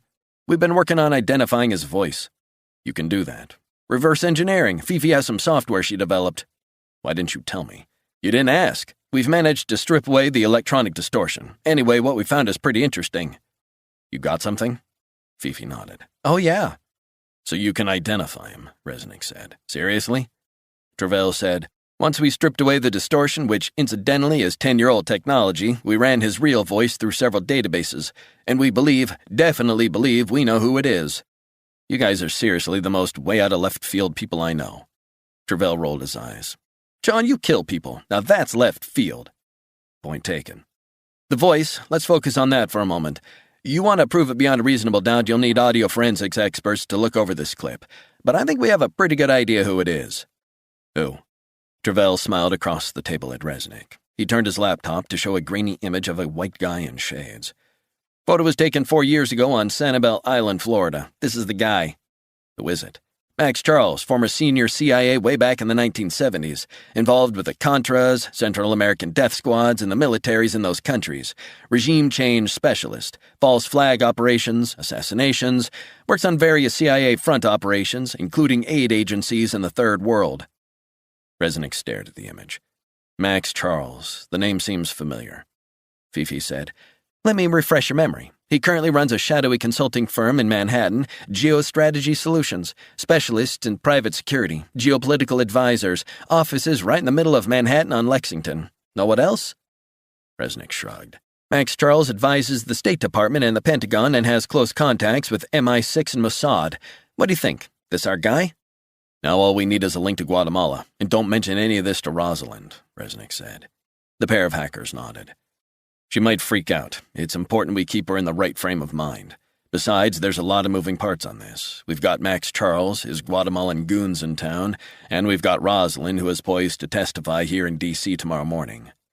Fifi said, I understand what you're saying, but doesn't she have a right to know about this Max Charles?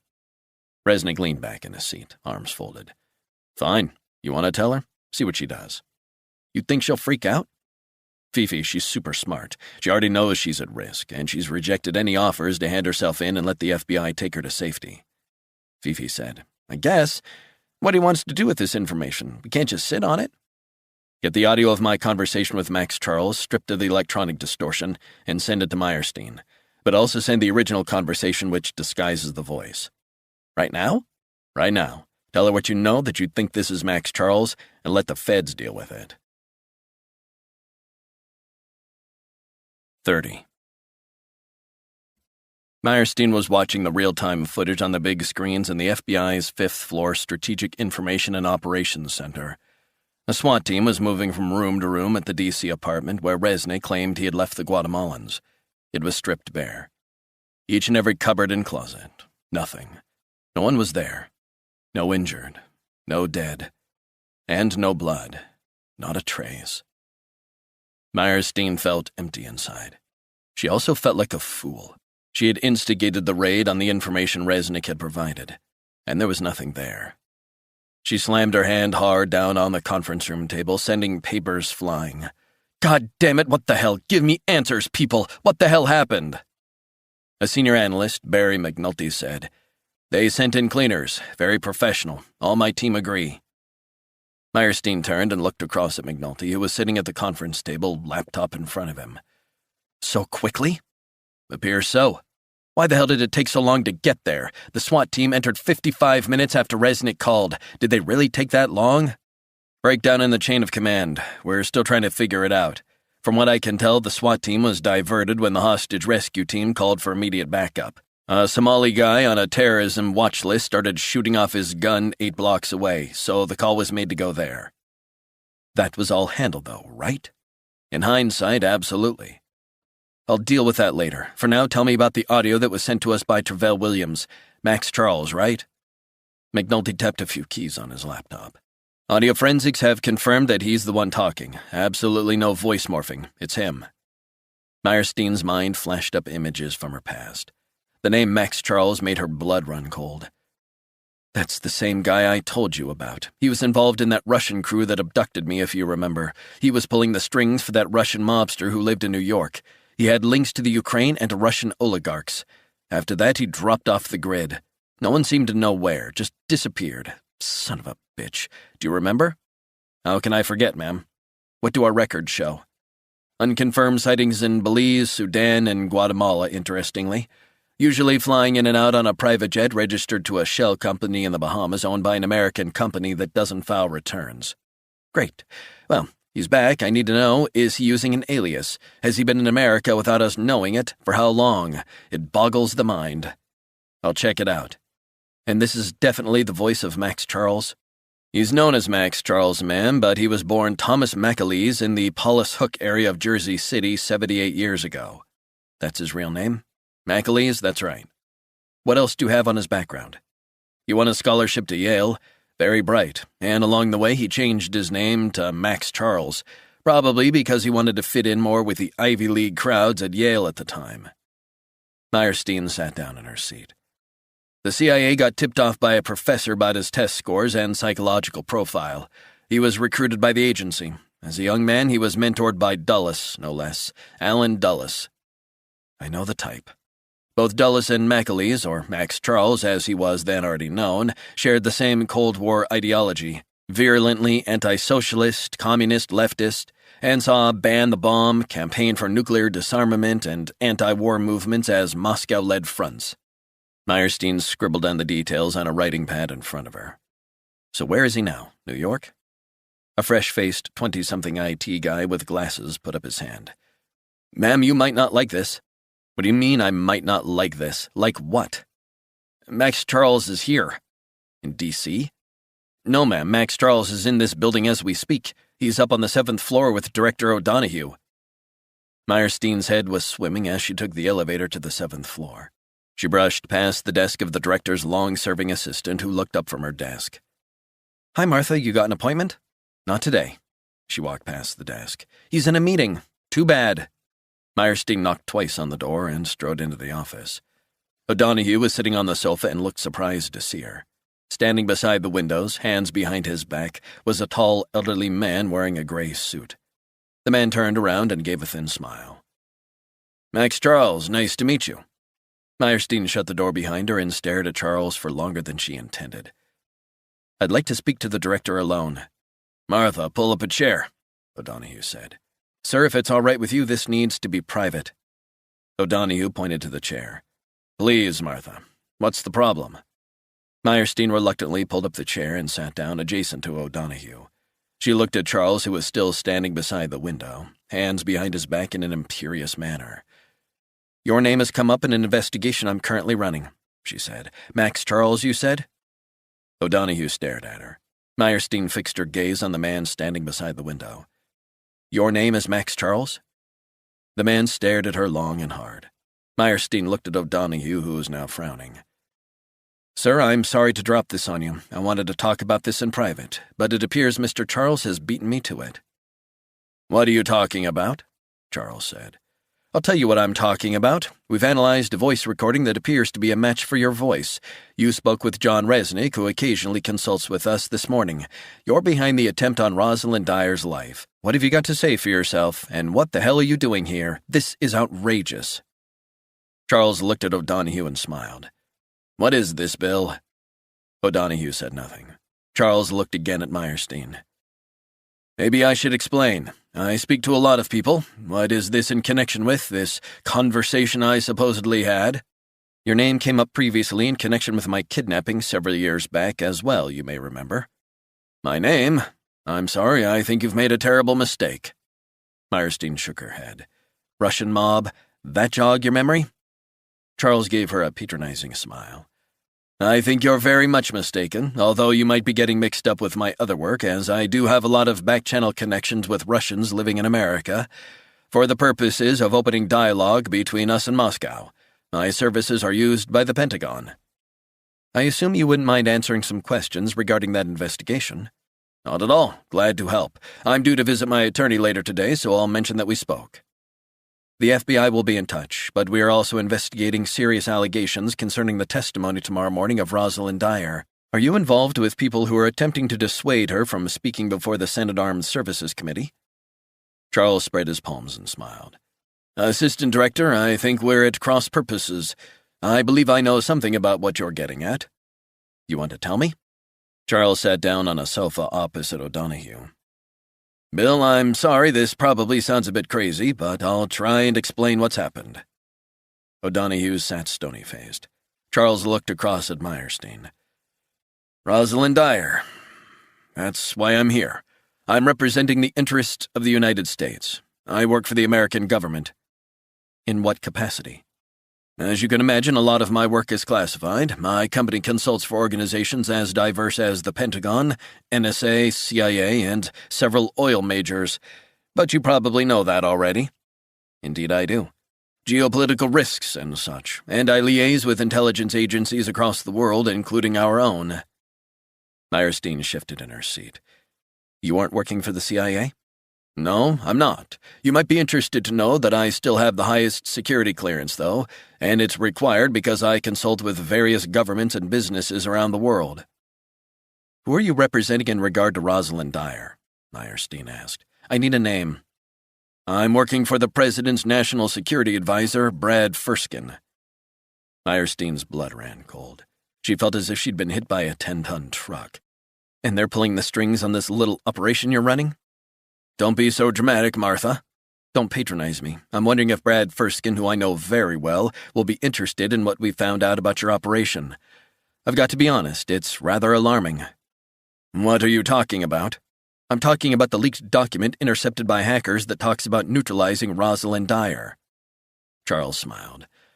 "I believe I know what you're referring to. It was an internal draft document. The person who wrote it is no longer working for my company, and his use of inflammatory language is inexcusable and deeply regrettable. I'm guessing that's where the misunderstanding arose. It was a light-hearted but ill-thought-out first-draft memo, as far as I can remember." "Who drafted it?" "I'll need to speak to my attorney, but I can get you that information within 48 hours, I'd imagine." "Someone wants Rosalind Dyer dead."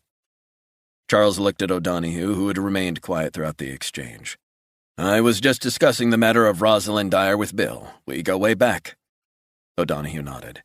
"And I was trying to give some background about my role and my company. I'd like to focus on what Rosalind Dyer is alleged to have done. Serious criminality. Think Edward Snowden, Chelsea Manning. Appalling. She's stolen classified files not only from the Defense Criminal Investigative Service, but also from the Department of Defense, and the Pentagon contacted me accordingly to try and resolve the situation. We're talking about national interests, and that's why she can't be allowed to give testimony tomorrow." "I'm not buying it." Charles shrugged. "It's the truth. You want to know another reason?" "Try me."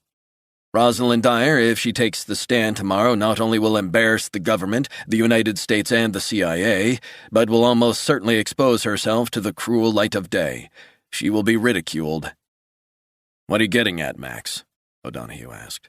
"Let me explain," Charles said. "And don't get me wrong, Martha, I know what you're probably thinking about me, that I'm an old-school Cold War relic, reactionary. Perhaps I was at one time. I'm not perfect like everyone else, but I have always put my country's needs first." "As do I," Meyerstein said. "No doubt. Here's the thing, and this is a very important point, a point that has not been raised about this woman." "This woman?" Meyerstein said. "Is that how you refer to her?"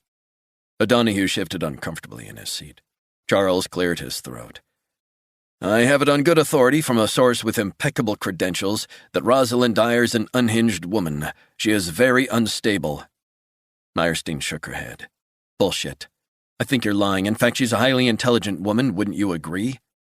"She's also delusional, and increasingly so." "You're a lying son of a bitch. Listen, I've spoken to doctors about this. They have told me that she is on medication for schizophrenia. She has talked about hearing voices, and that's what this is all about. She's absolutely delusional, embarrassingly so."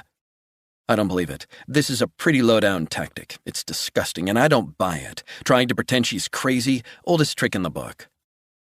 Charles sighed. "It's hard to hear, I understand. I have a role to play in reaching a solution we can all live with. The optics don't look good, I get that. An old CIA guy trying to stop this woman from talking. Whatever happened to free speech? Meyerstein said. The First Amendment? It's what this country is founded on, Charles said. But Rosalind Dyer can cause incredible harm to this country if she takes the stand. Everyone at the DCIS knows she's out of her mind. Show me the proof. I'll get that to you. When? I need to get the information cleared. Might take a day or two. 2 government psychologists deemed her unstable after she bombarded the chairman of the Senate Armed Services Committee with emails morning, noon, and night. She's not well. Then why hasn't she been hospitalized before now? She needs medical treatment. It's a sin that it's gotten this far. Do you mind explaining the killing of a young man down in a Miami warehouse at the hands of masked men, allegedly looking for copies of this memo outlining a plan to neutralize Rosalind Dyer, the memo written by your company? Charles held up his hand. Let's be clear one more time. The employee who wrote that had no authority to do so. He was a kid. It was irresponsible. And he was fired. I assume what he meant was that her threat to the country had to be neutralized. His language had zero finesse. But it's certainly not what you're making it out to be. And there is no connection between that innocuous private message and this act in Miami of which I know nothing. That strains credulity. Charles shifted on the sofa, hands clasped as if giving Meyerstein his full attention. So what happened down in Miami? A young hacker was shot by masked men in a warehouse loft in Overtown. I know that area well. That is an incredibly high crime area. Home invasion, right? That's not what we think. Really? You were found to be communicating with the men after they came to D.C. I have the voice audio, and we know who they are. I'll play it for you. Charles' waxy complexion visibly sagged. It was as if the wind had been taken out of him. He regained his composure quickly, glancing at O'Donoghue before fixing his icy gaze on Meyerstein. Is this some sort of joke? Some of these hackers, they're radicals. They want to overthrow our government by any means possible. Fabrication, fake news, phony stuff. It chips away at what's real and what's not. You know as well as I do, Martha, that there's a thing called voice morphing. I'm assuming you've heard of it. Meyerstein bristled at his patronizing tone. Who the hell do you think you're talking to? I'm sorry, I was just about to explain. Don't bother. I know all about voice morphing, software that replicates speech patterns, developed at Los Alamos. Are you seriously saying this recording isn't you? What other explanation is there? It's bullshit. Sounds like someone is yanking your chain, Martha. I swear to God this is the type of pervasive psychological operation that the Russians are so good at. I've got to give them their due. They had you fooled, pulling the wool over your eyes. No one is pulling the wool over my eyes, believe me. Want to know something else? John Resnick discovered a weapon and ammo hidden under the floorboards of an apartment overlooking the Hart Senate office building. Was that part of a psychological operation carried out by foreign agents? Who knows? Maybe. Meyerstein shook her head. You sound ridiculous. So where is this weapon? Somewhere safe. I have photos. Are either the gun or ammo still in the apartment? There was no trace of anything when we got to the apartment. Charles shrugged. No disrespect, Martha, but you need to check out that John Resnick and the people he hangs out with. I've seen this sort of thing before. A guy with an incredible track record like Resnick goes rogue. PTSD, flashbacks. Are we sure he isn't behind all this and trying to cover his ass? I know people who worked with him and trained with him at Fort Bragg. Real tough guys. And they all say the same thing. Stay away from him. He's going to bring the FBI into disrepute. He's a fucking nutcase, Martha. That's enough. Meyerstein snapped. You are linked to this, and we are investigating. You need to lawyer up. Martha, listen to me. All you have is a paranoid little hacker, Travell Williams, and a crazy lady named Rosalind Dyer, who is an embarrassment to the DCIS and a traitor to this country. O'Donoghue cleared his throat. Play the recording, Martha. Meyerstein took out her cell phone. Are you sure? O'Donoghue nodded. Charles displayed empty hands as if pleading for help. Bill, come on, you can't be serious. I come in here to give the FBI a heads up about the ramifications of this woman giving evidence, and now I'm hearing that I'm in the picture? Doesn't that strike you as strange? O'Donoghue said, Play the recording, Martha. I want to hear what you've got. Meyerstein scrolled to the audio clip that had been sent over, then pressed play. The conversation between Resnick and Charles was unmistakable, pristine. The silence in the room afterward was deafening. That's you, Max, she said. Or should I say Thomas McAleese? Why didn't you like that name, Thomas? Charles stared at her with fury burning in his eyes. No idea what you're talking about, but the faked voice is a very good match, I'll give you that. You want Dyer dead? You tried to bribe John Resnick. I'm sure the lawyers will have a field day with this, Max. Charles stood.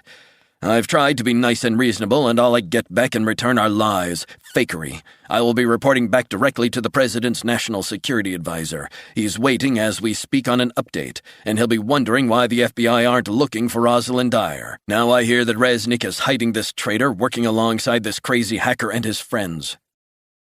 Eierstein stared at Charles. She wondered how she was keeping herself in check. Are you dragging your feet on this because you're involved with him? Is that it, Martha? Do you have an inappropriate relationship with this Resnick? How would it look if that information came out? Max, you're the one who's being completely O'Donohue began, but Eierstein interrupted. You listen to me, you piece of shit. My relationship with John Resnick is purely professional. Resnick is a true patriot. Are you sure? Not what I hear. People are talking about you two, about how you're very tight with Mr. Resnick. He looked from O'Donohue to Eierstein. But that's how it is. Then I need to speak to Mr. Furskin. Make no mistake, Rosalind Dyer needs to be tracked down and arrested without further delay. He turned to leave. Nice talking to you, Bill. You'll be hearing from Furskin within the hour. 31. The hours dragged on in the Georgetown townhouse, making Resnick restless. He sat in the kitchen by himself, thinking of the 7 men Rosalind Dyer claimed had been killed for investigating the case. The more he learned, the more he was concerned that Rosalind was going to be killed the following day. He fixed 2 cups of coffee. Resnick felt like he needed another face-to-face with Rosalind. She was in the living room by herself watching television, Fifi and Travell upstairs noodling on their computers. Rosalind glanced up at him as he entered the room. I'm assuming you haven't sold me out yet? You assume correct. Rosalind smiled. What's on your mind? Resnick handed her a cup of coffee. You look like you could do with some caffeine. He sat down on the sofa opposite. I'm glad we've got another chance to talk face-to-face, just me and you, and I'm glad I know the full story now, and this informs what I have to say. John, I've made up my mind. Hear me out. 7 men have paid with their lives already trying to do what you're about to do, which is exactly why I need to do it. The methods these people are deploying are terrifying, and I speak as someone who knows a thing or two about how this type of thing works. Max Charles, former CIA, is the guy who is orchestrating this, but on whose behalf? We haven't scratched the surface on that. I don't know what you mean. He is acting on behalf of an individual, corporation, or government, maybe all 3, and money is no problem for people like that. So he is working on behalf of the American government to suppress one of their employees, namely you. Dyer stared into her coffee. Resnick forged ahead. Charles is pulling strings, but who for? That's what worries me most. John, this isn't making me feel any better or stronger. Resnick leaned forward, voice low. You need to be sure, totally sure, that you know exactly the risks that you will face if you give evidence. Even if we can protect you from Charles's men, what's to stop whoever hired him from trying to get to you a different way? That wouldn't surprise me. I think we've got to start with, who does my death benefit? The answer? The American government, perhaps? The Joint Chiefs of Staff? The Pentagon? Most certainly. My revelations will be dynamite. Imagine what will happen when the committee is told about the links to the 7 deaths. Not to mention your lawyers. Precisely. And the Pentagon knows and has been trying to silence me internally for months, sidelining me. Resnick sighed. They're not going to stop coming after you. I'm going to be up front with you. I found a couple of Guatemalan ex-military guys, nasty bastards, but they won't be the only ones. You're making me nervous. I want you to understand the real threat you're under. The 2 men I took out will be just one of several teams tasked with making sure you don't testify. If one fails, the other will be activated. Plan A, Plan B, Plan C, and so on. Dyer had her head in her hands. Your lawyer? Dead. That was a warning. Sometimes it's smart to heed warnings. Don't you see what I'm trying to do? She said, raising her head. I'm trying to tell the American people the truth about some of the most senior men in our military who are supposed to be protecting the country and instead care more about enriching themselves than doing their duty as patriots. It's the military-industrial complex as the mafia. Dyer shook her head. I want to sit in front of the chair of the committee and tell him how the chairman of the Joint Chiefs of Staff, Franklin D. Ross, has somehow acquired assets totaling $450 million on a salary of $190,000 a year. I want everyone to sit up and take notice of the waste. But more than that, I want to bring justice to those 7 men and their families. Resnick sighed. What about your family? Are you prepared to see your husband alone without his wife? Dyer stared at him, shocked at his strident tone. I'm sorry, what? What if you die? What about the impact on your family, your children, your husband? This is about something bigger than my family. Nothing is bigger than your family, and trust me, I know what I'm talking about. I lost my wife on 9/11, and not a day passes that I don't grieve. Grieving for what we should have had. The years we should have spent together. I might have been a different person, but instead I'm locked in this shadowy world. Do you really want your loved ones to lose you? I can't believe you're saying this. Rosalind, goddamn, it's a wake-up call. I'm your alarm clock. Don't get me wrong, you are brave, fearless, and a true American. You know right from wrong, but sometimes it's better to just say, fuck it, who cares about corruption? Accept that it's always going to be there. What about the 7 men who died? I wouldn't be able to live with myself, John. That's not true. You would. We turn the other cheek day in, day out. We have to. Haven't you put your life on the line? Resnick took a gulp of the hot coffee. Yeah. And what about the impact on your daughter? You have a daughter, don't you? Yes, I do. Your work has affected her, I'd imagine, in some ways. In many ways, my world has encroached on hers, and I feel sick every time it happens. But you can make a different choice. Dyer ran her hands through her hair. A faraway look came into her eyes. My father, he always said I was headstrong. He wanted me to join the feds. Oh, yeah? He was a special agent back in the 1980s and 1990s, retired now. What was wrong with the FBI? Dyer shrugged. I don't know. I think I was attracted to the stability of being based in D.C. I'm not big on firing guns, honestly. I also didn't want to get assigned to a field office. Tell me about your husband. How does he feel about all this? Travis? He works from home. He codes, he makes websites, and he looks after the kids. He drives them to soccer and the usual school stuff. But how does he feel? He thinks I'm doing the right thing, but he's starting to get worried. The FBI raiding our house with a warrant talking about stealing classified documents unnerved him. It's crazy, right? Resnick sensed she had already made up her mind and would not budge, no matter what happened. You really are determined to see this through, aren't you? I am. But what you're saying, it's true. What about the impact on my husband? What about my children? What if something does happen? I try not to think about it. I'm trying to block it out. Rosalind, the people after you are resourceful. I got lucky discovering their base near the Hart Building. They had a direct line of sight that would make it a piece of cake for a sniper to take you out. That's the stone-cold reality. I hope I disrupted their original plan enough to make it tougher for them to pull it off tomorrow. But we'd both be naive if we thought eliminating their base of operations removed the threat. Dyer nodded. I guess I'm trusting in luck. And faith. Faith you can rely on, but luck runs out. And I fear for you. She closed her eyes for a few moments, and Resnick saw a way to try a different path, one that would allow her to maintain her integrity. I'm not going to desert you. I just want to find a different way. Dyer looked at him long and hard.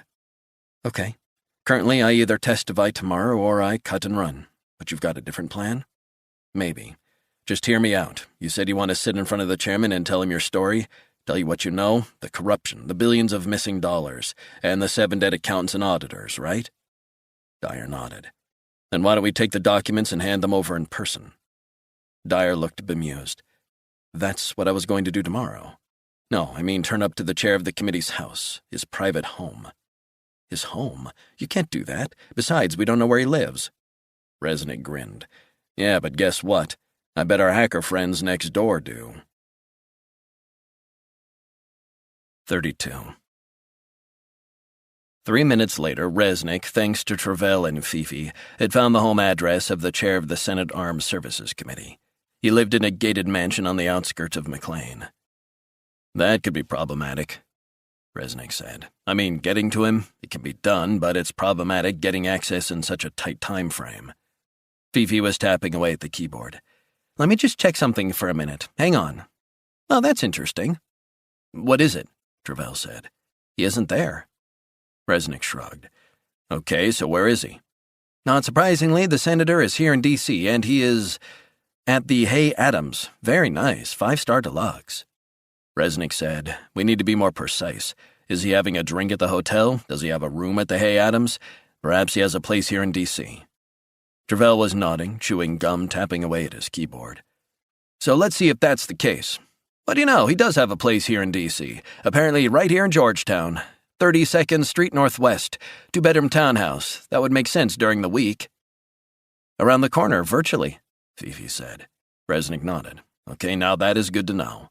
"So are we going to wait till he gets home before we speak to him?" Rosalind asked. "I don't know," Resnick said. "Maybe we should sit tight for now. Not make any moves till nightfall, but we don't want to wait too long." Fifi said, "I've got an idea." "What kind of idea?" Resnick said. "How about I check out his Georgetown place just around the corner, just so we're sure where it is?" Resnick didn't think that was such a great idea. It would be better to just sit tight. "Got another reason. I'm out of cigarettes." "Can it wait?" "I'll just pick up some cigarettes, get my bearings on where the house is. What's the number?" 1651 32nd Street Northwest. Resnick shook his head. "Sorry, but this is not a good idea. We can't have people wandering in and out. It's not a sorority house. We need to sit tight." "You sound like my mom." "Smart mom." Fifi rolled her eyes just like Resnick's daughter did. "Hang on," she said. "There's a pizza delivery company. They do cigarettes. How about I order pizza and I can get my cigarettes delivered?" Resnick grinned. "They deliver cigarettes and pizza? You gotta love America." 33. Charles sat with his eyes closed in a rear pew. He was attending Mass at St. Patrick's, a Gothic cathedral in downtown D.C. He always attended when he was in town, business permitting. And today of all days, as his men closed in on Dyer, he felt a need of divine intervention. He was a devout Catholic, just like his mother. He loved the spirituality and God-fearing sermons. He loved the sanctity of the church, a place that had stood, carved in granite, unmoved by time and fashions. The words of the priest washed over him and the rest of the congregation, about redemption and the blood sacrifice of Christ. Wherever he went in the world, El Salvador, Guatemala, Mexico, Spain, Italy, Germany, the UK, he attended Mass. He had been a deeply religious man all his life. He remembered the catechisms. He remembered the quick slap on his head from his mother or a priest if his words were wrong. But eventually he got it. They were ingrained on his very soul, into the fabric of his being. He understood the power of prayer. It gave him his belief, his inner strength, his core. Charles's thoughts turned back to Rosalind Dyer. She posed a real threat to Franklin Ross, a man he'd known for more than 30 years, a man who shared Charles's values. But perhaps more importantly, it wasn't just for personal reasons that he wanted to insulate Ross and those on the Joint Chiefs of Staff. Dyer was threatening to expose the way the machine of government, the machine of war, and the machine of commerce blended and merged as one, the nexus of power. The American people didn't need to know any of that.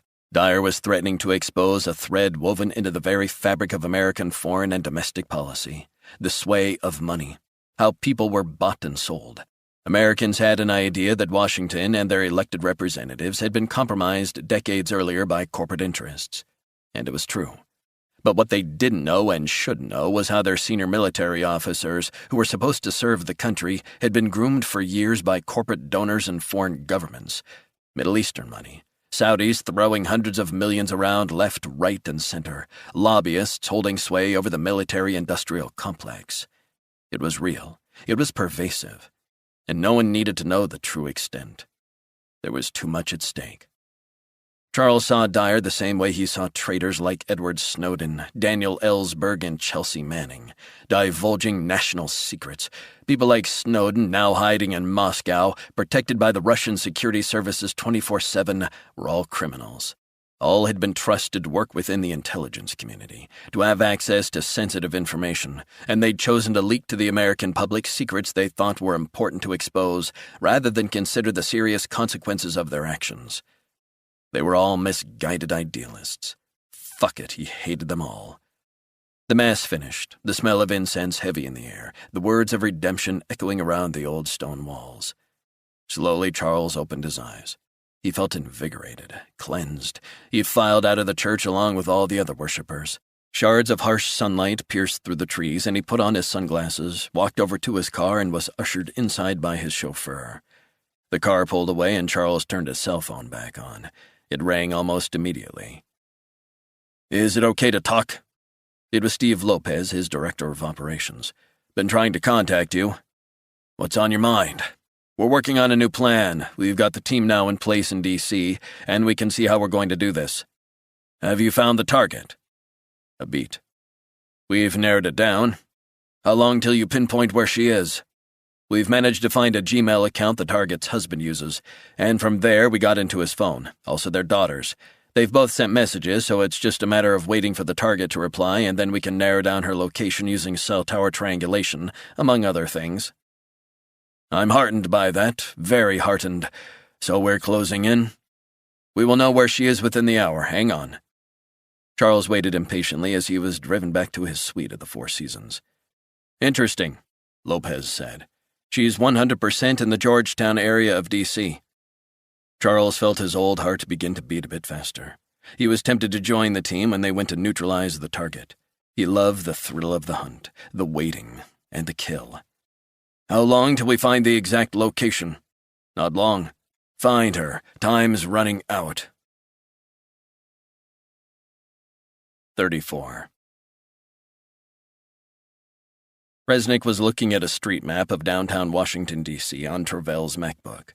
It showed the area around the Hay Adams. He wanted to see the best way to approach the hotel.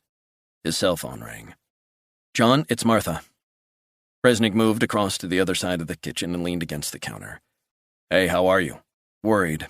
You're not the only one." "Don't mention this to Rosalind. Perhaps I shouldn't even tell you, but under the circumstances I feel I have to.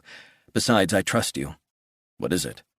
"Max Charles, the guy you were talking to, he was meeting with the director a few hours ago here in D.C. Resnick took a few moments to digest the information. It hardly seemed believable. "At the Hoover Building?" "Yep, apparently he's advising the president's national security advisor." "Bullshit." "Unfortunately not. I checked. I got confirmation from the Deputy Secretary of Homeland Security of that, and I quote, 'Max Charles is consulting on several matters of geopolitical importance and national security for the National Security Council.' How is that possible?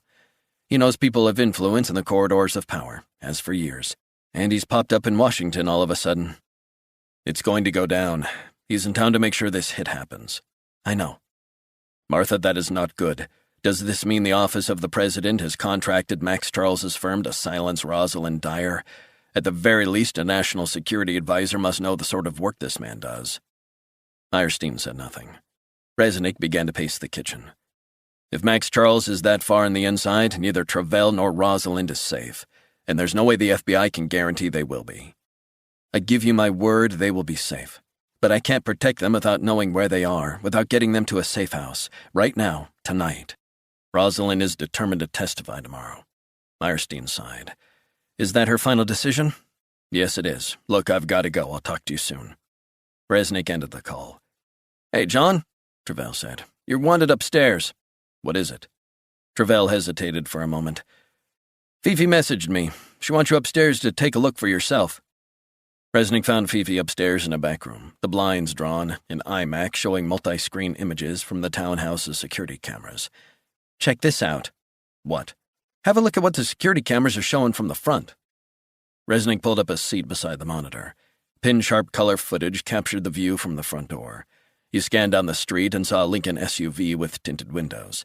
A guy wearing a leather jacket was talking into a cell phone. "How long has he been there?" "I have no idea." Resnick got up and retrieved his binoculars from his backpack. He cracked open the blinds and scanned the scene. "Florida plates." "What does that mean?" Fifi asked. "That's where Travell is from. That's where his friend was killed. This could be the Miami crew, and they're in town." "We don't know that for sure." "You don't want to hang around and find out, trust me. We need to move, fast." "So what do we do?" Resnick took out his cell phone. "I want you to do me a favor," he said. "What?" "Write down the license plate number." "Got it," she said. "Call 911 with this cell phone. Give them the license plate, and report that you saw a guy with a gun. Give the street, describe the car, say it's very suspicious, that kind of thing." Fifi just nodded. "Okay, I'm in." Resnick handed her the cell phone. Fifi dialed 911. She gave the street and the license plate. Black Lincoln. I saw guys with guns. One is still standing outside the Lincoln waving his gun around.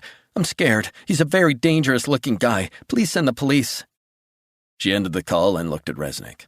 How did I do? Very convincing. Now it's time to move. We need to get the others. Get them out of here, Fifi. Resnick got Dyer and Travell in the kitchen and gave them the lowdown on what was happening. Travell shook his head. Christ! Resnick looked at them both. You guys need to move. What about you? Fifi said. Head out the back on foot. There's no way to get the car out of here. You guys need to stick together, find a cab, get out of Georgetown, and meet up at the Hay Adams Hotel. You need to move, now. Fifi quickly picked up a wig belonging to her mother, makeup and dark glasses, and stuffed the items into a leather carry-all. She led the way down a back hallway off the kitchen and through a sunroom to a garden shaded by live oaks. He watched as they scaled the wall at the rear of the garden and into a neighbor's backyard. Then they disappeared out onto the streets of Georgetown. Resnick went back into the house. He heard the sound of police sirens getting louder. He went up to an attic room, cracked open the blinds, and raised the window. He quickly assembled the rifle he'd taken from the Guatemalan's apartment and trained the telescopic sights on the Lincoln's back window. He saw the lights of the police car a block away. He took aim, looking through the rifle's crosshairs. Then he fired 2 shots into the SUV's rear window. Glass shattered and the car alarm went off. That would draw the cops to the car like bees to honey. Resnick gathered up the shell casings and put them in his backpack. Then he quickly disassembled the rifle and put the parts away. He pulled on the backpack, bounded down the stairs, and headed out into the back garden. He hauled himself over the rear wall and disappeared down a quiet residential street. It was late afternoon when Resnick walked into the lobby of the Hay Adams. He spotted Rosalind Dyer, who was wearing a wig and dark glasses. Pretty neat disguise, he thought. He headed through to the bar. Resnick sat down opposite her and ordered sandwiches for 4, iced tea, and a bottle of wine. Nice get-up, he said. Dyer took off the glasses and forced a smile. I appreciate all you've done for me. It's above and beyond the call of duty. How you feeling? I'm scared. I know. For what it's worth, we're here for you. I've got to be honest. The sooner you give your testimony or in a safe house, the happier I'll be. Dyer averted her gaze. What is it? Family? Yeah, I miss them. I'm sure the feds will have them in a safe place. I hope so, she said. She looked at Resnick, who was scanning the customer surreptitiously. Do you ever relax? Not often. You mind me asking you a question? Shoot. Where are you from? Why do you want to know that? I always wondered about guys like you. We know what they do in far-off places, but you lead real lives, here, back home. Ordinary. I'm just a regular guy. From where? A little place in Maine, Rockland. Dyer smiled. Rockland, Maine, what's it like? Quiet. I've never been there. Is it near Camden? I visited there once. Not far. Rockland is mid-coast Maine, fantastic in the summer. The winter, pretty brutal. But it's home. I can relax there. I know the place, the people. D.C., I can never relax when I'm here. I know what you mean. Got a weird vibe, don't know what it is. Maybe all the politicians, all the policymakers, the aphrodisiac of power seems to warp people's minds. Resnick smiled. Your parents still live in Maine? Resnick shook his head. Both passed. I'm sorry. My mother died when I was very young. My father died quite a few years ago. He was a character, a Vietnam vet. Dyer nodded emphatically. He used to come down here to D.C. I used to come with him when I was a boy. Did you visit the memorial? That's exactly why he would come down here. To remember his friends who died out there. Just kids. Maybe the weird vibes are all those memories. Resnick nodded. Maybe. It all comes flooding back. He sighed. A lot of memories, some not so good. They made small talk for the next 20 minutes. Eventually, Travell and Fifi walked in and joined them at their table in the bar. Fifi smiled. So we're all good? Dyer nodded. Fine, thanks for helping out. Fifi looked around at the political caricatures on the wall. Haven't been here for a while. My parents hang out here occasionally. Pretty buttoned-up place. Travell picked up a sandwich. He began to wolf it down. Man, this is delicious. Who's paying for this? Resnick smiled and leaned closer, voice low. I got this. Now listen to me. Where exactly is our guy? The chairman? Travell asked. Keep it down. Travell looked sheepish. Sorry, he's got a junior suite on the top floor. What's the direct line to the phone in his hotel room? Not his cell phone, the phone in his suite. Travell pulled out his cell phone. He took a few minutes to hack the hotel's systems. I just sent it to you. Already? Travell shrugged, eating the rest of the sandwich. Resnick checked his messages. He headed to the bathroom and made sure the stalls were empty before he called the number. It rang 6 times before it was picked up. Senator Aldrich? Speaking. Sir, apologies for disturbing you. My name is John Resnick, and I'm downstairs with a woman who is due to testify before your committee tomorrow. I beg your pardon? We need to talk, now. That's highly irregular. Sir, she is in fear for her life. Dead silence echoed on the line. Resnick feared the senator would get spooked and call the cops. Sir, are you still there? Who are you? Sir, there's an ongoing situation. I consult for the FBI. I report to Assistant Director Martha Meyerstein. Please verify that with her. I know Martha. Good. Rosalind Dyer's here now, sir. Here at the hotel? How did you find me? Long story. Sir, she would like to speak to you in person. In person? That is not the way things work here in Washington, Mr. Resnick. I know it's not. But the people she's going to testify against, they want to silence her for good. Do you understand what I'm saying? I haven't been informed of that. Trust me, this is a real and present threat. The FBI is aware of it. Mr. Resnick, I know Martha Meyerstein, and I trust her judgment. You say you work for her? Ad hoc basis, sir. Consulting. Please check with her. And how did you get involved in this, Mr. Resnick? I can explain all that, but first Rosalind needs to speak to you. She's speaking to the committee tomorrow. She can say whatever she likes then. That would be the appropriate place, and it will be a closed session. Senator, we believe she will be killed before she testifies, sir. You have to believe me. Are you serious? Deadly serious. 15 minutes later, Senator Aldrich's aide, a young, fresh-faced college kid, escorted Resnick and Dyer upstairs to the chairman's suite. The aide knocked 3 times. Aldrich opened the door to his suite, cell phone pressed to his ear. He ushered them inside. Resnick sat down on a cream sofa as Rosalind sat down on a wine-red leather chair. Aldrich continued his telephone conversation. He spoke for almost 10 minutes about protocol and standards. Eventually, he ended the call and put his phone in his pocket. Sorry about that, he said. Was just making sure that, legally speaking, my meeting with Mrs. Dyer wouldn't break any laws. Resnick nodded. We appreciate you seeing us. Aldrich sat down on the sofa opposite Resnick, next to huge windows overlooking the White House. He looked at Resnick. I was also checking your credentials with Martha. Resnick nodded. Aldrich leaned forward, hands clasped, and turned his gaze to Dyer. The legal advice I was just given indicates that while I can meet with you, Mrs. Dyer, what you say within these 4 walls can't be accepted as evidence to the committee. Rosalind said, I understand. It's the best I can do. But I still want to talk to you, at least get you to listen to what I have to say. Aldrich nodded and opened his palms. No harm in listening, is there? Rosalind took a few moments to compose herself, taking a few deep breaths. She cleared her throat. Take your time. Trust me, I don't bite. Rosalind smiled, tears in her eyes. This is difficult. She cleared her throat again.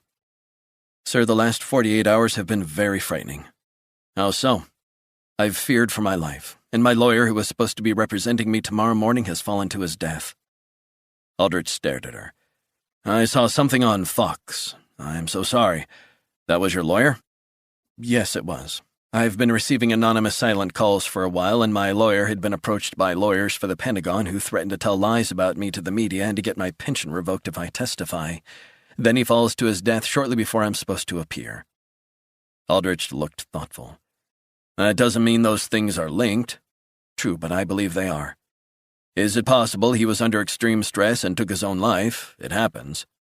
I'm not buying it, not one bit. Besides, there are 7 others, 7 men who died. I want you to know that. The latest one, Andrew Boyd, died only 3 weeks ago, a partner at a D.C. accounting firm, Summersby and Grant. Aldrich looked at Resnick. Excuse me? At the hearing tomorrow, I plan to talk about not only the financial malfeasance, but the deaths of 7 men, accountants, auditors. Aldrich went quiet for a few moments. That's a lot to take in. First, let's start, if I may, with the chain of events that has led the 2 of you here. How did this all begin? And I don't mean Mrs. Dyer's investigation into financial irregularities within the Pentagon. Resnick and Dyer filled Aldrich in on everything, starting with the hacked memo and the murder of Travell's friend Fernandez. They laid out the case for the links between each event. Aldrich listened silently through most of this, his brows occasionally skyrocketing toward his hairline, and when they'd circled back to the lawyer's death, he finally spoke, asking again, "How can you be sure it wasn't just a tragedy, a terrible suicide?" "Trust me," Resnick said. "This was made to look like an accident, just as Rosalind's death would have if that leaked memo hadn't screwed everything up. The head of Geostrategy Solutions is Max Charles. You might have heard of him." "Max Charles? He used to work for the agency, didn't he?" "He did indeed. He now runs a private security company, and in addition to consulting for the Pentagon, he is currently working on behalf of Brad Furskin, the President's National Security Advisor." "You've got to be kidding me, and you believe Charles is behind this?" "I believe he's acting on behalf of elements in the American government who want to neutralize Rosalind Dyer." "I find that a bit far-fetched, John." "I don't." Aldrich said nothing.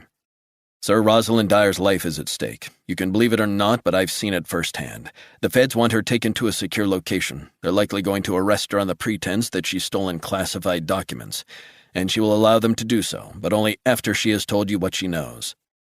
Dyer continued. "Sir, I've taken the opportunity to upload the documents to a secure cloud server." She handed him the password details. "This will decrypt the contents. I've also saved a copy to a server in Switzerland as a backup if anything happens to me. The documents tell you everything. They also contain the names of the 7 men who have died: boating accidents, suicide, car accidents, falls from great heights, etc. All of these men were investigating the irregularities in the Pentagon budget, and they all went to the Inspector General. I'm the only one who took a different path." Aldrich looked at the scrap of paper. "There are 2 boxes of documents that I will have couriered to the committee tomorrow. That's been arranged." Resnick said, "Sir, I understand all too well there are protocols, how you go about things, how you make sure it's legal. I get that. But Rosalind felt compelled to bring this to you. I hope you understand where we're coming from." Aldrich sighed. "I appreciate this, and I fully understand your reticence about speaking in front of my committee tomorrow. It's a lot to take in." Resnick said, "I have another favor to ask." "What kind of favor?" "Is it possible for Rosalind to give her testimony via video conference?" Aldrich shook his head. "That's not a possibility, I'm afraid. It's a closed-door session, and the security is excellent. There's some things we can't change." "Can you guarantee her safety?" Aldrich grimaced. "There are no guarantees in life. You probably know that better than anyone, Mr. Resnick." He looked at Rosalind. "You have submitted a written statement, but oral testimony is required, and there will be questions and answers, an opportunity for the committee members to expand upon the statement, gathering their evidence as they see fit." Dyer nodded. "I understand. I have discretion, of course, but in this case I know the other members of the committee will insist that it be in person, especially in light of what you've told me." Resnick looked at Dyer, who was sitting quietly. "What do you think, Rosalind?" "I will do whatever it takes to let the committee know what's going on." Resnick's heart sank. He'd held out this last hope of changing her mind. Aldrich stood. "Your testimony tomorrow is going to prove very powerful. Thank you for stepping forward and doing this brave thing. Now I suggest we all rest up. The committee will see you at 10 a.m. tomorrow." "I'll be there." 35. Meyerstein stared out her office window on the darkness of downtown Washington, D.C. She felt drained by recent events, and she had a sense of foreboding like she hadn't felt for some time. Once Rosalind Dyer testified tomorrow, she, Travell Williams, and Resnick would all have to face a reckoning for their actions over the past few days. Meyerstein felt mentally exhausted, running on empty. Week after week, month after month of intense work, investigations, and mounting pressure, both within and outside the FBI. What she wouldn't give for a long vacation. It had been 3, maybe 4 years since she had taken time off. She wondered if a couple of weeks down in the Keys would raise her spirits. The hot sun, the peace, and the water lapping onto the sand, the sound of the birds in the trees, reading some books, drifting off on the beach, the gentle breeze blowing in off the Gulf. She longed to be down there now. She closed her eyes for a moment. Her mind flashed to her honeymoon in Europe with her husband, the Greek islands, the smell of wild chamomile and the hint of thyme in the breeze. All her senses were alive. It seemed so long ago. Her desk phone rang, snapping her back to harsh reality. "Ma'am, Abby Silverman at Quantico." "Hey, Abby, how goes it?" "We've been looking into the video recorded at the warehouse in Miami, the masked man who broke in and shot the kid." What have you got? We couldn't figure out what language these guys were using. Really struggled with it, but we got it now. It's interesting. What'd you find out?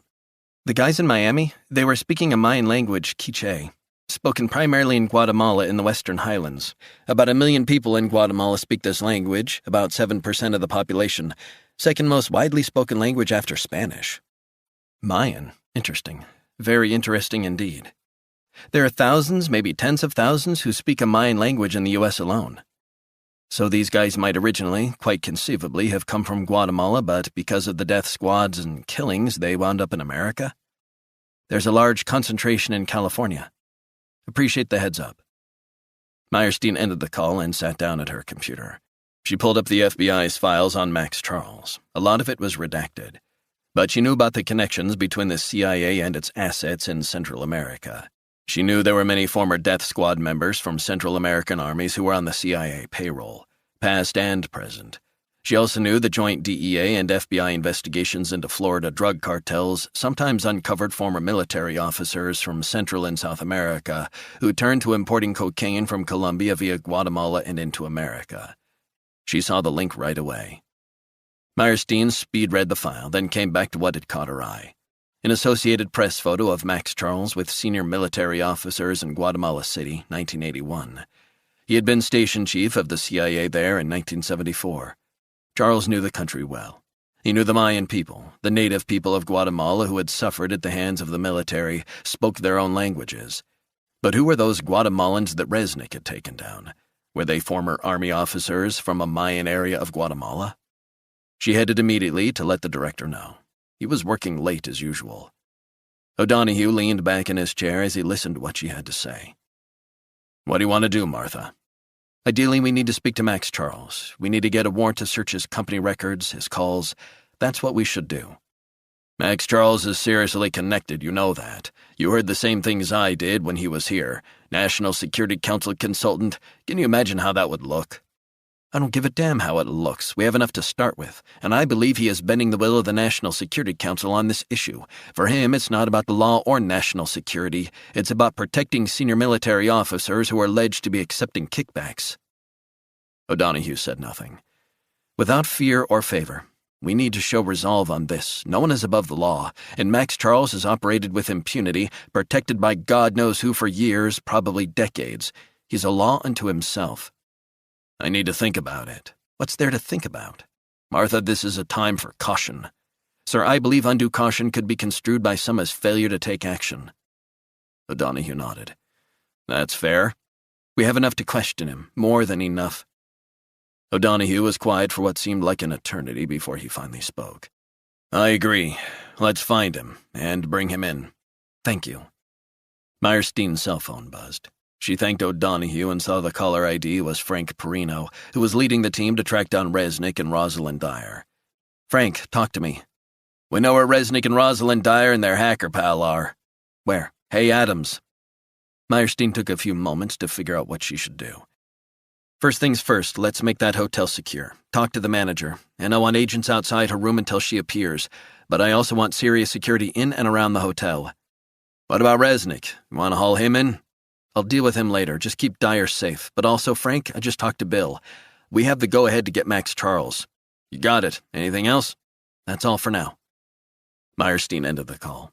She gathered up her things, left the office, and drove back to her house in Bethesda. She was relieved to get home. She hugged her kids and spoke to her mom, getting an update on their day. Almost immediately, her cell phone rang. Are you kidding me? Sorry, she said to her mother. Urgent business. Honey, you need to slow down. You're going to give yourself a heart attack. Tell me about it. Meyerstein headed through to the kitchen where she took the call. Ma'am? Abby Silverman again. Got something else. What? Her tone was harsher than she intended. I just emailed it to you. It's a photo. Meyerstein flicked open her laptop on the kitchen table. She logged on and scrolled through her FBI emails. She opened the one from Silverman and double-clicked on the attachment. A photo of Max Charles shaking the hand of a handsome military officer. Got it, she said, cell phone pressed tight to her ear. So what am I looking at? You're going to love this. The military officer is Colonel Luis Molina, graduating from the School of the Americas in 1981. Meyerstein's mind began to race. She knew that was where the U.S. trained senior officers from militaries across Central and South America. What's the relevance? Malena now lives in Washington, D.C. with his wife and 5 kids. He's originally from Guatemala. He speaks 2 Mayan languages, and he's Max Charles's son-in-law. You think he is the point man for this operation? Guarantee it. 36. It was nearly midnight, and Resnick was nursing a bottle of beer by himself in the Hay Adams bar. He was pleased that Dyer had managed to speak to the senator face to face. But he was wary that she was still insisting on testifying. Resnick knew the threat was far from over. He had suggested to Dyer that she check in at another hotel near the Hart Senate office building, but she had said she was stressed and tired. And besides, she said, the Hay Adams had a nice room available and the FBI had secured the hotel. She had Meyerstein to thank for that, almost certainly. He guessed she'd given up on trying to arrest them, at least for now. Resnick was also pleased to learn that the feds had teams directly outside and in and around the lobby, vetting who went in and came out. He had already been allocated a room, while Tervel and Fifi had gotten a double room between them. The more he thought about it, the more he wondered, even though the feds had beefed up security, if they shouldn't move, even at this late hour. He wondered how Dyer would react.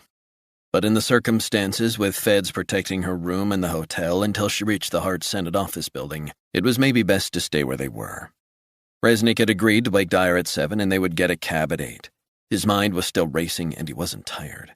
Probably the dexedrine running through his system since he popped 3 pills earlier in the bathroom. He didn't want to let his guard down now. He wondered when he was going to cut the habit. He was doing amphetamines every day. He was wired every day. He knew it wasn't great for his health, but he still took them. He thought about that. Meyerstein had raised the issue with him before. She thought it was affecting him psychologically, affecting his decision-making, making him less cautious. He realized better than anyone that amphetamines were a surefire way to self-destruct. Popping pills that kept you alert might be fine for a few days, maybe. But each and every day, feeling wired, on edge, was taking its toll on him. He couldn't relax, couldn't switch off. His mind was running fast, his heart rate was pounding. Palpitations. He had tried to ignore the rapid-fire beats in his chest, but it was always there. A woman's voice behind him said, "Hey, John." Resnick turned and saw Meyerstein. "I've been waiting for you." "You have?" Resnick shrugged. "Well, I thought you would have found us before now. A lot of cameras around the Hay Adams, and the call from Senator Aldrich pretty much confirmed where you and Rosalind were. Appreciate the protection you've put in place. I know you could have hauled us all out of here, so thank you for that." Meyerstein sat down and Resnick ordered a couple of glasses of red wine from a passing server. "A few things. First, Dyer would have been better off with us when this all started. I'm not disagreeing with that. You guys would have gotten her to a genuinely secure location. I get that. Second, just so you know, when she has finished her testimony tomorrow, we're taking her in. There's an arrest warrant that needs to be executed, and I don't care what you say. Are we clear?" "I think she's fine with that. Are we clear?" "Crystal." Meyerstein nodded and looked at him. "Are you okay? You look awful." "Haven't had much sleep in the last 48 hours, but I'll live." Meyerstein pulled her chair close and leaned in. "Your eyes are like pinpricks. You need to ditch the dexedrine. It'll kill you." He grinned. "Does it help if I tell you I've been hearing your voice in my head telling me that?" She smiled. "I'm glad to know at least some of my advice sticks with you. Anyway, after your meeting, Senator Aldrich mentioned you'd made allegations about the death of 7 accountants and auditors who have investigated the Pentagon's books. He was curious if any of their deaths had made the FBI's radar. They hadn't, but we've started our own investigation into them." "Excellent. Can I ask, John? It's just that I'm curious. Why did Dyer want to speak to Aldrich before the hearing tomorrow? What was that all about?" "That was my idea." Resnick shook his head, then gestured around the hotel. "No matter how much security you throw at her, no matter how many precautions we take, I think something is going to happen to her. There's too much at stake.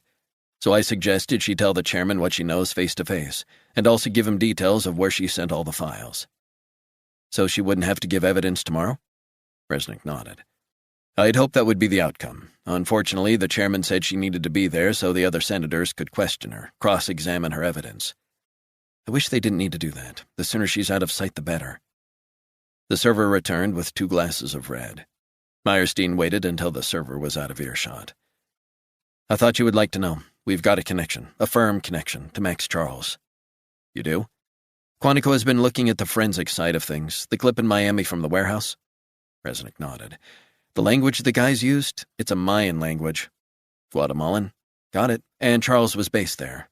But one final thing. His son-in-law was a colonel in the Guatemalan army back in the early 1980s. Luis Molina. He was involved in a massacre at a village called Dos Eres. 200 men, women, and children butchered. Now he's a naturalized American, living here in D.C. Resnick ran some scenarios through his head. Interesting, but it doesn't prove anything. True, but it's building a compelling picture. We think he's the guy pulling strings, hiring his old buddies from the Guatemalan death squads who are hiding out in America. The FBI has secured a warrant, and we're looking through his house, his business interests. We're speaking with immigration, too, and we're in the process of finding Charles so we can serve a warrant. You got him in custody? Not yet, but we will. What are your analysts saying about this Guatemalan colonel? We believe that he was, from what I've read, involved in an elite unit known as the Caibiles. Human rights groups have documented abuses that the colonel's men committed. So why was he never sent back to Guatemala to face charges? Redacted letter sent by Max Charles and 2 members of the Joint Chiefs of Staff saying this wouldn't be in American national interests. Resnick rubbed a hand over his face, then sipped some wine.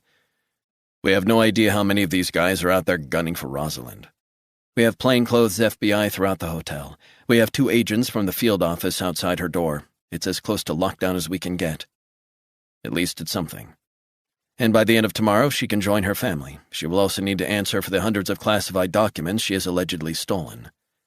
She's not disputing that, but you have to look at it from her point of view. She couldn't have evidence of corruption without official documentation. I'm interested in the law. She's broken the law, and she needs to answer for that. Resnick took a few moments to study Meyerstein's features up close. Even at that late hour, her eyes were sparkling, her posture in the leather seat upright, and the navy suit she wore impeccable. Her nails were freshly painted. A woman who always looked her best, no matter the time or occasion. He saw the faintest lines around her eyes, which she had tried to conceal with makeup. He felt calm in her presence. He always did. He wondered why he had never broached the subject of a serious date. Just them. He knew her divorce had come through. It seemed crazy, but in all these years, despite their lives being interwoven through their work, they had both always kept their distance. It was as if he feared she would politely decline. Was that it? But he sensed that she cared about him, too. A lot. Initially, he felt uncomfortable with that, but he had begun to realize, helped by his daughter's finely tuned intuition, that it was okay to let another woman into his life. That was the problem. He hadn't let anyone, let alone another woman, into his life since his wife died all those years ago. Are you okay, John? She asked. Me? I'm fine, thanks. Why do you ask? You seem miles away. Resnick smiled. A lot on my mind. I can imagine. Resnick leaned closer. Listen, I'm not very good at this sort of thing, but I just wanted to say, I've got a lot to thank you for, Martha. I really do. Meyerstein blushed. Give me a break. What are you talking about? I mean, you instinctively know how to walk that thin line. You put your neck on the line for me. I love that about you. I don't trust many people, but I trust you. With my life. I guess what I'm trying to say is that despite the circumstances, I'm glad you're here tonight. You didn't have to be. Meyerstein tucked her hair behind her right ear. She gazed at him long and hard. No, I didn't have to be, but I wanted to be. She shifted in her seat and cleared her throat. And here I am. Resnick took a gulp of the red wine, savoring the taste. This hotel your idea? Resnick nodded. Very expensive tastes you have, John. What can I say? I don't get out too often. Meyerstein laughed. Yeah, right. So, are you picking up the tab for this tonight? Resnick nodded. Including Rosalind, Travell, and the girl? I'm a bit of a soft touch, if you must know. Meyerstein rolled her eyes. Next time, my treat. What do you say? You asking me on a date? Maybe. Resnick clinked his glass to hers. Then you've got a deal. 37. Rosalind Dyer was floating on a dark sea, staring at the inky black sky. She looked at the billions of stars twinkling like pinpricks of light. She began to drift downstream, taken by the water, ripples washing over her. A voice was talking softly. She opened her eyes. The luminous red dial on the radio alarm clock showed it was 4:30 a.m. The radio is tuned to a talk program discussing gang violence in D.C. Dyer pushed back the covers and walked to the bathroom. She looked at her face in the mirror. Ashen, no makeup, eyes bloodshot. She looked awful, but she was ready. She had gotten 4 hours of sleep. That was enough. "You can do this, Rosalind," she said to her reflection in the mirror. "You will do this. Be strong." She turned on the shower and stepped into the glass cubicle. The hot water was reviving her, the hotel shower gel refreshing her, cleansing her. She felt sharper. Dyer tilted her head back, enjoying the sensation of the water splashing onto her face. She leaned forward, hands pressed against the tiles, luxuriating in the powerful jets of water on her body. She thought of her father, the commitment he had made to the country over the years. She thought of her brother, a man who served his country with distinction. And she thought of her husband. The thread that ran through them and her was love of country. She had felt torn and more than slightly scared. But her mind was settled. She was doing the right thing. The talk the previous afternoon with the chairman, face to face, had helped her realize her fears, but also unburden herself before today's events. She wanted to tell the committee about the 7 men. She had to. Dyer stepped out of the shower, dried herself, and put on a new set of clothes the feds had brought over from her house. She dried her hair and applied her makeup. She was ready. She called room service and ordered breakfast. "It'll be about 20 minutes, ma'am," a female voice said on the other end of the line. "Thanks." Dyer opened the blinds. In the distance, the White House was illuminated in all its alabaster glory. She thought of what lay ahead for her today. She was going to hold some of the most senior military men and indeed the United States government to account. It was her duty. As an American, as a patriot, she wouldn't let herself down. She sat down in an easy chair and turned on Fox News, sound low. Her picture was up on the screen as a reporter spoke about her upcoming secret testimony. Dyer's heart skipped a beat. It was surreal. She began to feel butterflies in her stomach. The full magnitude of what she was about to do hadn't yet hit her. The reporter stood among a crowd of other journalists outside the Hart Senate office building. She thought again of what Resnick had told her about the apartment and the 2 men with a sniper rifle within range of the building. It had unnerved her, although she tried not to show it in front of Resnick. All of a sudden, she felt panicked. Her heart was racing. Her mind was going in a million different directions. How would she perform in front of the committee? Would she screw up? Would she inadvertently incriminate herself? Dyer closed her eyes and began some meditation exercises. Deep breathing, imagining a positive experience. She visualized a beautiful meadow and a lake, ice-cold water. A few minutes later, she felt a sense of calm return. She had this. She knew her subject, inside out. The faces of the men flashed through her mind. Honest men, Americans who had all died unexpectedly in different circumstances, but all linked to the same huge investigation into the corruption, the complicit generals, and the trail of money in foreign bank accounts. It was sickening. She'd gone over the files and report with a fine-tooth comb. Frank had grilled her in practice sessions. She would feel his loss this morning without him at her side. His associate would be sitting in, but the fresh-faced young lawyer would not have the same intimate knowledge of her report. She hadn't even gotten around to trying to contact Frank's widow. She vowed that it would be the first call she made after her testimony. Dyer stared blankly at the TV as her thoughts turned to her own family. She picked up the remote control and turned down the volume. Her husband had wanted to sit by her side that day, but she didn't want him embroiled in her fight. She wanted him to look after their family, to remind her of what she had to go home to. She checked her watch. A few minutes until her breakfast would arrive. She wondered what her husband was doing. She knew he was an early riser. She missed his voice, his slow Carolina drawl. It always reassured her, calmed her. Dyer reached over to her bed and picked up her cell phone. She wanted to hear his voice again. "Honey, thank God. I've been worried sick." Dyer felt her throat tighten. "I hope I didn't wake you." "I've been awake all night. Did you sleep?" "Yeah. I managed 4 hours, so I'm good."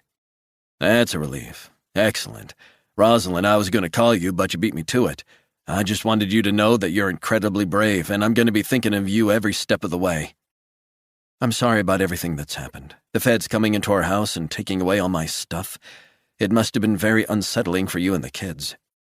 Rosalind, relax. The feds couldn't have been nicer. Very apologetic. But they're doing what they have to do, I guess. And they've moved us. But we're somewhere safe. Dyer closed her eyes, tears welling. I miss you, honey. And the kids. Tell them I miss them and I'll see them later today. Once it's all over, then we can all catch up. Everything's gonna be fine, you'll see. You all set with your testimony? I got this, honey. Trust me. You're gonna be great. You're gonna knock 'em dead. You know all that stuff. I hope so. I know so. I'm the one who's had to listen to it for the better part of a year. Rosalind smiled. Her husband was a good man. He was a great husband and a fantastic father. She was lucky.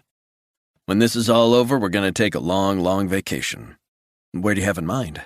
Italy? You always wanted to go to Italy, right? So how about the Eternal City, Rome, Lake Como? I'd love that. Just me and you, and my mother can look after the kids. I want to go to Capri. 2 weeks in Rome, followed by 2 weeks in Capri. You got a deal. Her husband was quiet for a few moments. Anyway, I just want you to know that the kids and I wish you the very best for today. I'm thinking of you. I love you. Take care. Dyer ended the call as tears threatened to fall. She turned up the volume on the TV. The news was now discussing the death of her lawyer again. She felt the wounds begin to open, the bad memories flashing through her head. She wondered if Frank's widow blamed her. The more she thought about it, the more she realized how obsessed she had been with her investigation. She had pushed aside concerns for her own family and for her lawyer as her investigation had proceeded. And despite the silent calls and the low-level intimidation, she'd pressed on. What was the end result? Her lawyer was dead and her husband and kids were in an FBI safe house, unable to return to normal life for months, perhaps even years. Had it really been worth it? Dyer got up and walked to the bathroom, switched on the light illuminating the mirror. Despite the makeup, she could still see the dark shadows under her eyes. Her skin was bone white. She looked drained, exhausted. She had been killing herself with 14-hour days, 7 days a week. But she needed to get it together today. She needed to be sharp. Be sharp. Dyer reapplied her makeup and she looked a bit better. 3 sharp knocks sounded on the door. Dyer walked over to the door and pressed her eye against the peephole. The Fed guarding her door was standing next to a smiling Latina room service lady and a trolley of food. 38. It wasn't even dawn and Resnick was standing in the lobby, wearing a black polo shirt, jeans, and black sneakers. He wore an FBI earpiece and was shooting the breeze with a couple of young Feds in Navy suits. So when's the shift change for you guys? The taller of the two stifled a yawn. I was on a split shift yesterday, 3 hours of sleep yesterday afternoon, and I'm hoping I'm out of here by 7. Resnick checked his watch. 2 hours. You gotta love this job. Resnick's earpiece buzzed, and he stepped away from the Feds to get a bit more privacy. Hi, John, it's Martha. You're up early. Where are you? Still in my office. All night? Do you ever sleep? Not as much as I want. Why the early start? A lot of stuff happening overnight. We're interviewing the son-in-law of Max Charles. Very slippery character. You guys using the immigration card as leverage? Got it. We told him we want to know everything, and in return, we could come to an arrangement. Time in white-collar prison in the U.S. in exchange for telling us the full story. How did he react? Not well, but his lawyer's confident we can turn him around. Just a matter of time. Resnick was impressed. It seems to be coming together now. It's about time. What about Max Charles? A bit more elusive. We believe he's still in D.C. We're already in his office in Manhattan, a couple of his team arrested. The net is closing in on him. It's not over, Martha. The operation would be heavily compartmentalized, need-to-know basis, different cells with different jobs, 1 handler, who knows, maybe 2 just in case. Martha sighed. We're bringing Dyer in the moment this is over. I've got 20 people inside the Hart Senate office building. What about outside? Blocking off access roads, she'll be protected from the moment she steps out of her room. Resnick said. Speaking of which, I'm going to head upstairs to make sure she's up and ready. You got the route we want you to take through the hotel? I've also got 2 alternate routes just in case. John, I'm glad you're going to be with her. Keep in touch, and we'll be watching. 39. Once the Fed outside Dyer's door had electronically scanned the ID badge on the lanyard around the room service attendant's neck and confirmed her identity matched the hotel's employee database, a female Fed frisked the woman for weapons. The Fed knocked again. No problem, Rosalind. Dyer opened the door and the woman wheeled in the trolley. On it was a tray with a mug of black coffee, different packets of sugar, toast, and marmalade. Morning, ma'am, you ordered breakfast? Yes, thank you, I'm starving. The Fed shut the door. Dyer handed the woman a $10 tip. Muchas gracias, señorita. The woman gave a slightly subservient nod. Thank you, señora. Dyer sprinkled the sugar into the mug of coffee. She stirred it and picked up the cup. She took a sip as the woman placed the tray on the writing desk. This okay, señora? Perfect. Do you want me to tidy or clean your room just now, señora? Dyer smiled. No, thank you. She sat down at the writing desk and spread some marmalade on her toast. She took a bite. It tasted delicious. Then another bite. She didn't realize how ravenous she was. The taste of tangerine was sweet on her tongue. She picked up the remote and turned up the sound on Fox News. It was reporting on the Dow Jones. Anything else I can get you, señora? Dyer tried to turn around to answer, but realized she couldn't. She felt a wave of exhaustion sweep over her. Her eyes felt heavy. She felt paralyzed. Excuse me, señora, what was that? Dyer tried again to turn her head, but couldn't. The room seemed to tilt on its side. She looked at the reflection on the TV. She felt incapacitated but strangely awake. Out of the corner of her eye, she saw the room service attendant. Dyer tried to speak. The woman was smiling, standing over her, putting on forensic gloves, syringe in hand. 40. Resnick was waiting to take the elevator to the 7th floor. He pressed the button repeatedly on the ground floor, still waiting 2 minutes later. Eventually, the door opened and he got in. He rode the elevator up. A short while later, the doors opened and he headed down the carpeted corridor to the suite at the end. 2 Feds, a man and woman, were sitting on wooden chairs on either side of a small table with 2 styrofoam cups of coffee. Morning, agents. Nice and quiet overnight, I'm assuming. All good. Breakfast was just delivered a few minutes ago. Resnick felt as if his guts had been ripped out. What? Room service? Yeah, she ordered breakfast. Resnick thought he was going to throw up. Guys, are you kidding me? The door doesn't open to anyone. That's the rules. They looked at each other and the male agent shrugged. No one told us. What are you talking about? That's bullshit. We came on it too. We were told she doesn't leave the room. Only photo ID staff on this floor, and the client opened the door this morning. Nothing out of place. And the room service attendant? She's just left the room. We checked her credentials. They were fine, and we searched her. Resnick had a bad feeling. He knocked sharply on the door. Rosalind, it's John. Open up. No answer. Resnick knocked hard 3 more times, feeling anxiety rising within him. Rosalind, it's John Resnick. Open up. He tried the door, but it was locked. He turned to the Feds. You got a card to get into the room? No. Out of the goddamn way. The Feds got up and took a couple of steps back. What the hell are you going to do? I think you're overreacting. Resnick had seen enough. He took 2 steps back before kicking the door hard. It burst open and John ran in. The TV was on. Rosalind was sitting slumped at the writing desk, head hung low, fully dressed. A tray of food and a cup of coffee were on the writing desk. He grabbed her wrist and checked her pulse. No, come on. Nothing. But her skin was warm. He turned around. Call 911, get paramedics. She's not breathing, and seal off the hotel now. Get the manager, and get that fucking room service woman. The Feds got on their cell phones, frantic, calling for emergency help. Target down, one shouted. Not breathing, 7th floor. Resnick lifted Dyer up and placed her on the floor. He frantically began to do chest compressions, but he knew it was too late. Wake up, Rosalind, he said, pressing harder and harder down onto her chest. Come on, Rosalind. It seemed like an eternity before the duty manager, 3 Feds, Travell, and security burst into the room. A female security guard kneeled down and signaled for Resnick to stand aside as she continued CPR. Travell was holding Rosalind's hand, tears streaming down his face. She's not responding, Resnick said. I've tried that. The female security guard kept at the CPR. Come on, honey, she said. "You can do it." Travell turned and looked at Resnick. "What the hell happened, John?" "Someone got to her. Room service woman." Travell sobbed, still holding Rosalind's hand. "She can't die," he said. "Not now, not today." The feds were on their radios, cheeks flushed. Resnick pulled the manager aside. "I work for Martha Meyerstein, FBI Assistant Director. Where is the room service attendant?" The manager got on his cell phone and spoke with an assistant duty manager. "Find her, now!" He ended the call. "Apparently she went outside for a cigarette, but she's gone."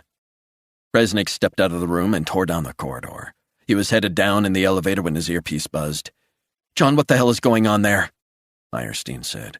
"Rosalind is dead. Repeat, she is dead. Room service woman delivered breakfast. Find her." Resnick ran into the hotel lobby and signaled for one of the feds to join him. He pointed at the gun by the door. "A woman in a hotel room service uniform. We need to find her." The earpiece buzzed again. "John," Meyerstein said, "3 minutes ago the room service attendant was picked up in a silver Mercedes SUV down at the rear of the hotel. They're already on the move. They're headed west on the E Street Expressway." She gave him the license plate number. Resnick ran out of the hotel with one of the feds in tow. An FBI Lincoln screeched to a halt outside. He slid into the front passenger seat, the young special agent in the back. "E Street Expressway going west. Now! What the fuck are you waiting for?" The driver nodded and they sped off. Resnick pulled out his Beretta and ran his thumb along the grip. "Motherfucker." The driver glanced anxiously at him and accelerated hard, racing through pre-dawn traffic, jumping red lights. The earpiece buzzed. "John, we've tagged her, so we'll have a continuous fix on her and the vehicle." "That's a start. Where exactly is the vehicle?" "They're on I-66 westbound and approaching the Teddy Roosevelt Bridge." The driver glanced in her rearview mirror. "Shit," Resnick said. "What is it?" "Right behind us. We got a tail. I don't like it." Resnick turned and looked through the back window. A Humvee was closing in. He could make out a couple of silhouetted figures inside. "How long have they been there?" "I'm not sure." "Guess." "Shortly after we left the Hay Adams. I'm sure I saw them a few moments after picking you guys up." Resnick snapped. "So what are you waiting for? Hit the gas." 41. 40 miles from D.C., the Gulfstream was waiting outside the terminal at Manassas Regional Airport in Virginia. Max Charles was wearing shades as he walked through the terminal with Malcolm Black. He wore a single-breasted gray Zegna suit, a white shirt, a black tie, and shiny black shoes. His longtime confidant preferred jeans, sneakers, and a black hooded sweater. They stepped out of the terminal and took the short walk to the steps of the plane, whose engines were already running. Charles went first, Black close behind. He took his usual seat at the table in the middle left of the plane. A satellite phone and laptop were on the table waiting for him. He took a few deep breaths and sighed.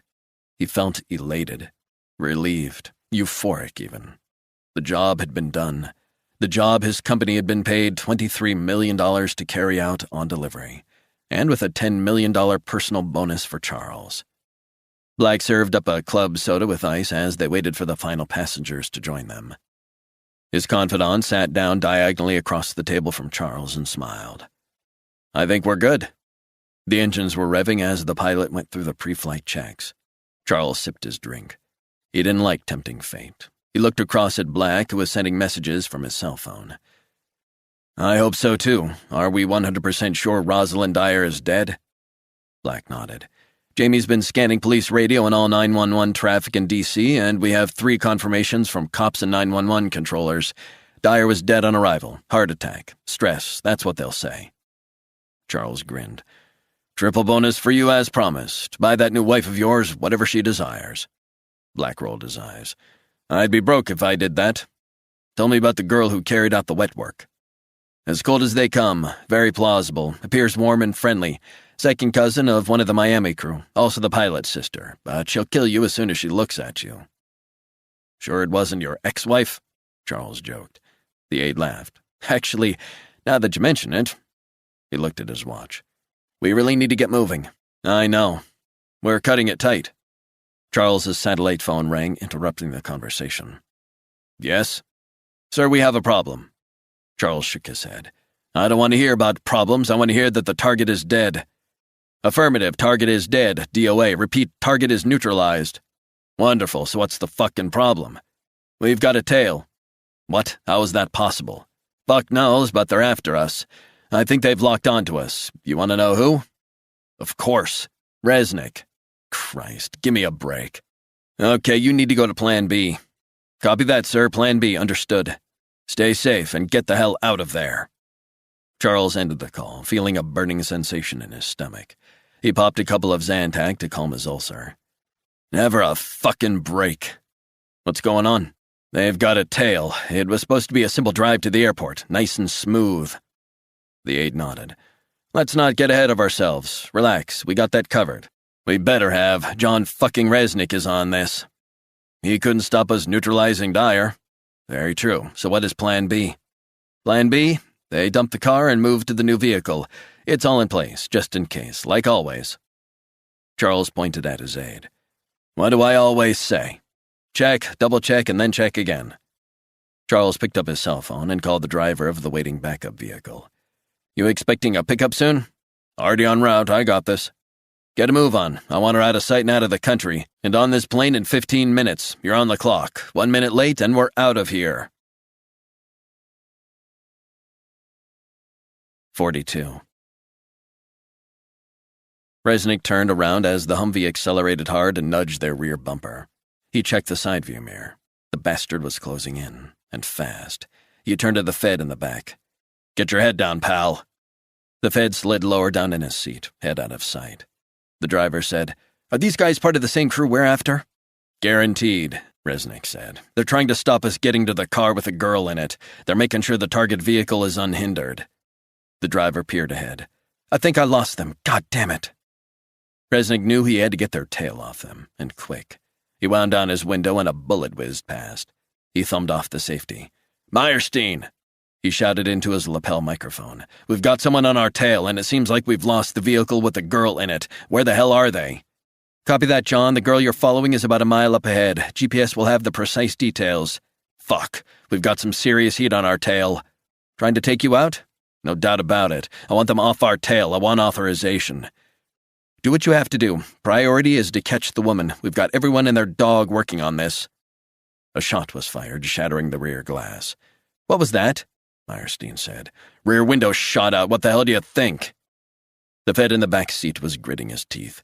God damn, he said, shaking glass out of his hair. Take them out, John, Meyerstein ordered. Resnick unbuckled his seatbelt and turned around. He aimed through the shattered rear-view window, through shards of glass to the driver following them. He could make out a figure behind the wheel. He fired 2 shots.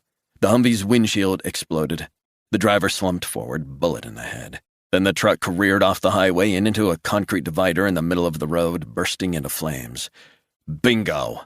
The driver glanced in the rearview mirror. God almighty! Resnick flicked on the safety. His earpiece buzzed. What the hell, John? The tail is gone. So I see. You're about half a mile behind the target car. A parking garage up ahead. Copy that. The driver beside him nodded. Yeah, on it. Stay safe, John. Resnick turned and looked again at the Fed in the back seat. The special agent was brushing fragments of glass off the shoulders of his jacket. You okay? The Fed just nodded. Meyerstein's voice was in his earpiece again. Find that car, John, and find that woman. 43.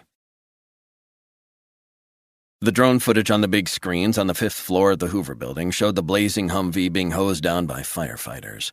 Meyerstein turned and looked at the analyst and agent who were watching the footage with her. Where is that woman? Number 1 priority. She was in the silver Mercedes. Where in God's name is the Merc? A young female analyst looked up from her computer. Ma'am, I think we got it. Footage from the North Highland parking garage, level 4, up on the screen. 4 miles after they crossed the Potomac. They headed off the freeway. I've slowed it down. It's them. Meyerstein turned and stared. The silver Mercedes pulled up. The young Hispanic woman, who only minutes earlier had snuck out of the hotel after poisoning Rosalind Dyer, got out of the car. The image was freeze-framed. She wore dark glasses and a red Washington Nationals ball cap pulled low. This her? 100% matches the woman from the hotel. Who is she? We're working on it, ma'am. A fake ID and passport were given to the employment agency who supplied her to the hotel. Meyerstein watched as the footage rolled on. The young woman climbed into the back seat of a black Subaru SUV. Meyerstein called out the license plate. Everyone, I want this license plate out to all our people. We need this car. Pull it up. She is now in a black Subaru SUV, Maryland plates. She's out there." A middle-aged special agent shouted, "We got a fix, a good fix, we're on it." Meyerstein looked over toward her computer specialist. "Where?" "I-66 westbound. I repeat, I-66 westbound, 1 mile west of Arlington." Meyerstein passed the news on to Resnick. "You hear that, John? Black Subaru SUV. How far away are we?" "It was a super quick change into the new vehicle. They're moving, a mile ahead of you." "What's their next move?" Resnick pondered. "They've left the city. I'd guess the escape route is already in place. We need to apprehend and take them down, ideally without loss of life. These guys are not going to just meekly surrender, trust me." "Do what you have to do, John." Meyerstein stared ahead at drone footage of the two cars, a mile apart, weaving in and out of traffic, emergency vehicle lights blazing. She kept imagining Rosalind Dyer's prostrate, lifeless body in the hotel room, and she knew Resnick must be feeling even worse than she was. A sense of foreboding washed over her as the FBI vehicle accelerated faster. 44. 15 minutes later, Resnick's earpiece buzzed. "John, they've gotten off the highway at Centerville on Route 28 headed south." Resnick checked the GPS as they headed onto Route 28. "Got it. We're about, a minute from them? If that, you're closing in." They whizzed through Centerville and sped out of the town. "Where are they headed, Martha? Gimme something." "Compton's Corner." "Then what?" A beat. "Hang on, John, I've got 2 analysts trying to get through." A few moments later. "After Compton's Corner, we have Manassas." Resnick's mind began to race. "The name rings a bell. Why is that?" "It's rural Virginia." "I got it now," he said. "Airport. There's a tiny little airport." "What?" The realization crashed through Resnick's head like a rock. "Martha, listen to me. I remember the place." "What? This is a bad line. Say again." "I remember the place. The airport is occasionally used for clandestine operations by the agency. I know. I've flown out of there several times." "Copy that, John. Bear with me. We're working on this angle. Hold on." Executive jets and all that base there, but the agency has been known to use that particular airfield, and Max Charles is former CIA, isn't he? "Copy that, John. Stand by. Did you hear what John said, people?" Resnick checked the GPS, which showed them closing in on the target vehicle. Suddenly up ahead, they saw the black Subaru. They sped on past the fields. "Got a visual, Martha. I repeat, we've got a visual. I repeat, we have eyes on the black Subaru." The car hit 110 as they sped south of Manassas and swerved to avoid a slow-moving truck. "Copy that, John." Up ahead, Resnick saw a sign for the airport and checked the GPS. "We seem to have lost them. No visual." "Damn!" Martha shouted. "What is it?" "They just smashed into a SWAT truck and it took out 2 of our guys." Resnick felt his nerve ends twitching. He stared ahead. A few moments later, they drove past the burning SWAT truck. "God damn!" Suddenly, they turned a corner. The black Subaru was in the distance. It had stopped. 3 guys running from the Subaru after the accident. "Got a visual on those fuckers." The driver shouted. 2 o'clock, John. We have 3 runners. I repeat, we have 3 runners, all males. 2 agents down. Repeat, 2 agents down. Confirm. Resnick sat in the front seat, ready to explode. He could only watch as they closed in on the 3 runners. Then in the distance, he saw them scaling the fence adjacent to the Global Jet compound. The driver said, "Southeast of the terminal. We are now southeast." Resnick could see it wasn't 3 males. Got it. It was 2 males and a female. He pointed to the chain-link fence. "Smash through the fence. I see the girl." The vehicle went onto the grass, plowed through the fence, and accelerated toward the trio of runners. Resnick felt the adrenaline coursing through his veins. He felt his mind switching, focusing on the targets. He wound down his window. The car was headed straight for the runners. Suddenly, the 2 guys turned around with handguns aimed at their swerving vehicle. Resnick fired 2 ear-splitting gunshots through the passenger side window. He hit the chest of the bulkier of the 2. The guy collapsed, blood spilling onto the blacktop, but the second dropped to the ground and got a shot off. The driver's side window shattered and the FBI agent slumped forward onto the steering wheel. The vehicle went into a skid. "Christ!" Resnick shouted. "Driver hit! Repeat, our driver is hit!" The vet in the backseat leaned forward and pulled on the handbrake, screeching the vehicle to a halt. Resnick jumped out of the car and aimed at the second guy running away. He fired 2 headshots. The guy fell to the ground, brains spilling out onto the asphalt. Resnick fixed his gaze on the girl in the distance. He ran hard after her. He could hear the Fed from the back seat panting close behind. The girl was sprinting past a huge gas tank, toward an executive jet idling near the far terminal, occasionally glancing backward. Resnick sprinted after her. "Freeze!" The girl didn't stop. She was frantic as she ran, glancing behind her once more. Resnick stopped, took aim, and fired off 2 shots. Both hit her back. The girl collapsed on the ground, a gun falling from her hand. Resnick ran toward her. The girl was writhing in pain and reaching for the gun. Resnick didn't hesitate. He simply drilled a single shot to the side of her head. He stared down at her, feeling nothing. The girl who had poisoned and killed Dyer was dead. His earpiece crackled into life as the executive jet's engines revved into life. "John, it's over," Meyerstein said. "Stand down, do you hear?" Resnick's eyes were focused on the plane. "Who is on board? We need to know." Silence. "Registration says the aircraft belongs to Max Charles's company. Passenger manifest says he's on the plane." Resnick was about to take off running when Meyerstein added, "But the decision has been made. You must abort. I repeat, abort. Mission is finished." Resnick couldn't believe what he was hearing. "No. John, that's an order. We can pick up Charles wherever he lands." "And what if he lands outside U.S. jurisdiction? Then what? John, you need to stand down." Resnick said nothing. The roar of the engines in the distance was the only thing he could hear. 45. Charles picked up the binoculars and stared out the Gulfstream's window. "Are you fucking kidding me? Christ, they're lying on the ground near the perimeter. All 3 of them are dead." Black stared through the glass and flushed a deep red. "We need to get out of here." Charles unbuckled himself. "Where are you going?" Black asked. "We need to get this show on the road." He slid out of his seat and walked up to the locked flight deck door. He pressed his thumb against the biometric scanner. The Guatemalan pilot, a naturalized American, turned around as the door opened. "We need to move," Charles said. "The mission has been compromised." "Where's my sister? We're not leaving without her." "She didn't make it," Charles said. "I'm sorry." The pilot stared at him. "What are you talking about?" "They were running for the plane when the FBI breached the perimeter fence. All 3 of them are dead." "I'm not leaving without her, no way." "She's dead." Charles handed him the binoculars. "Take a look for yourself." The pilot was shaking as he scanned the perimeter fence. He lowered the binoculars, tears filling his eyes. "My sister, I have to go get her." He started to unbuckle his safety belt. "Listen to me, there's no time. You need to get us out of here right now."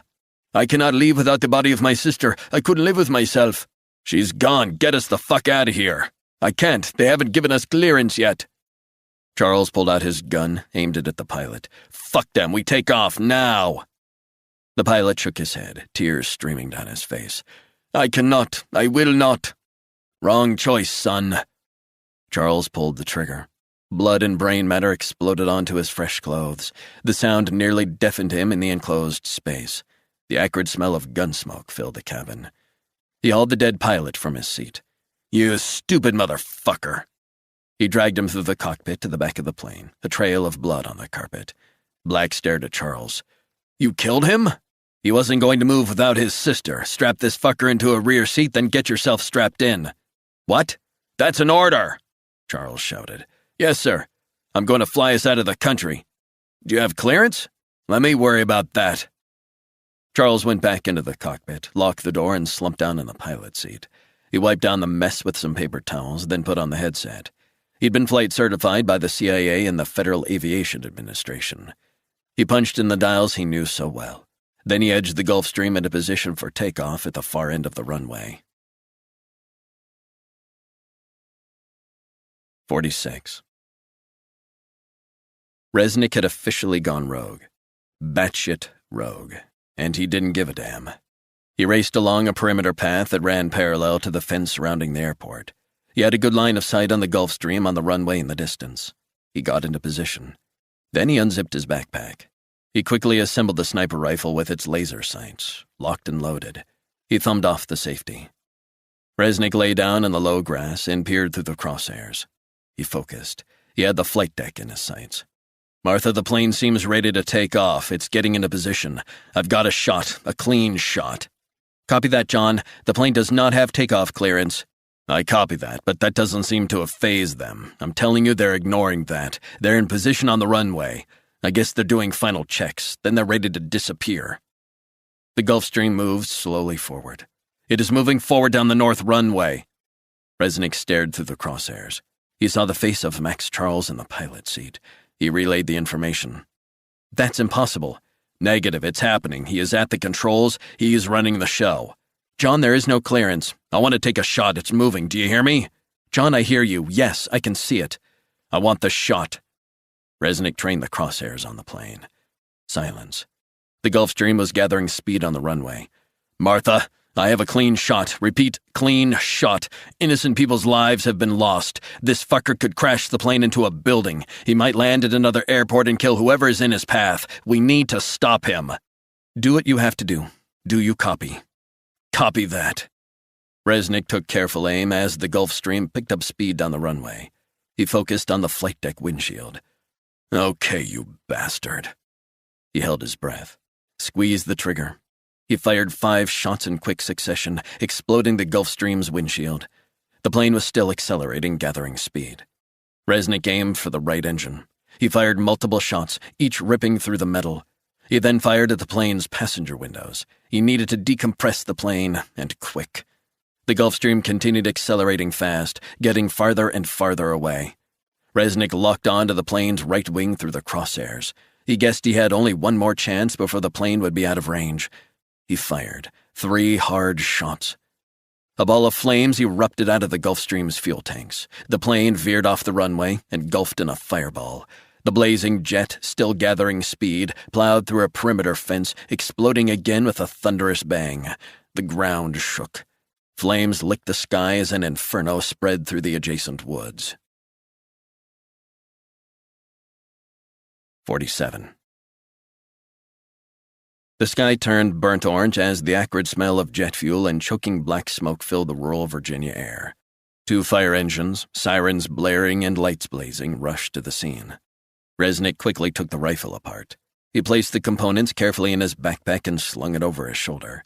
He got up, turned, and walked back down the perimeter path. He spotted a group of cops swarming through the fence, guns trained on him. A burly Fed stepped out of an SUV, badge raised, to intercept them. He pointed to Resnick. He's with us. He's one of us. Stand down. Slowly, the cops lowered their weapons as Resnick approached. The Fed put an arm around Resnick. You okay, John? Resnick nodded as he brushed past the cops. He walked past the bodies of the woman and the 2 men he had gunned down. What the hell happened? The Fed asked. Long story, my friend. Glad you're okay, man. Resnick looked around. Black smoke was still rising. 48. Just over an hour later, Resnick was being debriefed by an ashen-faced Meyerstein in her office on the 7th floor of the Hoover Building. What in God's name, John? Resnick was slumped in a seat, head bowed. He didn't want to talk. His thoughts were only for Rosalind Dyer, also for her grieving family in protective FBI custody. I asked what happened. The threat was neutralized, contained within the airport. Meyerstein was quiet as she got up from her seat and stared out the window. Do you understand what you did? I gave permission for you to take him out, not blow everything to hell. It had to be done. This will be difficult to contain. The story, I mean. Resnick said nothing. He understood why Meyerstein saw the airport incident and deaths only as a disaster. He didn't blame her. It was a mess, but he couldn't help wondering if it was a mess that could have been avoided. He should have just told the feds where Dyer was and gotten her to safety. But it was pointless to beat himself up over what might have been. He knew that. The reality was Dyer was dead and the fallout at the airport would rumble on. There was nothing he could do to change that now. It was a damn mess. The press are going to have a field day over this. Don't they always?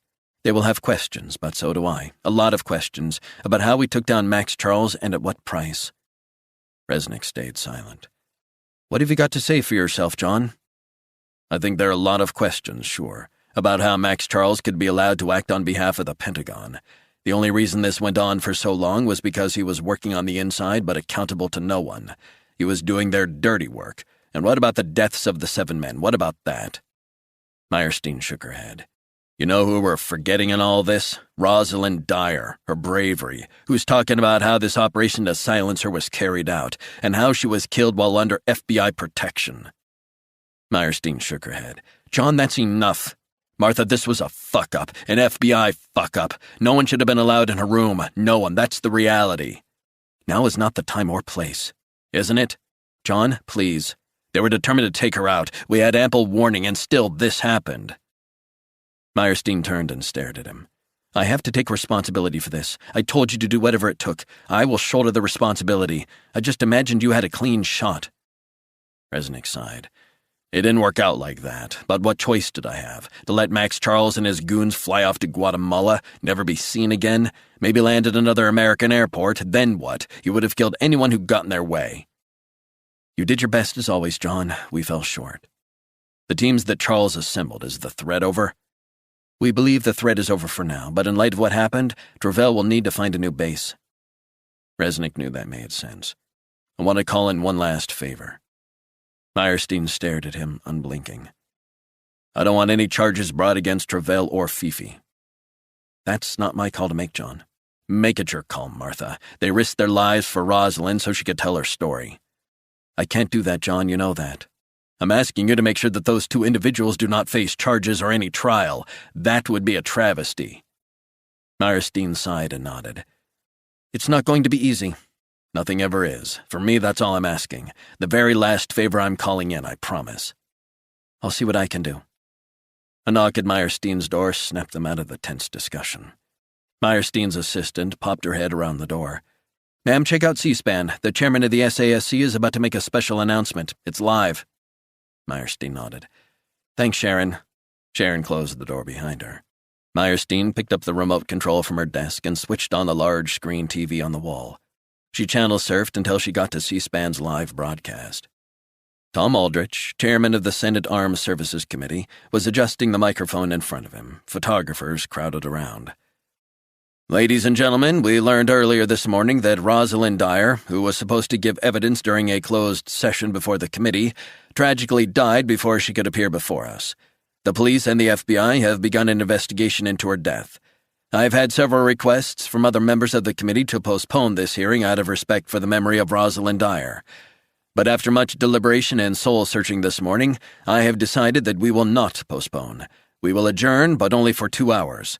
We have before us today evidence compiled by Rosalind Dyer. She not only managed to secure a vast amount of documentation about these grave allegations of corruption and kickbacks within the American military, but she has also passed on information, which I feel is credible, that outlines the highly suspicious deaths of 7 accountants and auditors who have all been linked in some way to this investigation over the years. 7 deaths. Audible gasps from others on the committee. Trust me, we will get to the bottom of this. My committee will not be intimidated. We will be calling witnesses. The government is on trial. We owe it to the bravery of Rosalind Dyer. His voice cracked for a moment. I, for one, want to go on record and express my admiration for her integrity, courage, and patriotism, not to mention her exemplary service to this great country of ours. Meyerstein stared at the TV as the camera panned across the faces of the other members of the committee. She switched off the TV, tears in her eyes. Damn. Resnick shook his head. God bless her. I feel so bad, John, for her family. I should have hauled her in. She didn't want that. She wanted to tell what she knew. She knew what was at risk. We all warned her. She's dead. Resnick nodded.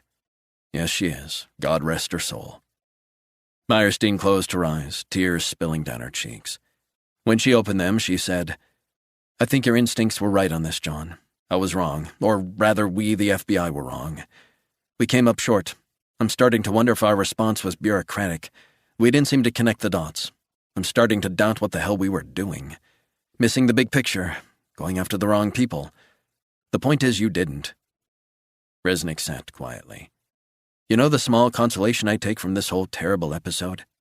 What's that? Rosalind Dyer couldn't be silenced. She paid for it with her life, but they could not silence her. Her story is going to be told, what she knew, and that's what she would have wanted.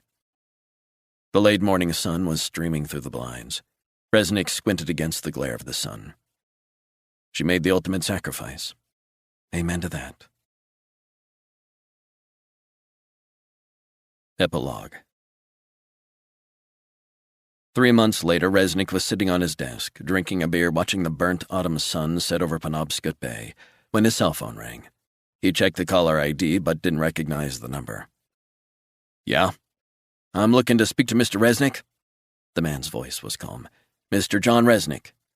"Who's this?" There was a long silence before the man spoke again. "You don't know me. My name is Travis Dyer. My wife was Rosalind Dyer."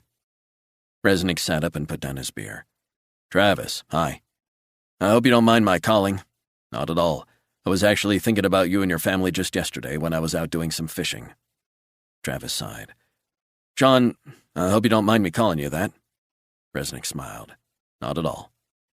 I've been thinking about calling you for quite some time, but I've just never found the right moment, or I don't know. I think I was a little scared, just that it brings back a lot of memories." "It must, man. You mind me asking how you got my number, Travis?" "I was given your number by Assistant Director Meyerstein. I hope it's okay that I called you." "Really nice to hear from you. I don't mind at all. I'm still trying to come to terms with losing Rosalind. My kids with losing their mom. I guess it'll take more time." "It's a terrible loss, I know." "John," Travis's voice broke with emotion, "it's only now that I can even talk about this. Not only about what happened to her, but to try to understand the events that led up to it. I'm still trying to make sense of it." Resnick sighed. "What do you know?" "I know she had compiled a compelling case against at least one member of the Joint Chiefs of Staff. Double accounting, Swiss bank accounts, a whole host of stuff. And because of that, an operation was put in place to neutralize her. But she was also investigating the deaths of 7 other people." "That's correct. I haven't heard much about the committee and their findings. It's all been quiet on that front." Resnick knew why, or at least what had been stated publicly. The chairman has been ill, apparently. "The hearings are finished. They've been postponed indefinitely, which means it's over. That's what I've been told." "I'm sorry." "Yeah. Anyway, John, the reason I wanted to speak to you is that no one has really spoken to me about the last couple of days. Her last days. I guess I just wanted to hear it firsthand, just for a bit of closure." "I understand. What do you want to know?" "How did you get involved?" Resnick sighed long and hard. "Well, I was approached by a hacker I know." Resnick sketched out the events that had taken him and Travell to New York, then down to D.C. to warn Rosalind. How committed she'd been. How grateful that her family had supported her decision to testify. A silence stretched between them for what seemed like an eternity, as if Travis was absorbing the picture of his wife's last few days.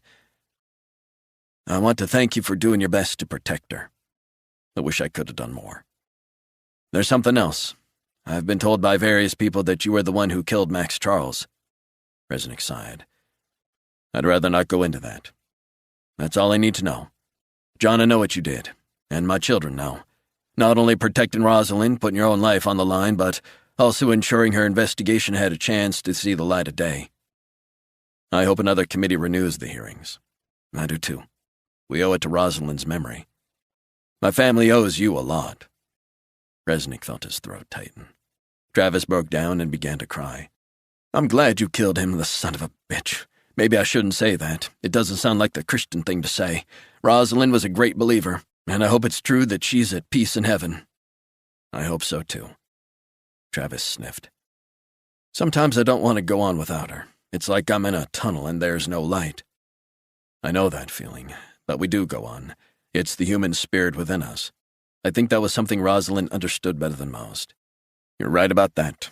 Thank you, John, and I hope we can meet up sometime." "I'd like that." After he hung up the phone, Resnick picked up his beer and took a large gulp. Out on the bay, the cold, dark waters off the coast of Maine were turning blood red as the sun dipped lower in the sky.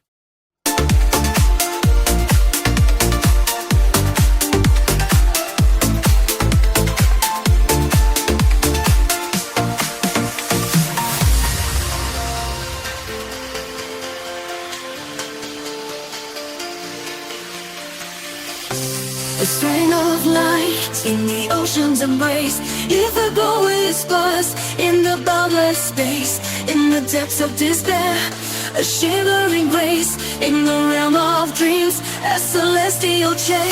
It's a going at pace, mas a beating vintage. Now the bed has felt its peace, and let us dust and turn us down.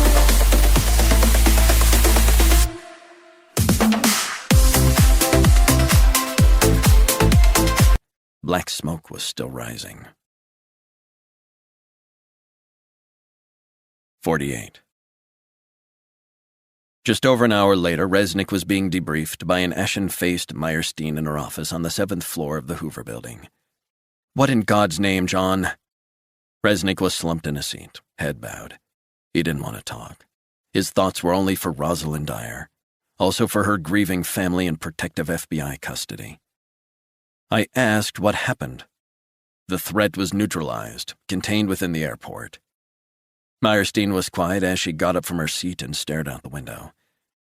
"Do you understand what you did? I gave permission for you to take him out, not blow everything to hell. It had to be done. This will be difficult to contain. The story, I mean." Resnick said nothing. He understood why Meyerstein saw the airport incident and deaths only as a disaster. He didn't blame her. It was a mess, but he couldn't help wondering if it was a mess that could have been avoided. He should have just told the feds where Dyer was and gotten her to safety. But it was pointless to beat himself up over what might have been. He knew that. The reality was Dyer was dead and the fallout at the airport would rumble on. There was nothing he could do to change that now. It was a damn mess. "The press are going to have a field day over this." "Don't they always? They will have questions, but so do I. A lot of questions about how we took down Max Charles and at what price." Resnick stayed silent. "What have you got to say for yourself, John?" "I think there are a lot of questions, sure, about how Max Charles could be allowed to act on behalf of the Pentagon. The only reason this went on for so long was because he was working on the inside but accountable to no one. He was doing their dirty work. And what about the deaths of the 7 men? What about that?" Meyerstein shook her head. "You know who we're forgetting in all this? Rosalind Dyer, her bravery, who's talking about how this operation to silence her was carried out, and how she was killed while under FBI protection." Meyerstein shook her head. "John, that's enough. Martha, this was a fuck-up, an FBI fuck-up. No one should have been allowed in her room. No one. That's the reality. Now is not the time or place. Isn't it? John, please. They were determined to take her out. We had ample warning, and still this happened." Meyerstein turned and stared at him. "I have to take responsibility for this. I told you to do whatever it took. I will shoulder the responsibility. I just imagined you had a clean shot." Resnick sighed. "It didn't work out like that, but what choice did I have? To let Max Charles and his goons fly off to Guatemala, never be seen again, maybe land at another American airport, then what? You would have killed anyone who got in their way." "You did your best as always, John. We fell short. The teams that Charles assembled, is the threat over?" "We believe the threat is over for now, but in light of what happened, Travell will need to find a new base." Resnick knew that made sense. "I want to call in one last favor." Meyerstein stared at him, unblinking. "I don't want any charges brought against Travell or Fifi." "That's not my call to make, John." "Make it your call, Martha. They risked their lives for Rosalind so she could tell her story." "I can't do that, John. You know that." "I'm asking you to make sure that those 2 individuals do not face charges or any trial. That would be a travesty." Meyerstein sighed and nodded. "It's not going to be easy." "Nothing ever is. For me, that's all I'm asking. The very last favor I'm calling in, I promise." "I'll see what I can do." A knock at Meyerstein's door snapped them out of the tense discussion. Meyerstein's assistant popped her head around the door. "Ma'am, check out C-SPAN. The chairman of the SASC is about to make a special announcement. It's live." Meyerstein nodded. "Thanks, Sharon." Sharon closed the door behind her. Meyerstein picked up the remote control from her desk and switched on the large screen TV on the wall. She channel surfed until she got to C-SPAN's live broadcast. Tom Aldrich, chairman of the Senate Armed Services Committee, was adjusting the microphone in front of him. Photographers crowded around. "Ladies and gentlemen, we learned earlier this morning that Rosalind Dyer, who was supposed to give evidence during a closed session before the committee, tragically died before she could appear before us. The police and the FBI have begun an investigation into her death. I've had several requests from other members of the committee to postpone this hearing out of respect for the memory of Rosalind Dyer. But after much deliberation and soul-searching this morning, I have decided that we will not postpone. We will adjourn, but only for 2 hours. We have before us today evidence compiled by Rosalind Dyer. She not only managed to secure a vast amount of documentation about these grave allegations of corruption and kickbacks within the American military, but she has also passed on information, which I feel is credible, that outlines the highly suspicious deaths of 7 accountants and auditors who have all been linked in some way to this investigation over the years. 7 deaths. Audible gasps from others on the committee. Trust me, we will get to the bottom of this. My committee will not be intimidated. We will be calling witnesses. The government is on trial. We owe it to the bravery of Rosalind Dyer. His voice cracked for a moment. I, for one, want to go on record and express my admiration for her integrity, courage, and patriotism, not to mention her exemplary service to this great country of ours. Meyerstein stared at the TV as the camera panned across the faces of the other members of the committee. She switched off the TV, tears in her eyes. Damn. Resnick shook his head. God bless her. I feel so bad, John, for her family. I should have hauled her in. She didn't want that. She wanted to tell what she knew. She knew what was at risk. We all warned her. She's dead. Resnick nodded. Yes, she is. God rest her soul. Meyerstein closed her eyes, tears spilling down her cheeks. When she opened them, she said, I think your instincts were right on this, John. I was wrong, or rather we, the FBI, were wrong. We came up short. I'm starting to wonder if our response was bureaucratic. We didn't seem to connect the dots. I'm starting to doubt what the hell we were doing. Missing the big picture, going after the wrong people. The point is you didn't. Resnick sat quietly. You know the small consolation I take from this whole terrible episode? What's that? Rosalind Dyer couldn't be silenced. She paid for it with her life, but they could not silence her. Her story is going to be told, what she knew, and that's what she would have wanted. The late morning sun was streaming through the blinds. Resnick squinted against the glare of the sun. She made the ultimate sacrifice. Amen to that. Epilogue.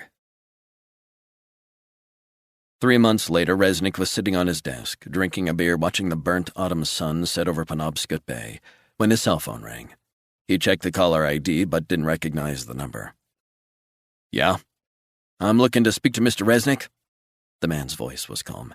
Mr. John Resnick. Who's this? There was a long silence before the man spoke again.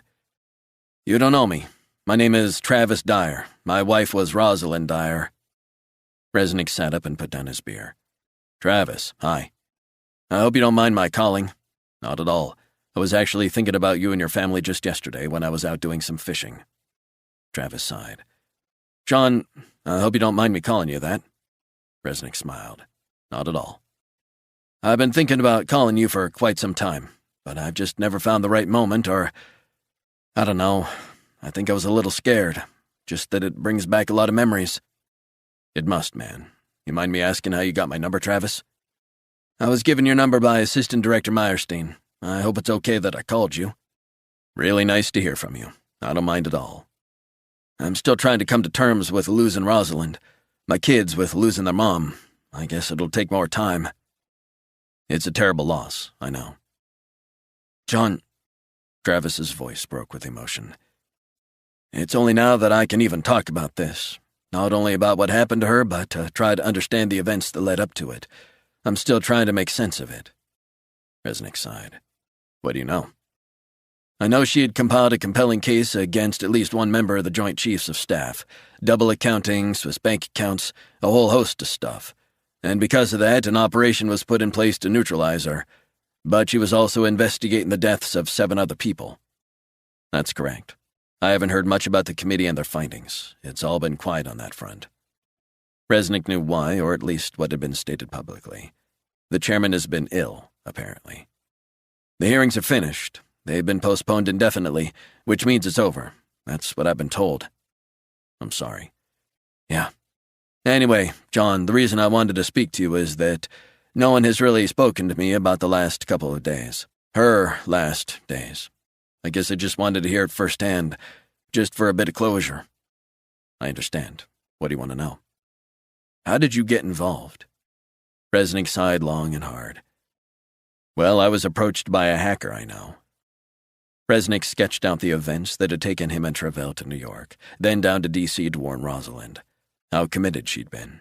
How grateful that her family had supported her decision to testify.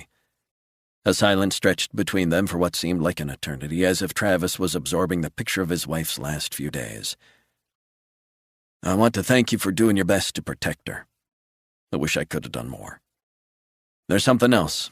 I've been told by various people that you were the one who killed Max Charles. Resnick sighed. I'd rather not go into that. That's all I need to know. John, I know what you did, and my children know. Not only protecting Rosalind, putting your own life on the line, but also ensuring her investigation had a chance to see the light of day. I hope another committee renews the hearings. I do too. We owe it to Rosalind's memory. My family owes you a lot. Resnick felt his throat tighten. Travis broke down and began to cry. I'm glad you killed him, the son of a bitch. Maybe I shouldn't say that. It doesn't sound like the Christian thing to say. Rosalind was a great believer, and I hope it's true that she's at peace in heaven. I hope so, too. Travis sniffed. Sometimes I don't want to go on without her.